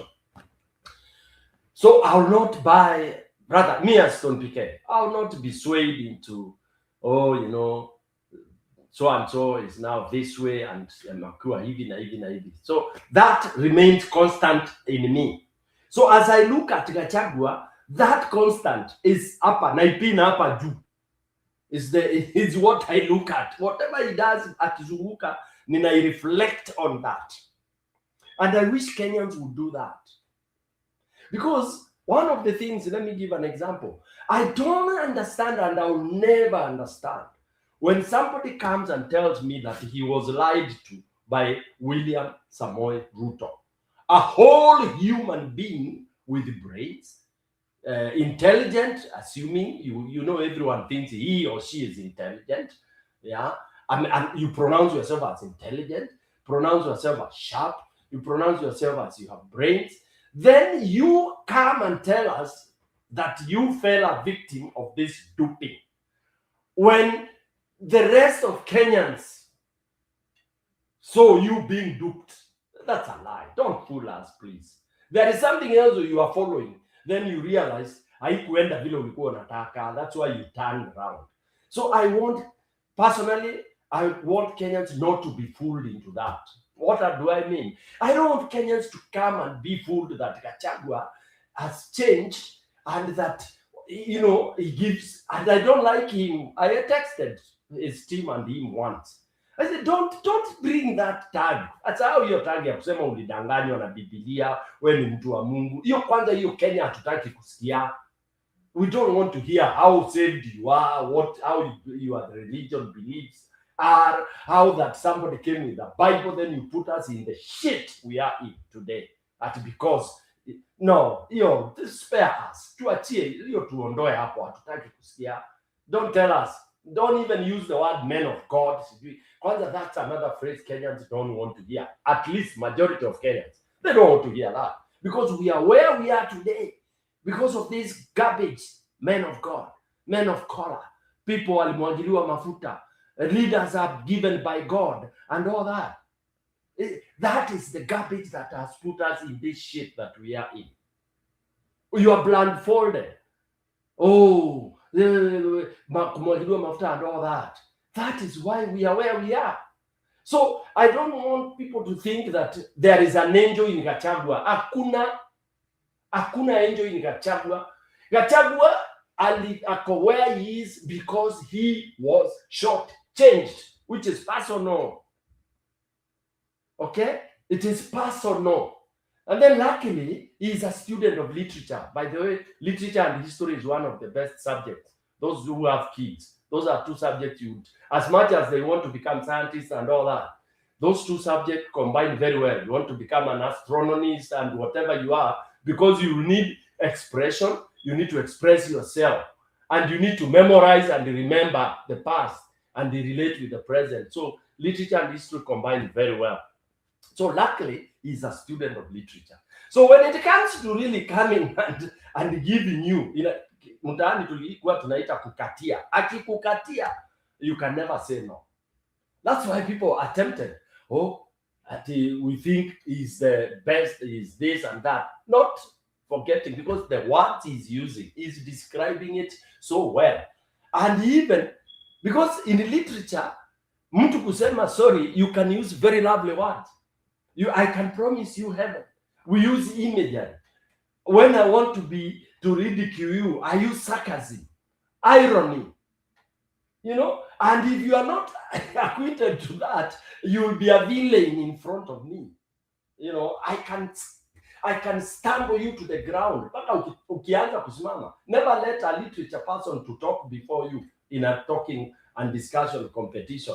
You land on your chest, okay, flat on your foot. So Gachagua has managed quite well. And remember, he goes publicly and apologizes and admits. That is the strength which I like of Gachagua. But he has one point that he has refused to confess. And this is why I have a beef with him and will die having that beef. Because if he confesses this one thing, then we will know he's ready for redemption. Ameconfess, ndio nilidanganywa na ninaomba msamaha, niliwapeleka kwa hii shimo. He has used, I've not quoted it verbatimly, but he has confirmed and confessed that. Naomba msamaha. Like in Catholic, you go, you confess, you say, ni makosa yangu mimi, and you point yourself. That means you are accepting. I did this, I goofed. That he has done. And that's why, by the way, that swayed a lot of following that he has. Okay? But there is one thing that until the day he will say it, which I don't think he will ever say it. which is what made him gang with Ruto. It was not about the Bible. It's not that he was convinced by the wife who is... Personally, I don't follow what my wife tells me if I feel it's wrong. And I'm never ashamed of that. Never. Never. I don't want... You can say I disrespect my wife, I do this. You take it wherever you want to go. But she will not put me in a hole, in a ditch, in the name of babe and love and all that. I'll tell her this garbage, I'm not taking it. And that's stone. Okay? I will not, never. Hata afadhali tukosane kabisa kabisa, but you will not put me in a ditch. So I can never anywhere stand in front of human beings and say this is, oh, you know, my wife is an angel. My wife is a woman of God. So she prayed with his man. And I thought, blah, blah, blah, blah. That nonsense, Stone PK, I don't do. So I'll never excuse anybody who says, I put you in this hole because this is how it was. The Bible, my wife, she's a pastor, she's a prayerful woman, she's a prayerful whatever. Hiyo tuachane nayo. Okay? So Gachagua knows what he did. What he was following in Ruto was not hiyo anaita truthful Bible and all that, because there is nothing biblical about Ruto. There is nothing human about Ruto. There is nothing called, they are all nothings. So hiyo kwanza tuweke kando kabisa. He is on our side, yes. He can broadcast things, hiyo tuweke hivyo. But let's not even pretend that, oh, this man is now, and you're the God we need. By the way, it is not Gachagua we need to remove Ruto. Apana, because what is it Gachagua is telling us about Ruto that Kenyans don't know? Nothing. Nothing. Only that he's just loud. He's simply loud. Okay? He's simply loud. And the worst that Kenyans can do is to think that, oh, Gachagua is the one that can be a president to go competing with Ruto. That is the worst mistake we will ever make.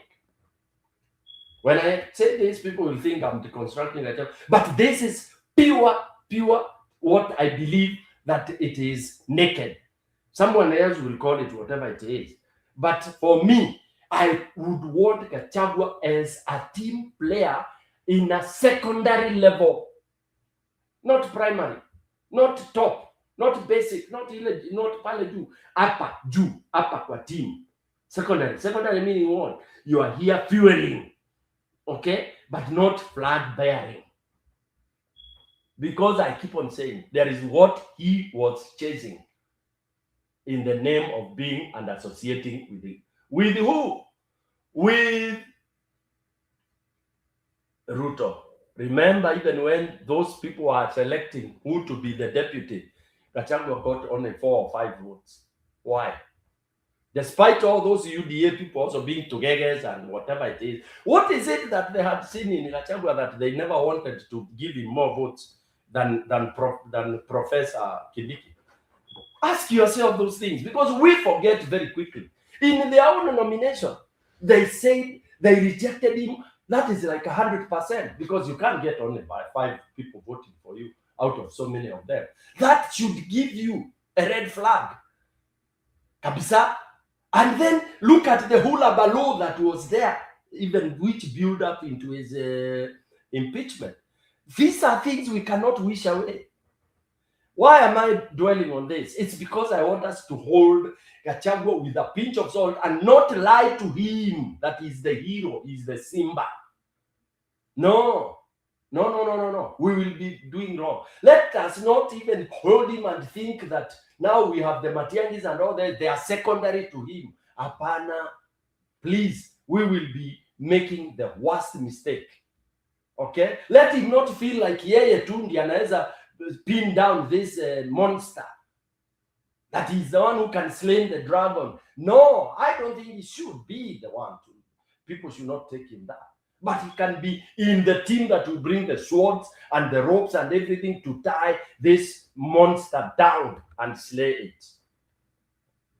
Okay? So, in terms of, okay, he's well placed. He comes from a community that has very big numbers. That is by default. That is by default. And I would want him to not to use that default as an advantage and the power over those other people who command goodwill from Kenyans. I don't want us to overshadow goodwill. And this brings me to this gentleman we call Tawe. I don't want people to say Tawe is a one-time, is a first timer, is all this. Let us stop using those nonsensical analogies like so and so has been he has never been this, he has never been that. You can have a guy jump out of classroom as a teacher in secondary school and he becomes a president. We've seen DJs coming from spinning into spinning the country. Whether they've done well or not, the fact remains that they have risen to those high levels. This does not limit ourselves. After all, even when we talk about education and all that, Kenyan education has become that some part of it is BS. Anybody can be a PhD holder, anybody can be a doctor, anybody can be an engineer. If Sudi is one, then what is it you are coming telling me so and so is educated, so and so is not educated? Those comparisons, we should shelve them and put them very, very far away. Let us use characters now. Let us explore Stone's character, Jiro's character, Alex's character, Njerumaura's character. Let us now look at that. This Jiru, when he was a primary school teacher in primary school X, this is how he related and all that. Let us start digging those kind of characters. All right? Then we can tell what kind of a human being we are looking at. Okay? So basically what I'm saying, this regaining Mulima, the Ruto, why I'm talking about Gachagua is because this Mulima initially was handed over to Ruto by Gachagua. Okay? It's Gachagua who auctioned Mulima. All right? Now, there's another debate we shall open. Why does Mulima get auctioned so cheaply and easily? Kwa nini? Yani wanaingianga box rahisi. In Kenya, the easiest people kuingiza box ni Mulima. Why? Tumbo. Tamaa. Tumbo. Besha. Our businesses will be destroyed. Besha ishi. We are the most hardworking people. We are the best business people. Sisi ndio hii, sisi ndio ile, sisi ndio wale, sisi ndio huyu, sisi ndio tunaombanga Mungu wa ukweli. We are the most blessed people. Sisi ndio tunaobanga, sisi ndio tunaokokanga. Every time you turn, ni Bwana asifiwe, Mungu ni mwema and all that. So you become gullible. Mimi nikitaka kuja kwenu na kuja na mwadhani ya roso, gedia isiare ya ini. Those all kind of nonsensical things. Even Shetani anakuja anawaambia mwadhani ya roso, Bwana asifiwe, amuulizi ni Bwana gani. So that is the gullibility of these people. And they are the problem that we have in Kenya. Because of that. Somebody will come with money, they fall. Somebody comes with Bible, they fall. Somebody comes with some narrative like now Ruto is coming back with, imagine coming back to the same people that screwed, that he has screwed so heavily. He comes back to people whereby he beats their leader going home in Nyeri, he's tear gas and he's done that. And they are there clapping. What kind of a community is this? Just because you are given a t-shirt and 1,000 shillings, you are there clapping and singing. Now they will also be singing. They will sing that song again. And let me tell you, Njiru and everybody else, in the next 1 or 2 months, you will start hearing the musicians in Central, in Mulima, wanaanza kutunga nyimbo za tuta. Hata nafikiria zimetoka kadhaa. That is people from Central. Why? Because mwanamuziki amepewa 20,000, ameambiwa aenda urecord, anapewa 10,000, and surely are these people you can trust? Today in the entire country, would you imagine that Ruto is making a comeback to some people, to somewhere, after what has happened since 2024? Sincerely speaking, honestly, and when we really put all things aside, would you imagine that Ruto would, hata kama analipa watu kuja kwa meeting na unapewa ma-t-shirts na unapewa hizo yellow thing, do you really have the bone to really come and sit and clap? Hata kama watu wanalipwa, even if you look at those crowds, ndio utalipwa, but can you have, kwani analipa watu wangapi kujaza stadium? The Nyota thing, of course I noticed in Nakuru, they were begging for people to come into wherever they had the arena and all that, and of course he had to think quickly, and akaamrisha pesa iletwe watu wapewe, waingie wapewe pesa ya bure, other than the 25,000 he was claiming to give the Nyota people. For those who did not observe, he was so desperate, and the cameras refused to focus on this other side. He didn't have crowd. They felt embarrassed, so they were calling every street walker, mtu huko kujeni, kuja, and people had been wakaambiwa hii for God, na ndio Mungu ameleta hii revelation. Akaanza kuita watu, kujeni na mkae kando, mambo yenu tutaangalia. Which mambo yenu? Is he had to invoke quickly some money to lure people into entering and sitting. That tells you rejection of this man. So for me, come back, tukimulika vizuri, it's a lot of nonsense. That's why as much as I'm highlighting these things about Gachagua, he has to change his tune now and completely mobilize people totally against this. And that's why I don't want him to keep saying, oh, tunapigwa. No, stop telling us about kupigwa. Stop telling about kupigwa. Tell us about kupigana. Now what? Back to you, Njiro.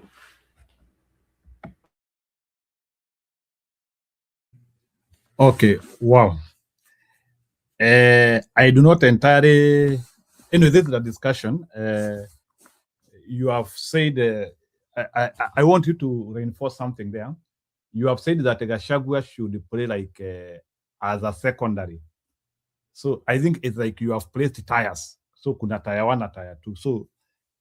So when you say Gachagua should be like secondary, can you put more meat in that? Like people like Kalonzo, Matiang'i, wakuwe ndio key figures.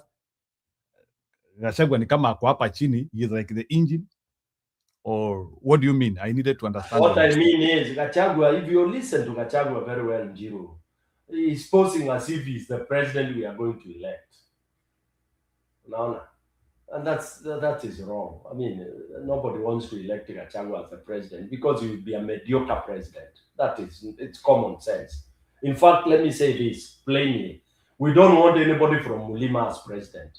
We don't want a businessman as president anymore. We want a technocrat. Okay? Now, I'm talking this from previous records. Gachagua has been a businessman trading with the governors and all that. His record is not good. It's not what to pretend.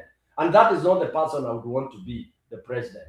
Somebody who will be talking about shares and about all this. Watu wa Mlima, tuko hivi. No. I don't want that somebody who I want somebody who will come to put structures, fair structures. If it's business, if it is procurement, yani mtu akuji kuongea anataka business. That's why I've never even been for people like Maina Wanjigi. I mean, Jimmy Wanjigi.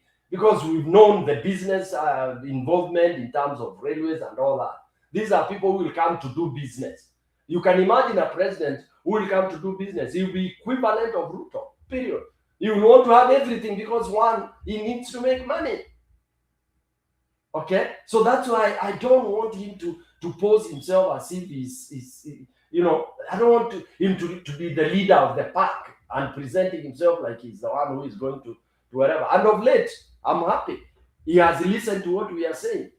Of late, he is emphasizing in every meeting that he's ready to support anybody else. All right? And support Kabisa. Because Gachagua can play any other very strong role, not by being president, but being in the government that will be formed by the opposition. There are many roles that people can play. For example, if you got as many MPs as possible, that's a huge role. That's a huge role. He doesn't need to be president.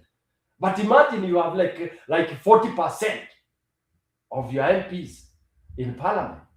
You will have and push things for the better and for the good of the country.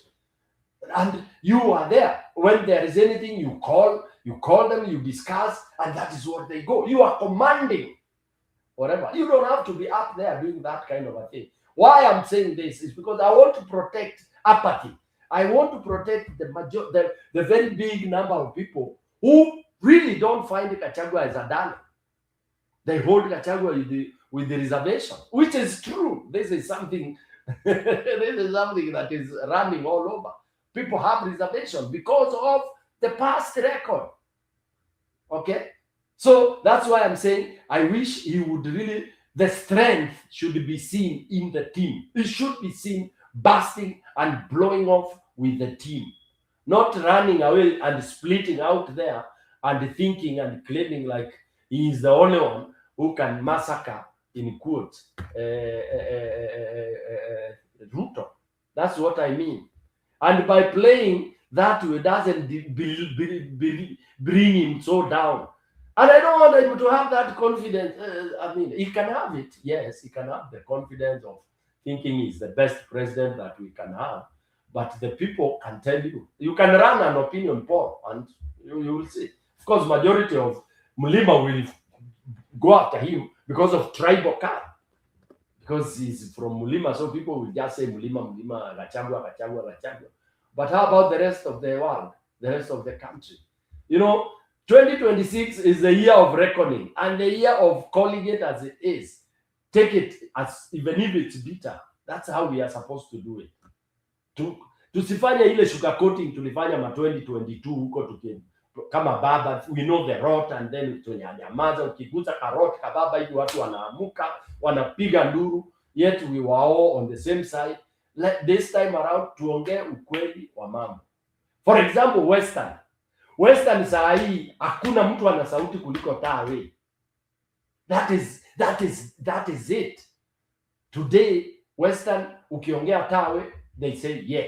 Don't give us even akina Mudavadi they wame expire. Akina Wetangula, they have been shut down unless somebody has not been following Western politics. Kwisha Kisii enda saa hii uongee next anything negative about Matiang'i. Matiang'i sijui ati Wasonyiro River, no, inaitwaje, Rimayala, nonsense. Utatolewa hapo bila suruali, you know. So Kenyans they know what they want. Enda Ukambani uanze kusema Kalonzo hakutengeneza barabara 50 years, sijui alifanya nini na nini. Saa hii 2026 imeenda njia ingine. People are facing reality. Wanaangalia wewe ulikuwa nani, wewe ni nani leo, na tunaona ni kama utakuwa nani kesho. Back to you, Njiro.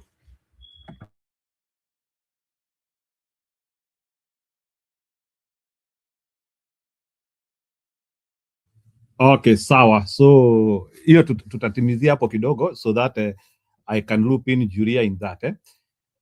Juria, welcome. Siku hizi nahesabia watu, wewe today is your second show this year 2026. Usifikiria tujui, and you are in date 11, so you have missed 9 shows. Away from that. Tuambia ni nini 2026 kulikuwa ni aje? Hiyo nitamuinbox nijue kwani. Hiyo utamuinbox. Juria ametoka pahali pazuri. Juria ametoka pahali pazuri, that one. Ukionanga mtu anaenda na anapotea. She was somewhere. She was in the land of milk and honey. Okay, away from that, Jury. We are now talking about the new fronts which are trying to form, and the yellow fever which is trying to be recreated.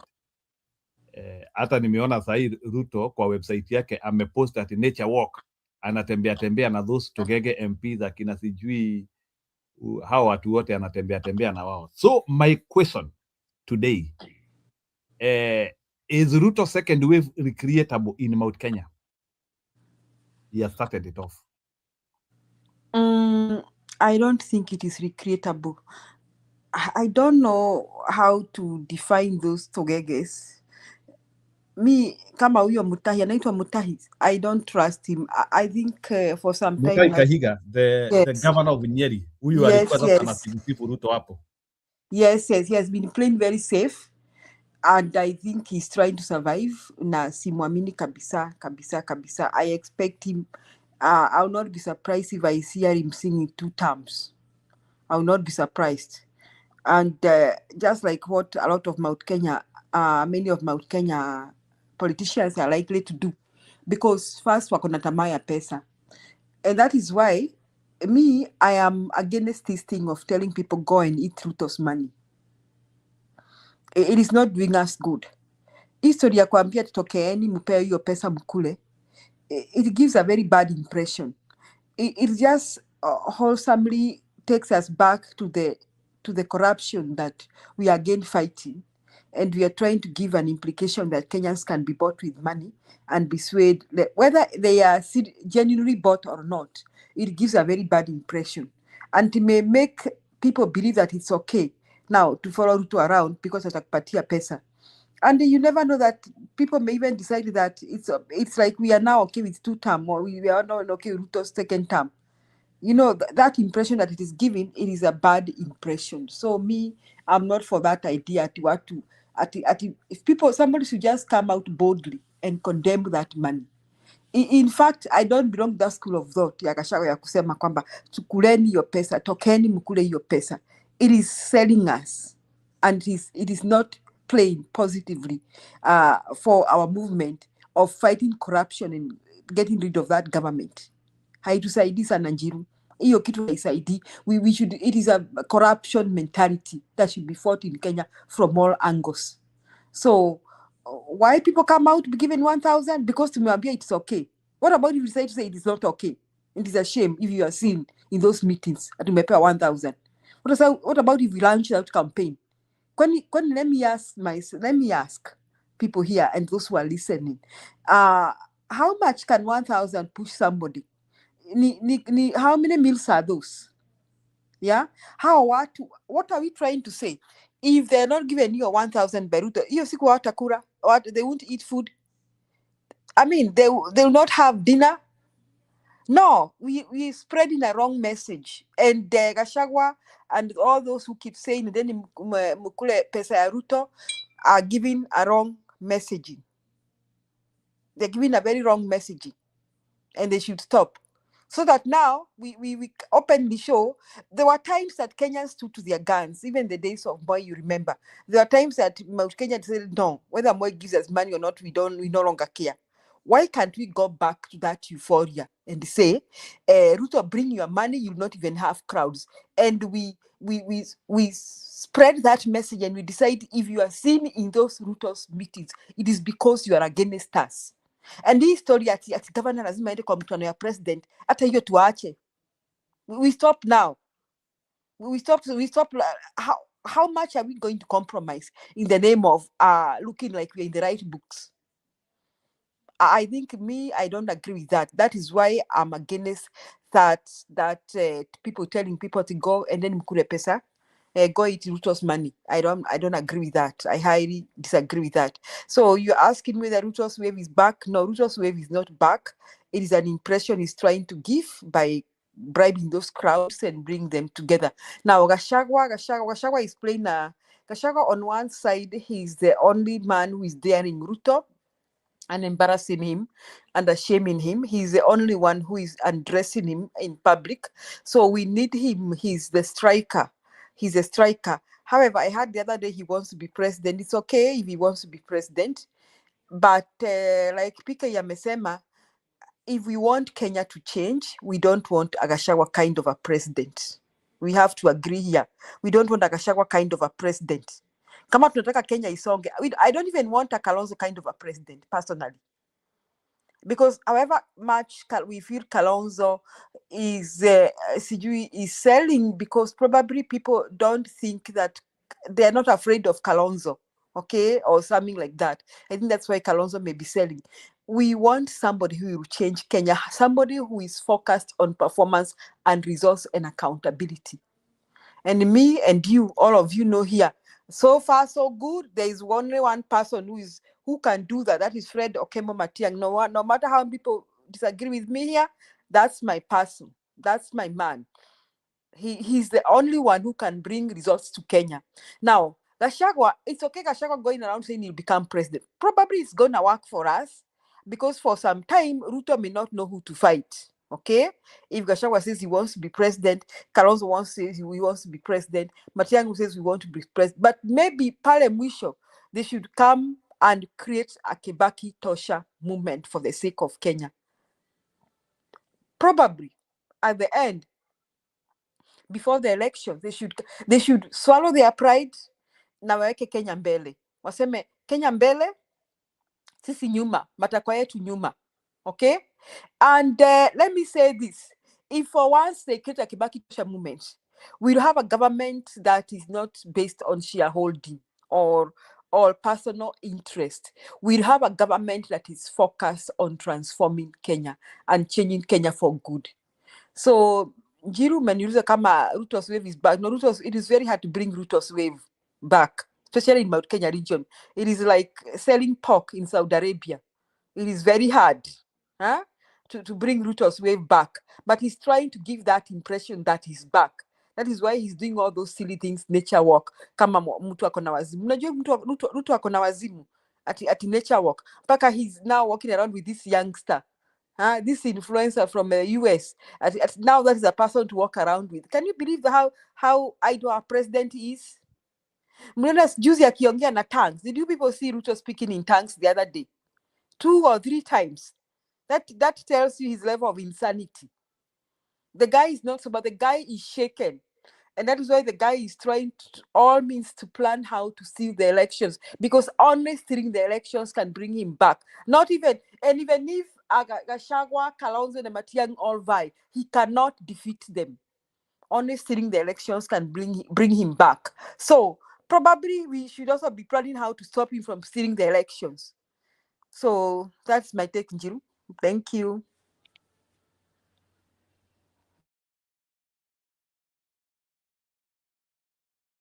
Now Njiru has disappeared again. No, I've not disappeared. I'm here. Where? Siku hizi mutaniingililia kabisa. I'm here. I'm following. Okay, now I want us to go to the issue of Matiang'i now. Now that Julia, you have said Matiang'i is your man. So before you go there, okay. Yes, also before you go there, after Bundi, I want to ask you something. Yeah, go ahead, Bundi. You know, we have had conversations that we don't go to the archives to remember our conclusions in those conversations so that we don't hype ourselves again. And I'm glad Julia is here. That's why I came back. Julia, I asked you, at what point are we going to say no to Gachagua? I reminded you, we are brooding a monster who actually knows how to grab power. A wounded lion that had already been wounded did not have his own party, embarrassed, taken for a ride, whether we like it or not. That was embarrassing for the guy. And now he resurfaced and took a vacuum that nobody within the political circle, including Kalonzo, who had all the opportunity to take all this. I don't know why he refused. He never saw him anywhere. He doesn't want to criticize the way Gachagua is doing it. And now Gachagua became who he was, not because we wanted it. You knew, we discussed it here. We said, you know what, the guy is the last man standing here. Everybody is quiet. Nobody's coming after these people. We are creating a monster. But the question, at what point are we going to say no to this guy? Do you know whatever we are building is dangerous? We couldn't get the answer. Today we want to come out here to criticize the guy as if he's the one who imposed himself on us. Yet we embraced him with all our hearts. I want to ask Julia the same question. At what point do you want us to leave Gachagua so that you can hold on us, Matiang'i? Answer me, Julia. That's a conversation me and you have had. Don't tell me Matiang'i ABCD. I agree what you are telling me. But when duty calls,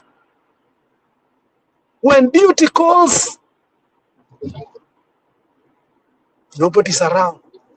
When Gachagua goes to America all these days, we shift all our eyes to the US when the guy anaota moto, anaenda weddings, anaongea jioni na marafiki, anaenda for a walk. When the podium is left for everybody in Kenya to do what they are supposed to do, they run away. Now you tell me, did Gachagua create himself or we created him? Did he impose himself on us or we embraced him openly with our hearts? Didn't we know the dangers that we are creating? Didn't we know the historicity of the man? Did the man come without all these controversies that we are talking now? Reminding ourselves of all these controversies as if they are new now. The day I embraced Gachagua, I embraced him with all his nonsense. And I said it here without a doubt. I said, look, we are left here with something that I don't even know. Everybody disagreed with me. And I was consistent, persistent, because I knew in politics, that is the only way to remind our brothers, the enemy of your enemy is your friend, whether you like it or not. Now you want us to say, oh, let him go back and be on the second. But he shouldn't be on the front. Who put him on the front? We did it. There was nobody on the front. Even now, nobody has told anybody not to be on the front. I want to know who Gachagua has told not to be on the front so that he can be back. They can be back and Gachagua to be on the front. Let us not brood things that are not existential here. Nobody has put Gachagua on the front. People just chickened out. Kalonzo had a golden opportunity to go to Luo Nyanza, to go to Mombasa. We have spoken all the time. We have tried to urge the guy. Gachagua is doing live TikToks to the Kisi, to the Luyas. Kalonzo has never done that. Kalonzo doesn't want to do that. And then munataka ku accuse Gachagua. Why are we accusing Gachagua? Why? Me, I'm getting sick and tired of ourselves because we are criticizing ourselves for no reason. Gachagua hajasema anataka kuwa at the front. People just don't want to be at the front. Julia, I want you to answer me. At what point should we leave Gachagua? That question has been on you for so long. I want one day we answer it and say, today, let's leave Gachagua. Then we start. I think she needs to answer it today. So, like, I don't know why, like, Gachagua is irritating both the supporters and anti-supporters. And I don't know. And this is something I want us now to start analyzing. Like, why is this Gachagua hate? Let me not call it. I don't know if it is hatred or what is it. Like, why are people having different opinions with Gachagua, including even people who Gachagua is like saying, he has said like yeye ndiye alileta huyu mbwa mwitu and they want to assist huyu mtu atolewe. And to some extent, na nilisikia hata Stone PK aki-accept jana, he has a little bit toned down. He is not like in the off direction ile alikuanga like in last year. But the question which I'm trying to ask, can we afford our onini, or can opposition afford to fight Gachagua as well moving forward? You know, Gachagua is the end kwa Ruto. Gachagua is the only person ambaye his position is a bit fixed to degree of certainty 85%. I don't think Gachagua can go to Ruto. So the question which I'm asking is, Gachagua atatusaidia bado tukimpiga? Are we going to like or people like Gachagua are not tolerable in politics because he committed an heinous act and he participated in bringing Ruto to power? That is why it is very difficult for him to find another path. Like ni kama alitengeneza ile sin tunasemanga the cardinal sin. Did Gachagua commit the cardinal sin by supporting Ruto such that even if hata akisema he has a little bit understood the geography of our politics, we cannot tolerate him? Mama kunaendelea aje? I need to understand that. Julia? Okay, I guess you people, I don't want to say you are blowing it. Umpeleka hiyo story ya Gachagua mbali sana. I think you didn't understand my point or even PK's point. Now, let me talk for myself. I am not fighting Gachagua. And I am not of the opinion that Gachagua should be kicked out of the opposition. No. I am of the opinion, for me, he's not my best presidential candidate. That's my opinion. But I am not saying he should be kicked out of that leadership. That's my stand. Okay? Now, at what point do we kick him? We are not going to kick him out. I want to give an example of 2002.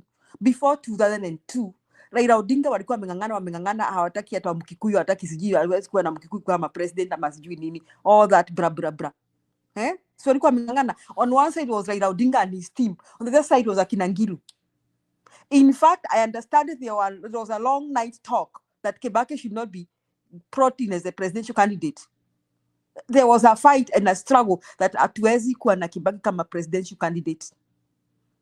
But those people had to swallow their pride. They did not support Kibaki because they liked him. They had to swallow their pride. It is not that Odinga didn't want to become president in 2002. It's not that he didn't want to become president. They had to swallow their pride and have Kibaki Tosha movement, because that was the only way of beating Moi. And that is what I am proposing. While all these candidates in their own rights can vie for presidency, that is Gachagua, Kalonzo, Matiang'i, JB Muturi, name them. Even Mother Karua is vying for presidency. They have their rights to vie for presidency. It is their democratic right, and they have qualifications that we can use as presidency. They need to sit down and ask themselves a few questions. Who will beat President Ruto? That is one. Secondly, who will help Kenya? That is the one way of saving Kenya. So me, I am proposing that while Gachagua is very powerful, and somebody was trying to say Jana, I think Gachagua doesn't have Mount Kenya backing. Gachagua has Mount Kenya backing. In fact, let me say it without fear of contradiction, that I believe that if you are not in DCP, by then nilisafiri nyumbani Njiru, nimejiuliza nilikuwa wapi, nilienda nyumbani. I was home this Christmas. Now, in Mount Kenya region, anybody vying outside DCP, even Jubilee haitatomboa Mount Kenya, itakuwa ngumu sana. I'm sorry to say that. I know PK will disagree with me, but I tell you, it will be an uphill task to fight a DCP candidate in Mount Kenya region. It will be an uphill task. Because kuna hiyo wave saa hizi. Nienda kule kwetu Nyandarua. Kuna wave. Kuna hata sitting MPs, they are trying to figure out how they'll vie through DCP. Because kuna hiyo wave ya DCP. Hakuna lingine. That's a fact. So Gachagua is a force to reckon. So we are not trying to kick him out of. We're not gonna kick him. He's gonna be very powerful, for your information, and he's likely to have the majority of members of parliament. So he's gonna be very, very powerful. But me, I am saying this: if you can remember how Raila Odinga has acted those years, especially in 2002, you see, PK said something. While we are cheering Gachagua, all of us, because he's a daredevil man, we are cheering him on and on. I'm still cheering him on. Na hata jana ameanza mwaka mpya kwa kishindo. I'm very pleased. He has kept Ruto on toes. He's giving Ruto a heartache and pressure. You the pressure tunataka. When he opens his mouth and says I'll vie for presidency, does he receive the same cheers he receives when he's attacking Ruto? I think he's an intelligent man, and he can weigh the two responses. I think he's a very smart man, and he knows how to gather intelligence too. And he can weigh the two responses. And I feel like when he says he'll vie for presidency, he's asserting himself.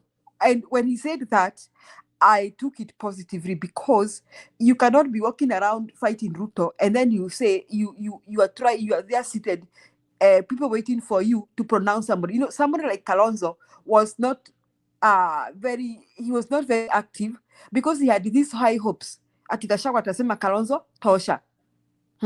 Kalonzo for some time he was just there idling, chit-chatting, hoping that Gachagua will say Kalonzo tosha. But now that Gachagua has said he's vying for presidency, I think Kalonzo's ears and eyes gonna wake up. He's gonna wake up from his deep sleep, and he may engage another extra gear. Now, Matiang'i, recently, in the recent past, he has engaged an extra gear. I like that. So me, I'm saying this. It is my hope that Gachagua will create another Kibaki Tosha movement, because he has enough intelligence to know that while people cheer him on as he fights Ruto, I don't think he gets the same cheer on when he decides to say, I'm vying for presidency. It is just common sense. He can gather enough intelligence there. So it is not us who are going to dump them. Alex asked me, what time are we going to push? We are not going to push Gachagua away. We need him.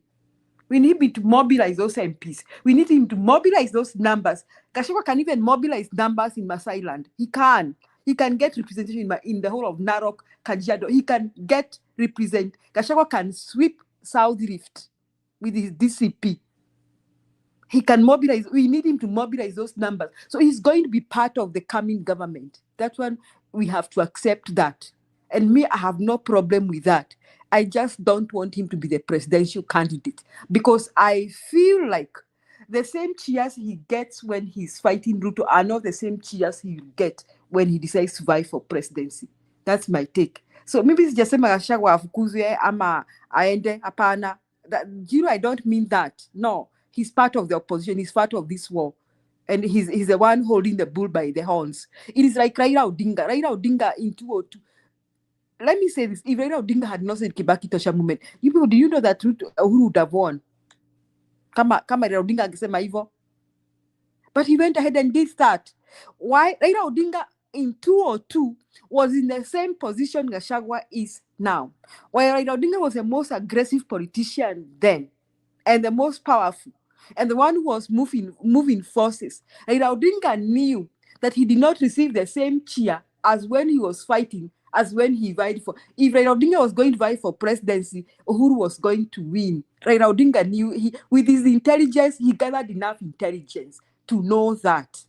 So I hope even Gachagua can gather enough intelligence to know what I'm trying to say now. That's my take. Okay, sawa Julia. So you seem to be still you understand the influence of Gachagua in Mlima. So there is a question now which I want us now to ask ourselves, and now Nambudi ameenda nilikuwa nikitaka Julie, okay, go ahead. Kabla uendelee wetawale.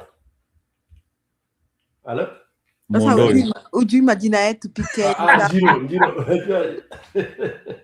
Unajua, it's because Julia, karibu sana by the way. We were joking when we say inaonekana kuna mambo imeenda, kumbe ulikuwa 254. Thank you. Kwa hivyo wewe uko na ground vile the heartbeat of the ground. That's wonderful. Bundi ameenda, and I wanted him to listen to this because he's so passionate about Gachagua. Everybody else is. But for me, I like calling it as it is. In my version, I don't say it is finality. And Julia, thank you for quoting me very verbatimly. One, let me begin by talking about the Kibaki moment. I would want people to go back and research why Raila had that Kibaki moment. Because out of our commentators here, sijasikia mtu ambaye anajua exactly what transpired. I want you, and I'm not going to tell you what it was. I want to, maybe if you can, the next podcast when we shall be doing it, I want somebody to come and bring me, because I want to hear what you know about that Kibaki moment, Kibaki Tosha moment. Why Baba? That moment, Kibaki Tosha, what transpired and exactly why it came the way it came. Wacha niache hiyo. Maybe comment section where they have some wherever. You can explain if you're in comment section and you know exactly, you have researched, you've heard about it, then we will share that. Secondly, we are not saying that Gachagua he should be pushed away, he should not be doing this. But personally, as Stone PK, what I'm saying is, and Julia, thank you for seeing it the same way, is that Gachagua cannot be asking, and he should not present himself as the president of this country. On the ground, wale wako US, UK, nini, munatumia desk and you are using media. Ask Julia, ask somebody. I think Njiru, when we open Nini from next week, we should have time to call people on the ground, ask people on the ground to tell us. People, and Julia has put it very well, in Mlima, by the way, chances of you gaining MCA, MP, any seat, bila kusema DCP, itakuwa ni a very steep climb. Why? Because that is the wave. Nobody is disputing it. Nobody is disputing that. It is the wave. And it is the hate wave. Hate towards who? Hate towards the oppression, the suppression, the depression that people are going through. Na uzuri nani amebroadcast akaambia watu hii safari yote ni kwa sababu ya this Kasongo. So the leader is who?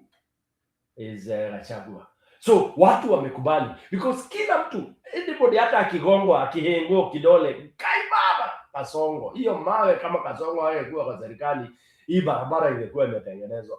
Ukikwama kwa matope, who do you think ni ule uliambua na Gachagua pesa imeibiwa, imekuliwa? Is it news? It's not news. This is what has been happening even during Uhuru's time. Kasongo was with Uhuru when things were going south. When Uhuru was crying and confessing 2 billion is being lost every day. Nitafanya nini? Na akauliza mnataka nidu? Kasongo was there. Ndiye alikuwa ameshika Uhuru hizi vitu mbili, sitaki kutaja, kengele mbili. Is Kasongo alikuwa amezifinya hivi. Uhuru akiongea anafinywa hivi. Okay? So na akifinywa hivyo, huyu mtu ndio tukakuja tukauziwa na one of our own. So tusianze kuwa emotional about it. Yeah? There are all the blunders that this guy did, but thank God. We always say, worse is when you don't realize your sins. Once you confess, you come this side, is very welcome. And nobody is saying that, oh, ati sijui atatupa atafanywa nini. And by the way, let me demystify this. There was no vacuum, even when he was in the US. People have different styles and systems and ways of praising or putting on their rebellion. You don't want Kalonzo to go shouting like Gachagua. Tuache hiyo naivety. You don't want Matiang'i to use vulgar language like nani hao wengine. Tuache hiyo. Wakenya, we get too low and too cheap and we start thinking kidogo sana. Kila mtu has his own language. Tafadhali. And that's why I want Kenyans. Can we start studying characters? Can we start studying characters? Research on characteristics of these people we have. Who is Matiang'i as a character, not as a tribe, not as anything. Remember, Gachagua said, enda Kisii, organize Kisii ukuje. Who dare say those kind of things in this time and era? Just because wewe ulizaliwa mahali watu ni wengi, you think wewe sasa hiyo ndio umungu. No. Those are some of the unfortunate statements that a state person, a leader of a country, of a state, should never, ever talk like that. There are people who never mention those kind of things. Kibaki is one of them. Nowhere you will hear Kibaki alikuwa anaongea juu ya numbers. We know Kikuyus ni wengi, of course, according to statistics that are given historically. Yeah, but do you have to tell people that? I come from a community that is maybe 400,000 people. Do you have to tell me, enda kwanza uunganishe hao watu wako ndio ukuje uniambie tuko wako wangapi? You know already we are 300,000. So why are you mocking me? Who tells you Stone PK today if I vied for presidency? All the Mberes will vote for me, whether I talk to them or I don't talk to them. That is, you can take it to any bank. So it is not in good taste for a scholar, for somebody of this stature. Sasa naambia Njiru kwanza wenda uangalie uleta Waembu or put Waembu together. What is this putting people together that we talk about? That's another garbage I want us to demystify. And in the 2026-27 politics, to watch this nonsense of somebody saying he's putting people together. Kenyans correlate the way they want. Wacha tukutuambia uende ukaweke wa Masai pamoja. That's nonsense. It's garbage. Today have a presidential candidate from Masai. They will all support him. 90+%. Let's get out of this very old stuff that has made us slaved or slaves of mediocrity. All right? There is nothing that Gachagua is doing to mobilize Mulima, at putting Mulima together and all that. Hiyo tuachane na hiyo. Mulima are together because of the punishment they have gotten. And Mulima's punishment is not Gachagua's punishment. But Gachagua's punishment is Mulima's punishment. Because why? He was there as their presidential or deputy president. Okay? So let's not try to think that, oh, you know, now Mulima will do what they want to do just because of Gachagua. What if he drops dead today? God forbid. Mulima will not move. Tuache hiyo. Tuachane na hiyo kabisa, tuangalie characters. All right? Now, what can jeopardize our fight to remove Ruto? Because that's key. Fight to remove Ruto. The things that can jeopardize that is when we try to posture this issue of Mulima ndio itadominate. Kenyans are fed up with the Mulima leadership. For you information, it doesn't feel nice. It doesn't taste good. And they are fed up with the Kalenjin leadership. Rift Valley, that side. That has been coming out, not Stone PK saying. Even it came out from leadership. That si lazima tukue kabila hii or oscillating between two. It has gone to that very, very nasty level. When people start saying, kwani tutakuwa tunaongozwa na kabila mbili tu. Why are we ignoring this? This is from the voters. Kenya today, 2026, they are ready to have Adorobo as a president. Take that to any bank. Today, Kenyans are ready to even hear a presidential candidate from Luya community. Na ninawaambia ukweli, watu watake wasitake. Today, we get a presidential candidate from Luya, people will rally behind that person. From Coast, Giriana, people will rally because of wataangalia character. Ni nani huyu? Character. They will not look at the tribe. And I'm so happy that we are there in 2026, 2027. This is it. And this is what we call, it is unstoppable turning point in our politics. That's why I was crying and saying, can now the opposition stop even looking at Gachagua, Kalonzo and all that and focus on IBC? Tuache maneno, Gachagua has done this and ndiye anaongea juu ya Kasongo. By the way, whatever he talks about Kasongo, I'll repeat this a million times. There's no news. Can Gachagua now, okay, if he's the most vocal, aweke a drill bit towards IBC so that we drill that hole. I wish Gachagua is listening to me. Focus on IBC, tuwafukuze mbio. Hata kama ni kuwafukuza tukichoma hiyo ofisi. Tuwatimue mbio waende na akina Kamango. We dismantle that and put in place an IPPG semblance of election overseeing body. For me, that's what I'm looking at. I'm not, because we can fight, oh, Gachagua is the best, but surely we have forgotten that there will be a referee who is already compromised and as rotten as it can be. That is where I wish we could go. So all these other things, it doesn't matter. Of course, everyone would want to be president in a country called Kenya because as president, you steal, you do all those kind of things. All right. And looking at your past records of some of these people, they are thieves. Even if they're in opposition. By thieves, I mean you've been involved in some deals here and there. Okay. You are not as clean as Pamba, but we want to tolerate you. So subject of you're better than this to a channel hiyo. And then subject of I have this number of votes, you have this number of votes, tuache hiyo. Wakenya hawataki hiyo. Wakenya wanataka a leader that will come and put things back to normal: education, health, shelter, and all these kind of things. Whether you come from the minority of the minority. Okay? By the way, Kenya will transform into not issue of numbers, because numbers, you play with numbers when you have equal playing ground. That's why I think Kenya, there will be a revolution very day soon. There will be a revolution which will not be sweet. Because people will say, oh, mnaongea juu ya numbers. How about wale namba yao ni ndogo? What will happen? Yeah? The so-called Kibaki moment. Oh, so mnaenda hivi, mnasema Kibaki moment, oh, mnashout hivi. How about sisi wadogo tukikutana tuseme it's XYZ moment? What will happen? Where are we are degenerating into very, very, very, very risky levels. Back to you, Njiru. PK, kuna comment I would like you to respond hapo kwa kuna mtu anauliza swali, maybe you can explain to them. Anaitwa Paula somebody that one thing, okay, no, sio huyo.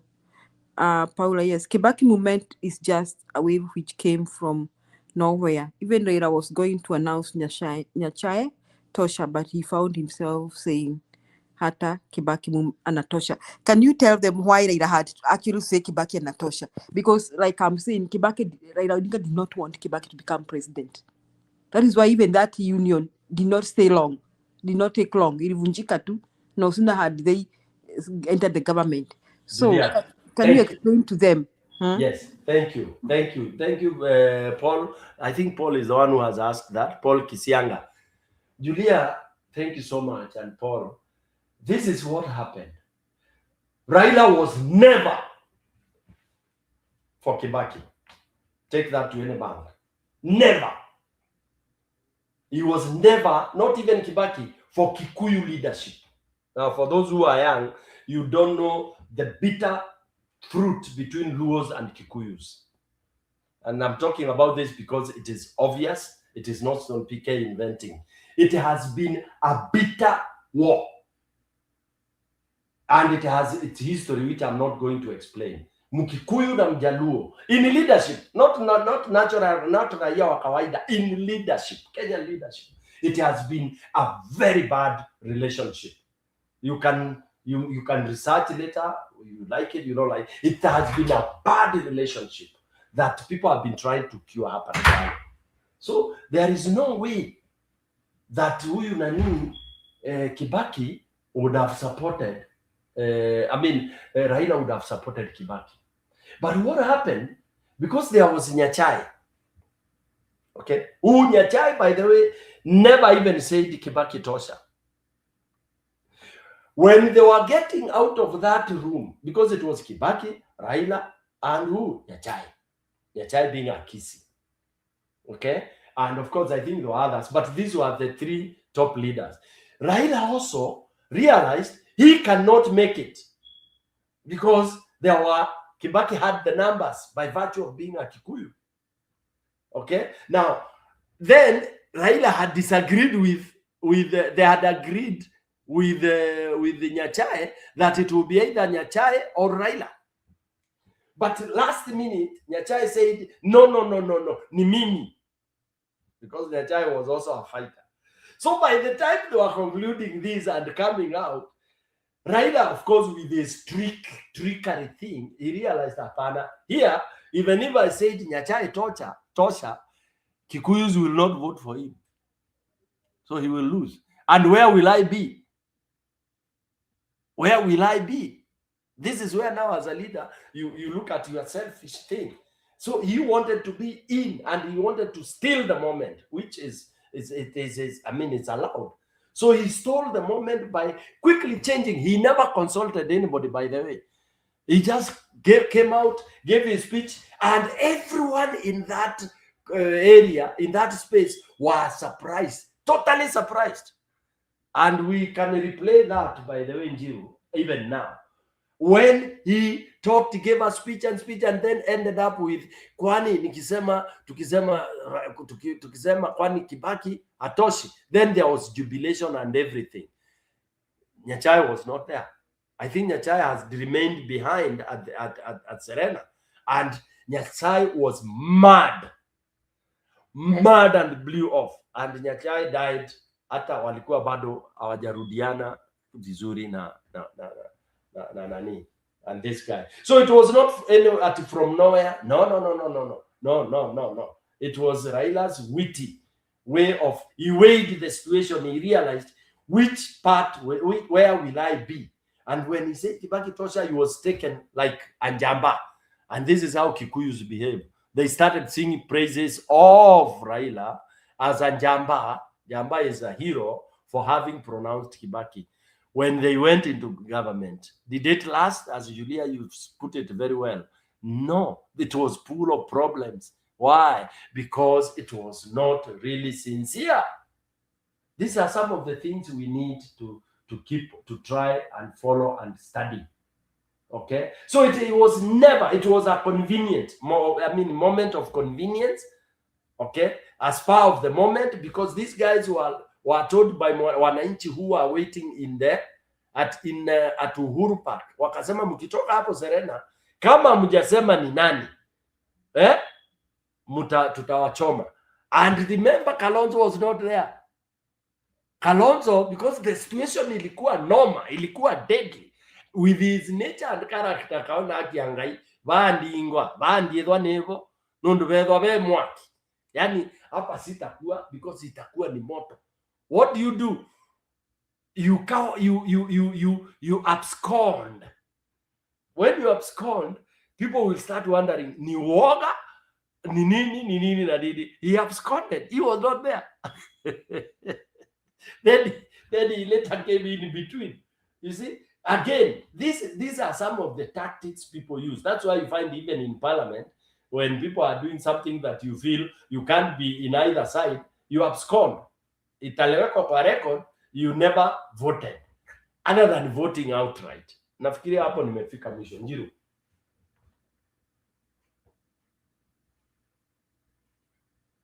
Okay, sawa for that. Julia, does that sound okay? Is Paul Kisianga feeling like yes. That's why I'm explained that it was not from nowhere. It was okay. A quick thinking of Raila. Yes, Njiru. Yes. Yeah. Okay, So Jiru, I want us to. Jiru, I mean, yes, PK. So that's why I was trying to say that all these people, like PK has said, they want to be president. For one of them is still government resources. Are you talking? I'm going to miss his skin. Oh, Mulamuniski. Nakusikia, Julia. So I'm trying to say that all these people want to be president for reasons that one of them is to steal government resources. Secondly, is to be powerful. But now we need a solution. I hope they are seeing Kenya from the eye. We are seeing Kenya, that we need to solve this problem once and for all. So they need to create another Kibaki Tosha. Whether they like each other or not, they have to. They have no choice. That's my take. Okay, sawa. So now, let's go to that Kibaki creation moment. And Budu was here, and he did not exhaustively talk about Matiang'i, and I wanted us today to talk about Matiang'i. He just said that they were discussing about his speech in a certain forum, and frankly speaking, Julia, if you are a follower of Matiang'i, you should be one of the happiest person today, because by analysis and by talking with so many people, people are praising the speech of Matiang'i today, which he has given in somewhere in Mugoga. He was in a church service in Mugoga, and it was one of the subtle speech where he was even giving some friendly attacks to the government. Matiang'i atakingi sana. So unasikia anasema badala ya kusolve maneno ya shule wanaongea maneno ya Singapore. That's how Matiang'i attacks. But when I looked at Matiang'i, I saw like somebody who is starting from low going high. And I compared it to the equivalent ya vile ndege inaendanga pole pole. And now, as you see now, Matiang'i refining his speech, you now see Gachagua on the other hand, they are trying to unite with Uhuru, because today also Gachagua and Uhuru, today Gachagua talked too much about Uhuru. So you have to work a candle. So I want us to focus on this issue of Matiang'i. He is one of our players in opposition, obvious, and that's why we are looking at them. You know, if we have a team with good people, all of them, the better, who are of equivalent. If we are, I don't think we will get hungry if we have spoiled of choices. So if Matiang'i comes out to be having the demeanor, but in that speech of Matiang'i today, wale wamesikiliza because tumeicheza hapa, Matiang'i demeanor is coming out very well. He looks presidential. His speech is kuna vile hiyo speech ya Matiang'i leo imetokezea. So I want us to react to Matiang'i demeanor, composure, strategy, and focus together with is it sustainable? And once the other presidential candidates see can they now start seeing Matiang'i as a competitive person now? Can Kalonzo start seeing Matiang'i as a competitive person? Can Natembeya start seeing Mbudi amerudi? Can Natembeya start seeing Matiang'i as a competitive person? Because I think that is where politics start, by respect. Respect, like in football, when you are players, when you are number 10 or number 9, you believe that number 10 can score mpira ikipitia kwa wingi yake, or number 7 can do the scoring. So can now the united opposition reach a level where by now they can now start understanding that based on what is happening, some of the actors within now the united opposition, they now seem to have capacity to be presidents. They might not be having that hot, extreme rhetoric we might want. And based on the way Matiang'i was speaking, I would want somebody to expound for me on strategy. And based on that, can now Matiang'i be able now to become now a unifying factor? And can the other united opposition guys, including Akina Martha Karua, do they now feel like Matiang'i, I'm squaring specifically for, because we have been waiting for Matiang'i for long. Tumesikiliza speech zake na speech zake hazikuwa zinatoka. I hope this was the beginning of the many good speeches he will be giving, because speech ya Matiang'i, it was top notch. If you listen to that speech of Matiang'i, it is a masterclass where he was able to dissect. So there is attacks, there is and there is a focus of what he wants to do even in his presidential race. So the question which I'm trying to ask each one of us is, do you feel now that the united opposition needs to reach a level where by now they need to start respecting each other and feel they have close to equal capacity, each one of them? And can they now be able to reach to a level where by now they have now to start analyzing strengths of each other?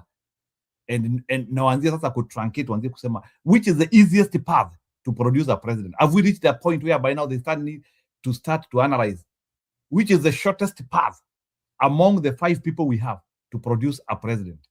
That is my question. So tuanzie na Jerome Mwaura ama? Jerome Mwaura, are you there? So I can begin with Jerome Mwaura. Then because Stony PK and Julia mumekuwa mukioslate, nitawacha kidogo. I want Budi to begin with that, now that I cannot see Jerome Mwaura. So I want Budi to react to that. Then after Budi amemalizia Julia and Stony PK, you can pick in that manner. I want us to exhaust that now. Have we reached the level where by now the opposition can now start treating each other as equal partners and anyone can become a president?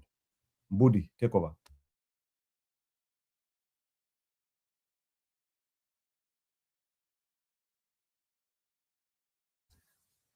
Mr. Budi, uwanja ni wako? Unless you left the... Okay.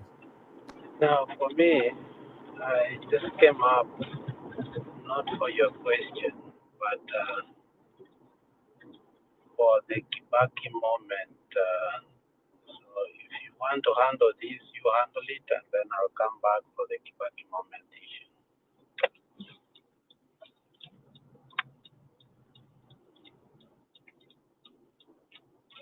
No, you can, so that we can be in a flow, you can handle the Kibaki moment. Then once you finish the Kibaki moment, we will rotate to Matiang'i issue. It's fine. You can handle Kibaki moment because it was there. A lot happens in the back door of negotiations, and what we think we know sometimes we may never be able to know for many, many years. However, when it comes to the issue of the close proximity between Nyachae and Kipkalia Corners, who actually asked him to work with Raila Amolo Odinga after the fall, after the famous KANU saga that made Uhuru to be announced as the flag bearer, there was the formation of the Rainbow Coalition. And Kibaki at that time was actually with a group of Luo Nyanza leaders who had rebelled and sought election through a Social Democratic Party. One second.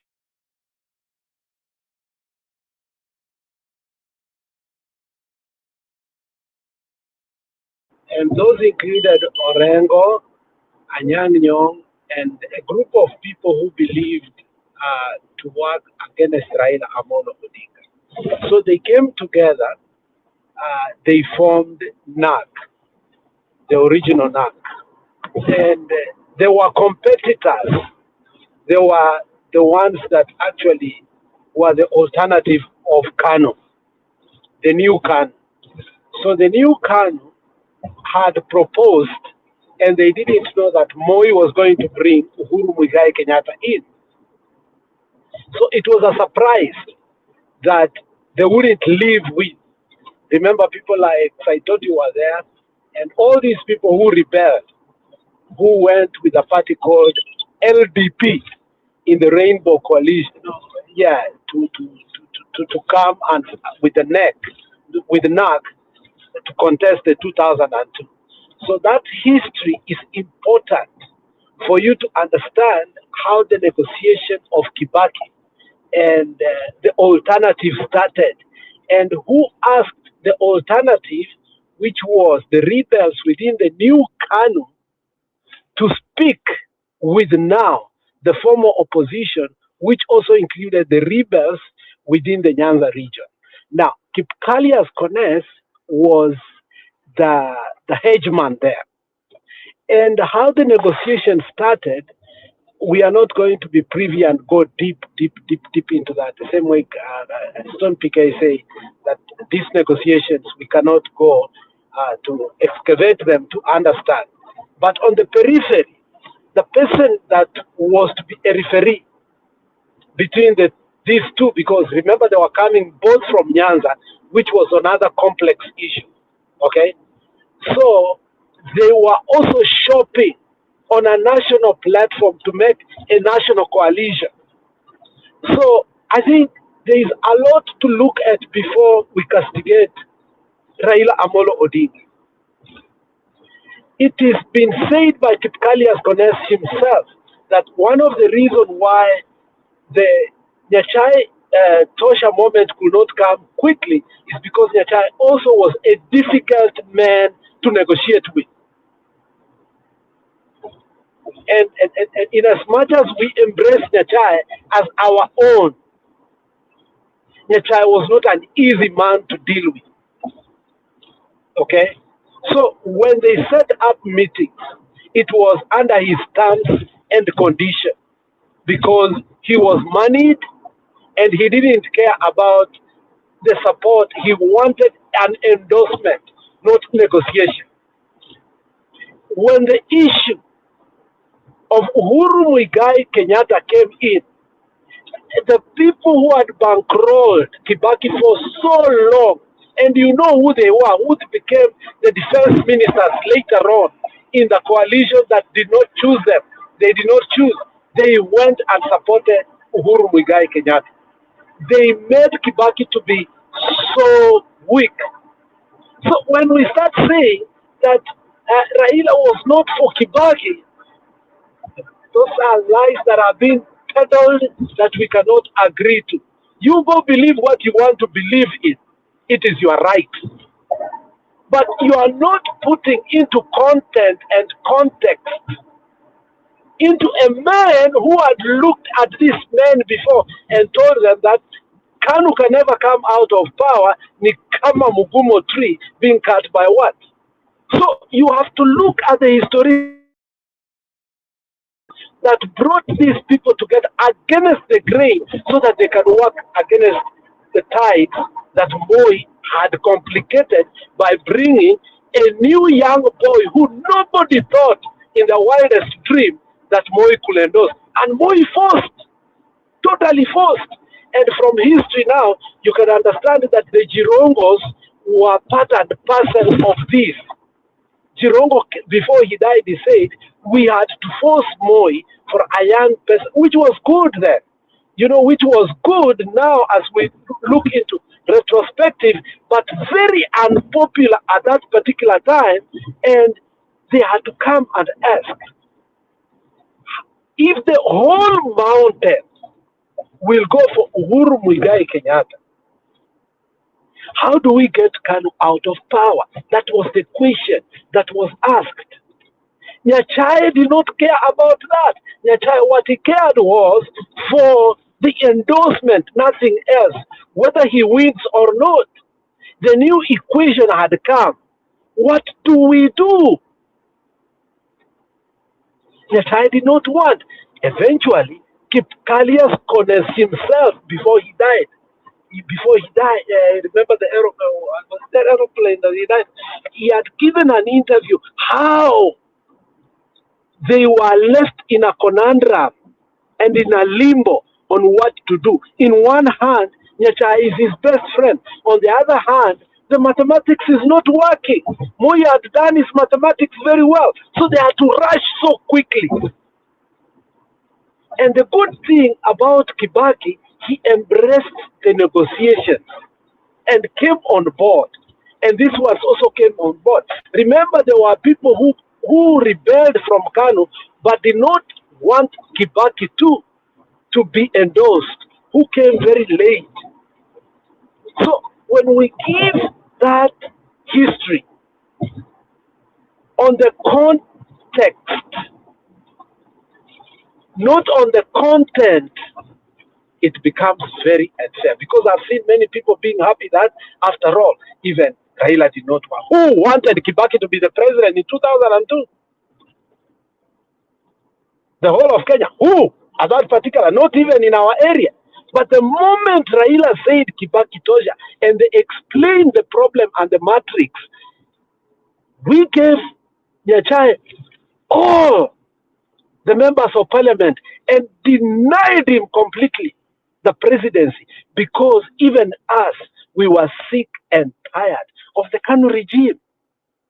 So it is okay to say what was in the boardroom, but it's okay also to elaborate so that we don't go back to history and understand that these were friends, they were not antagonists, and the negotiation, how they came on board and who brought them on board and the complex issues they were facing. And when the mathematics was done, that's the same thing we are telling these people.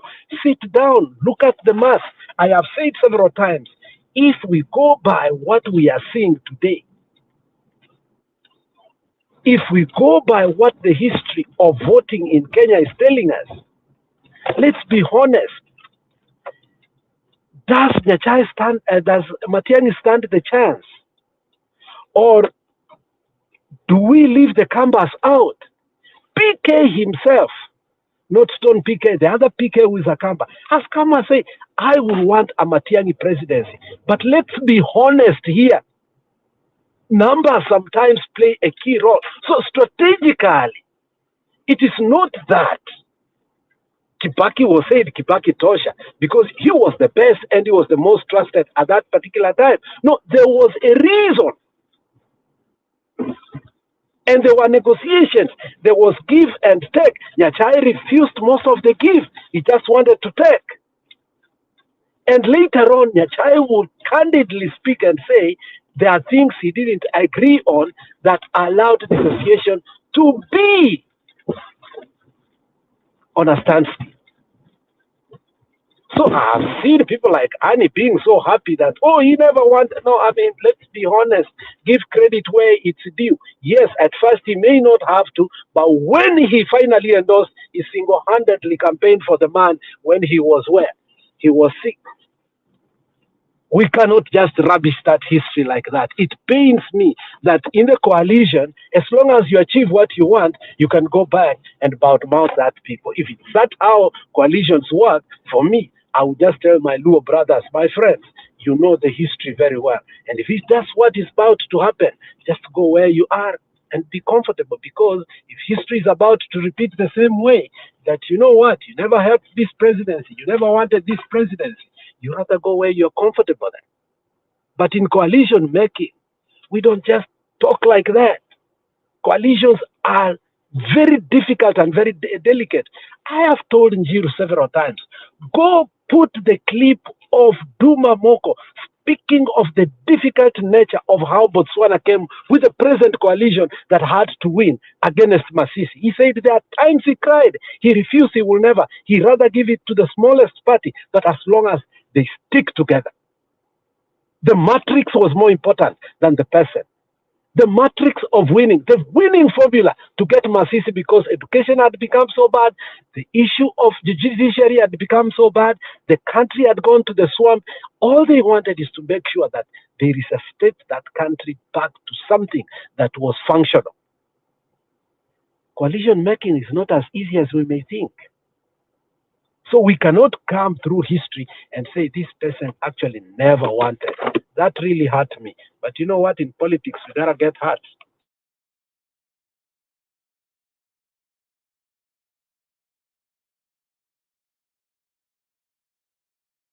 Okay, wow. Sawa. So Stony PK, I think that was a good explanation. So could you veer off to the story of Matiang'i now? Because I asked that question. Stone PK, are you there?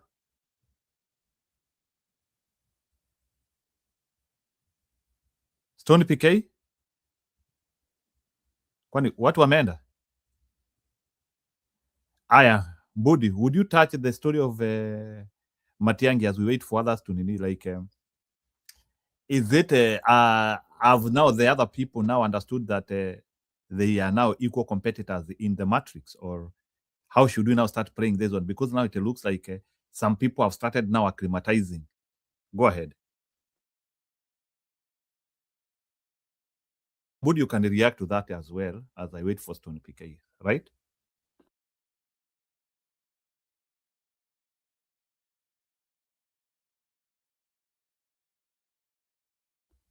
Stone PK, are you there? Budi, unaweza endelea na story ya Matiang'i? Although I know you are privy, you don't want to handle it now. Do you want to handle it now? What has happened in the studio? Budi, can you hear me?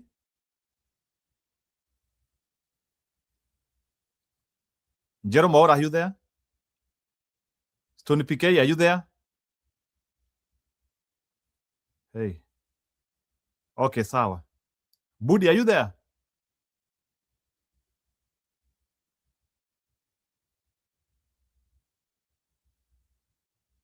Ya, ni kama watu wamepotea.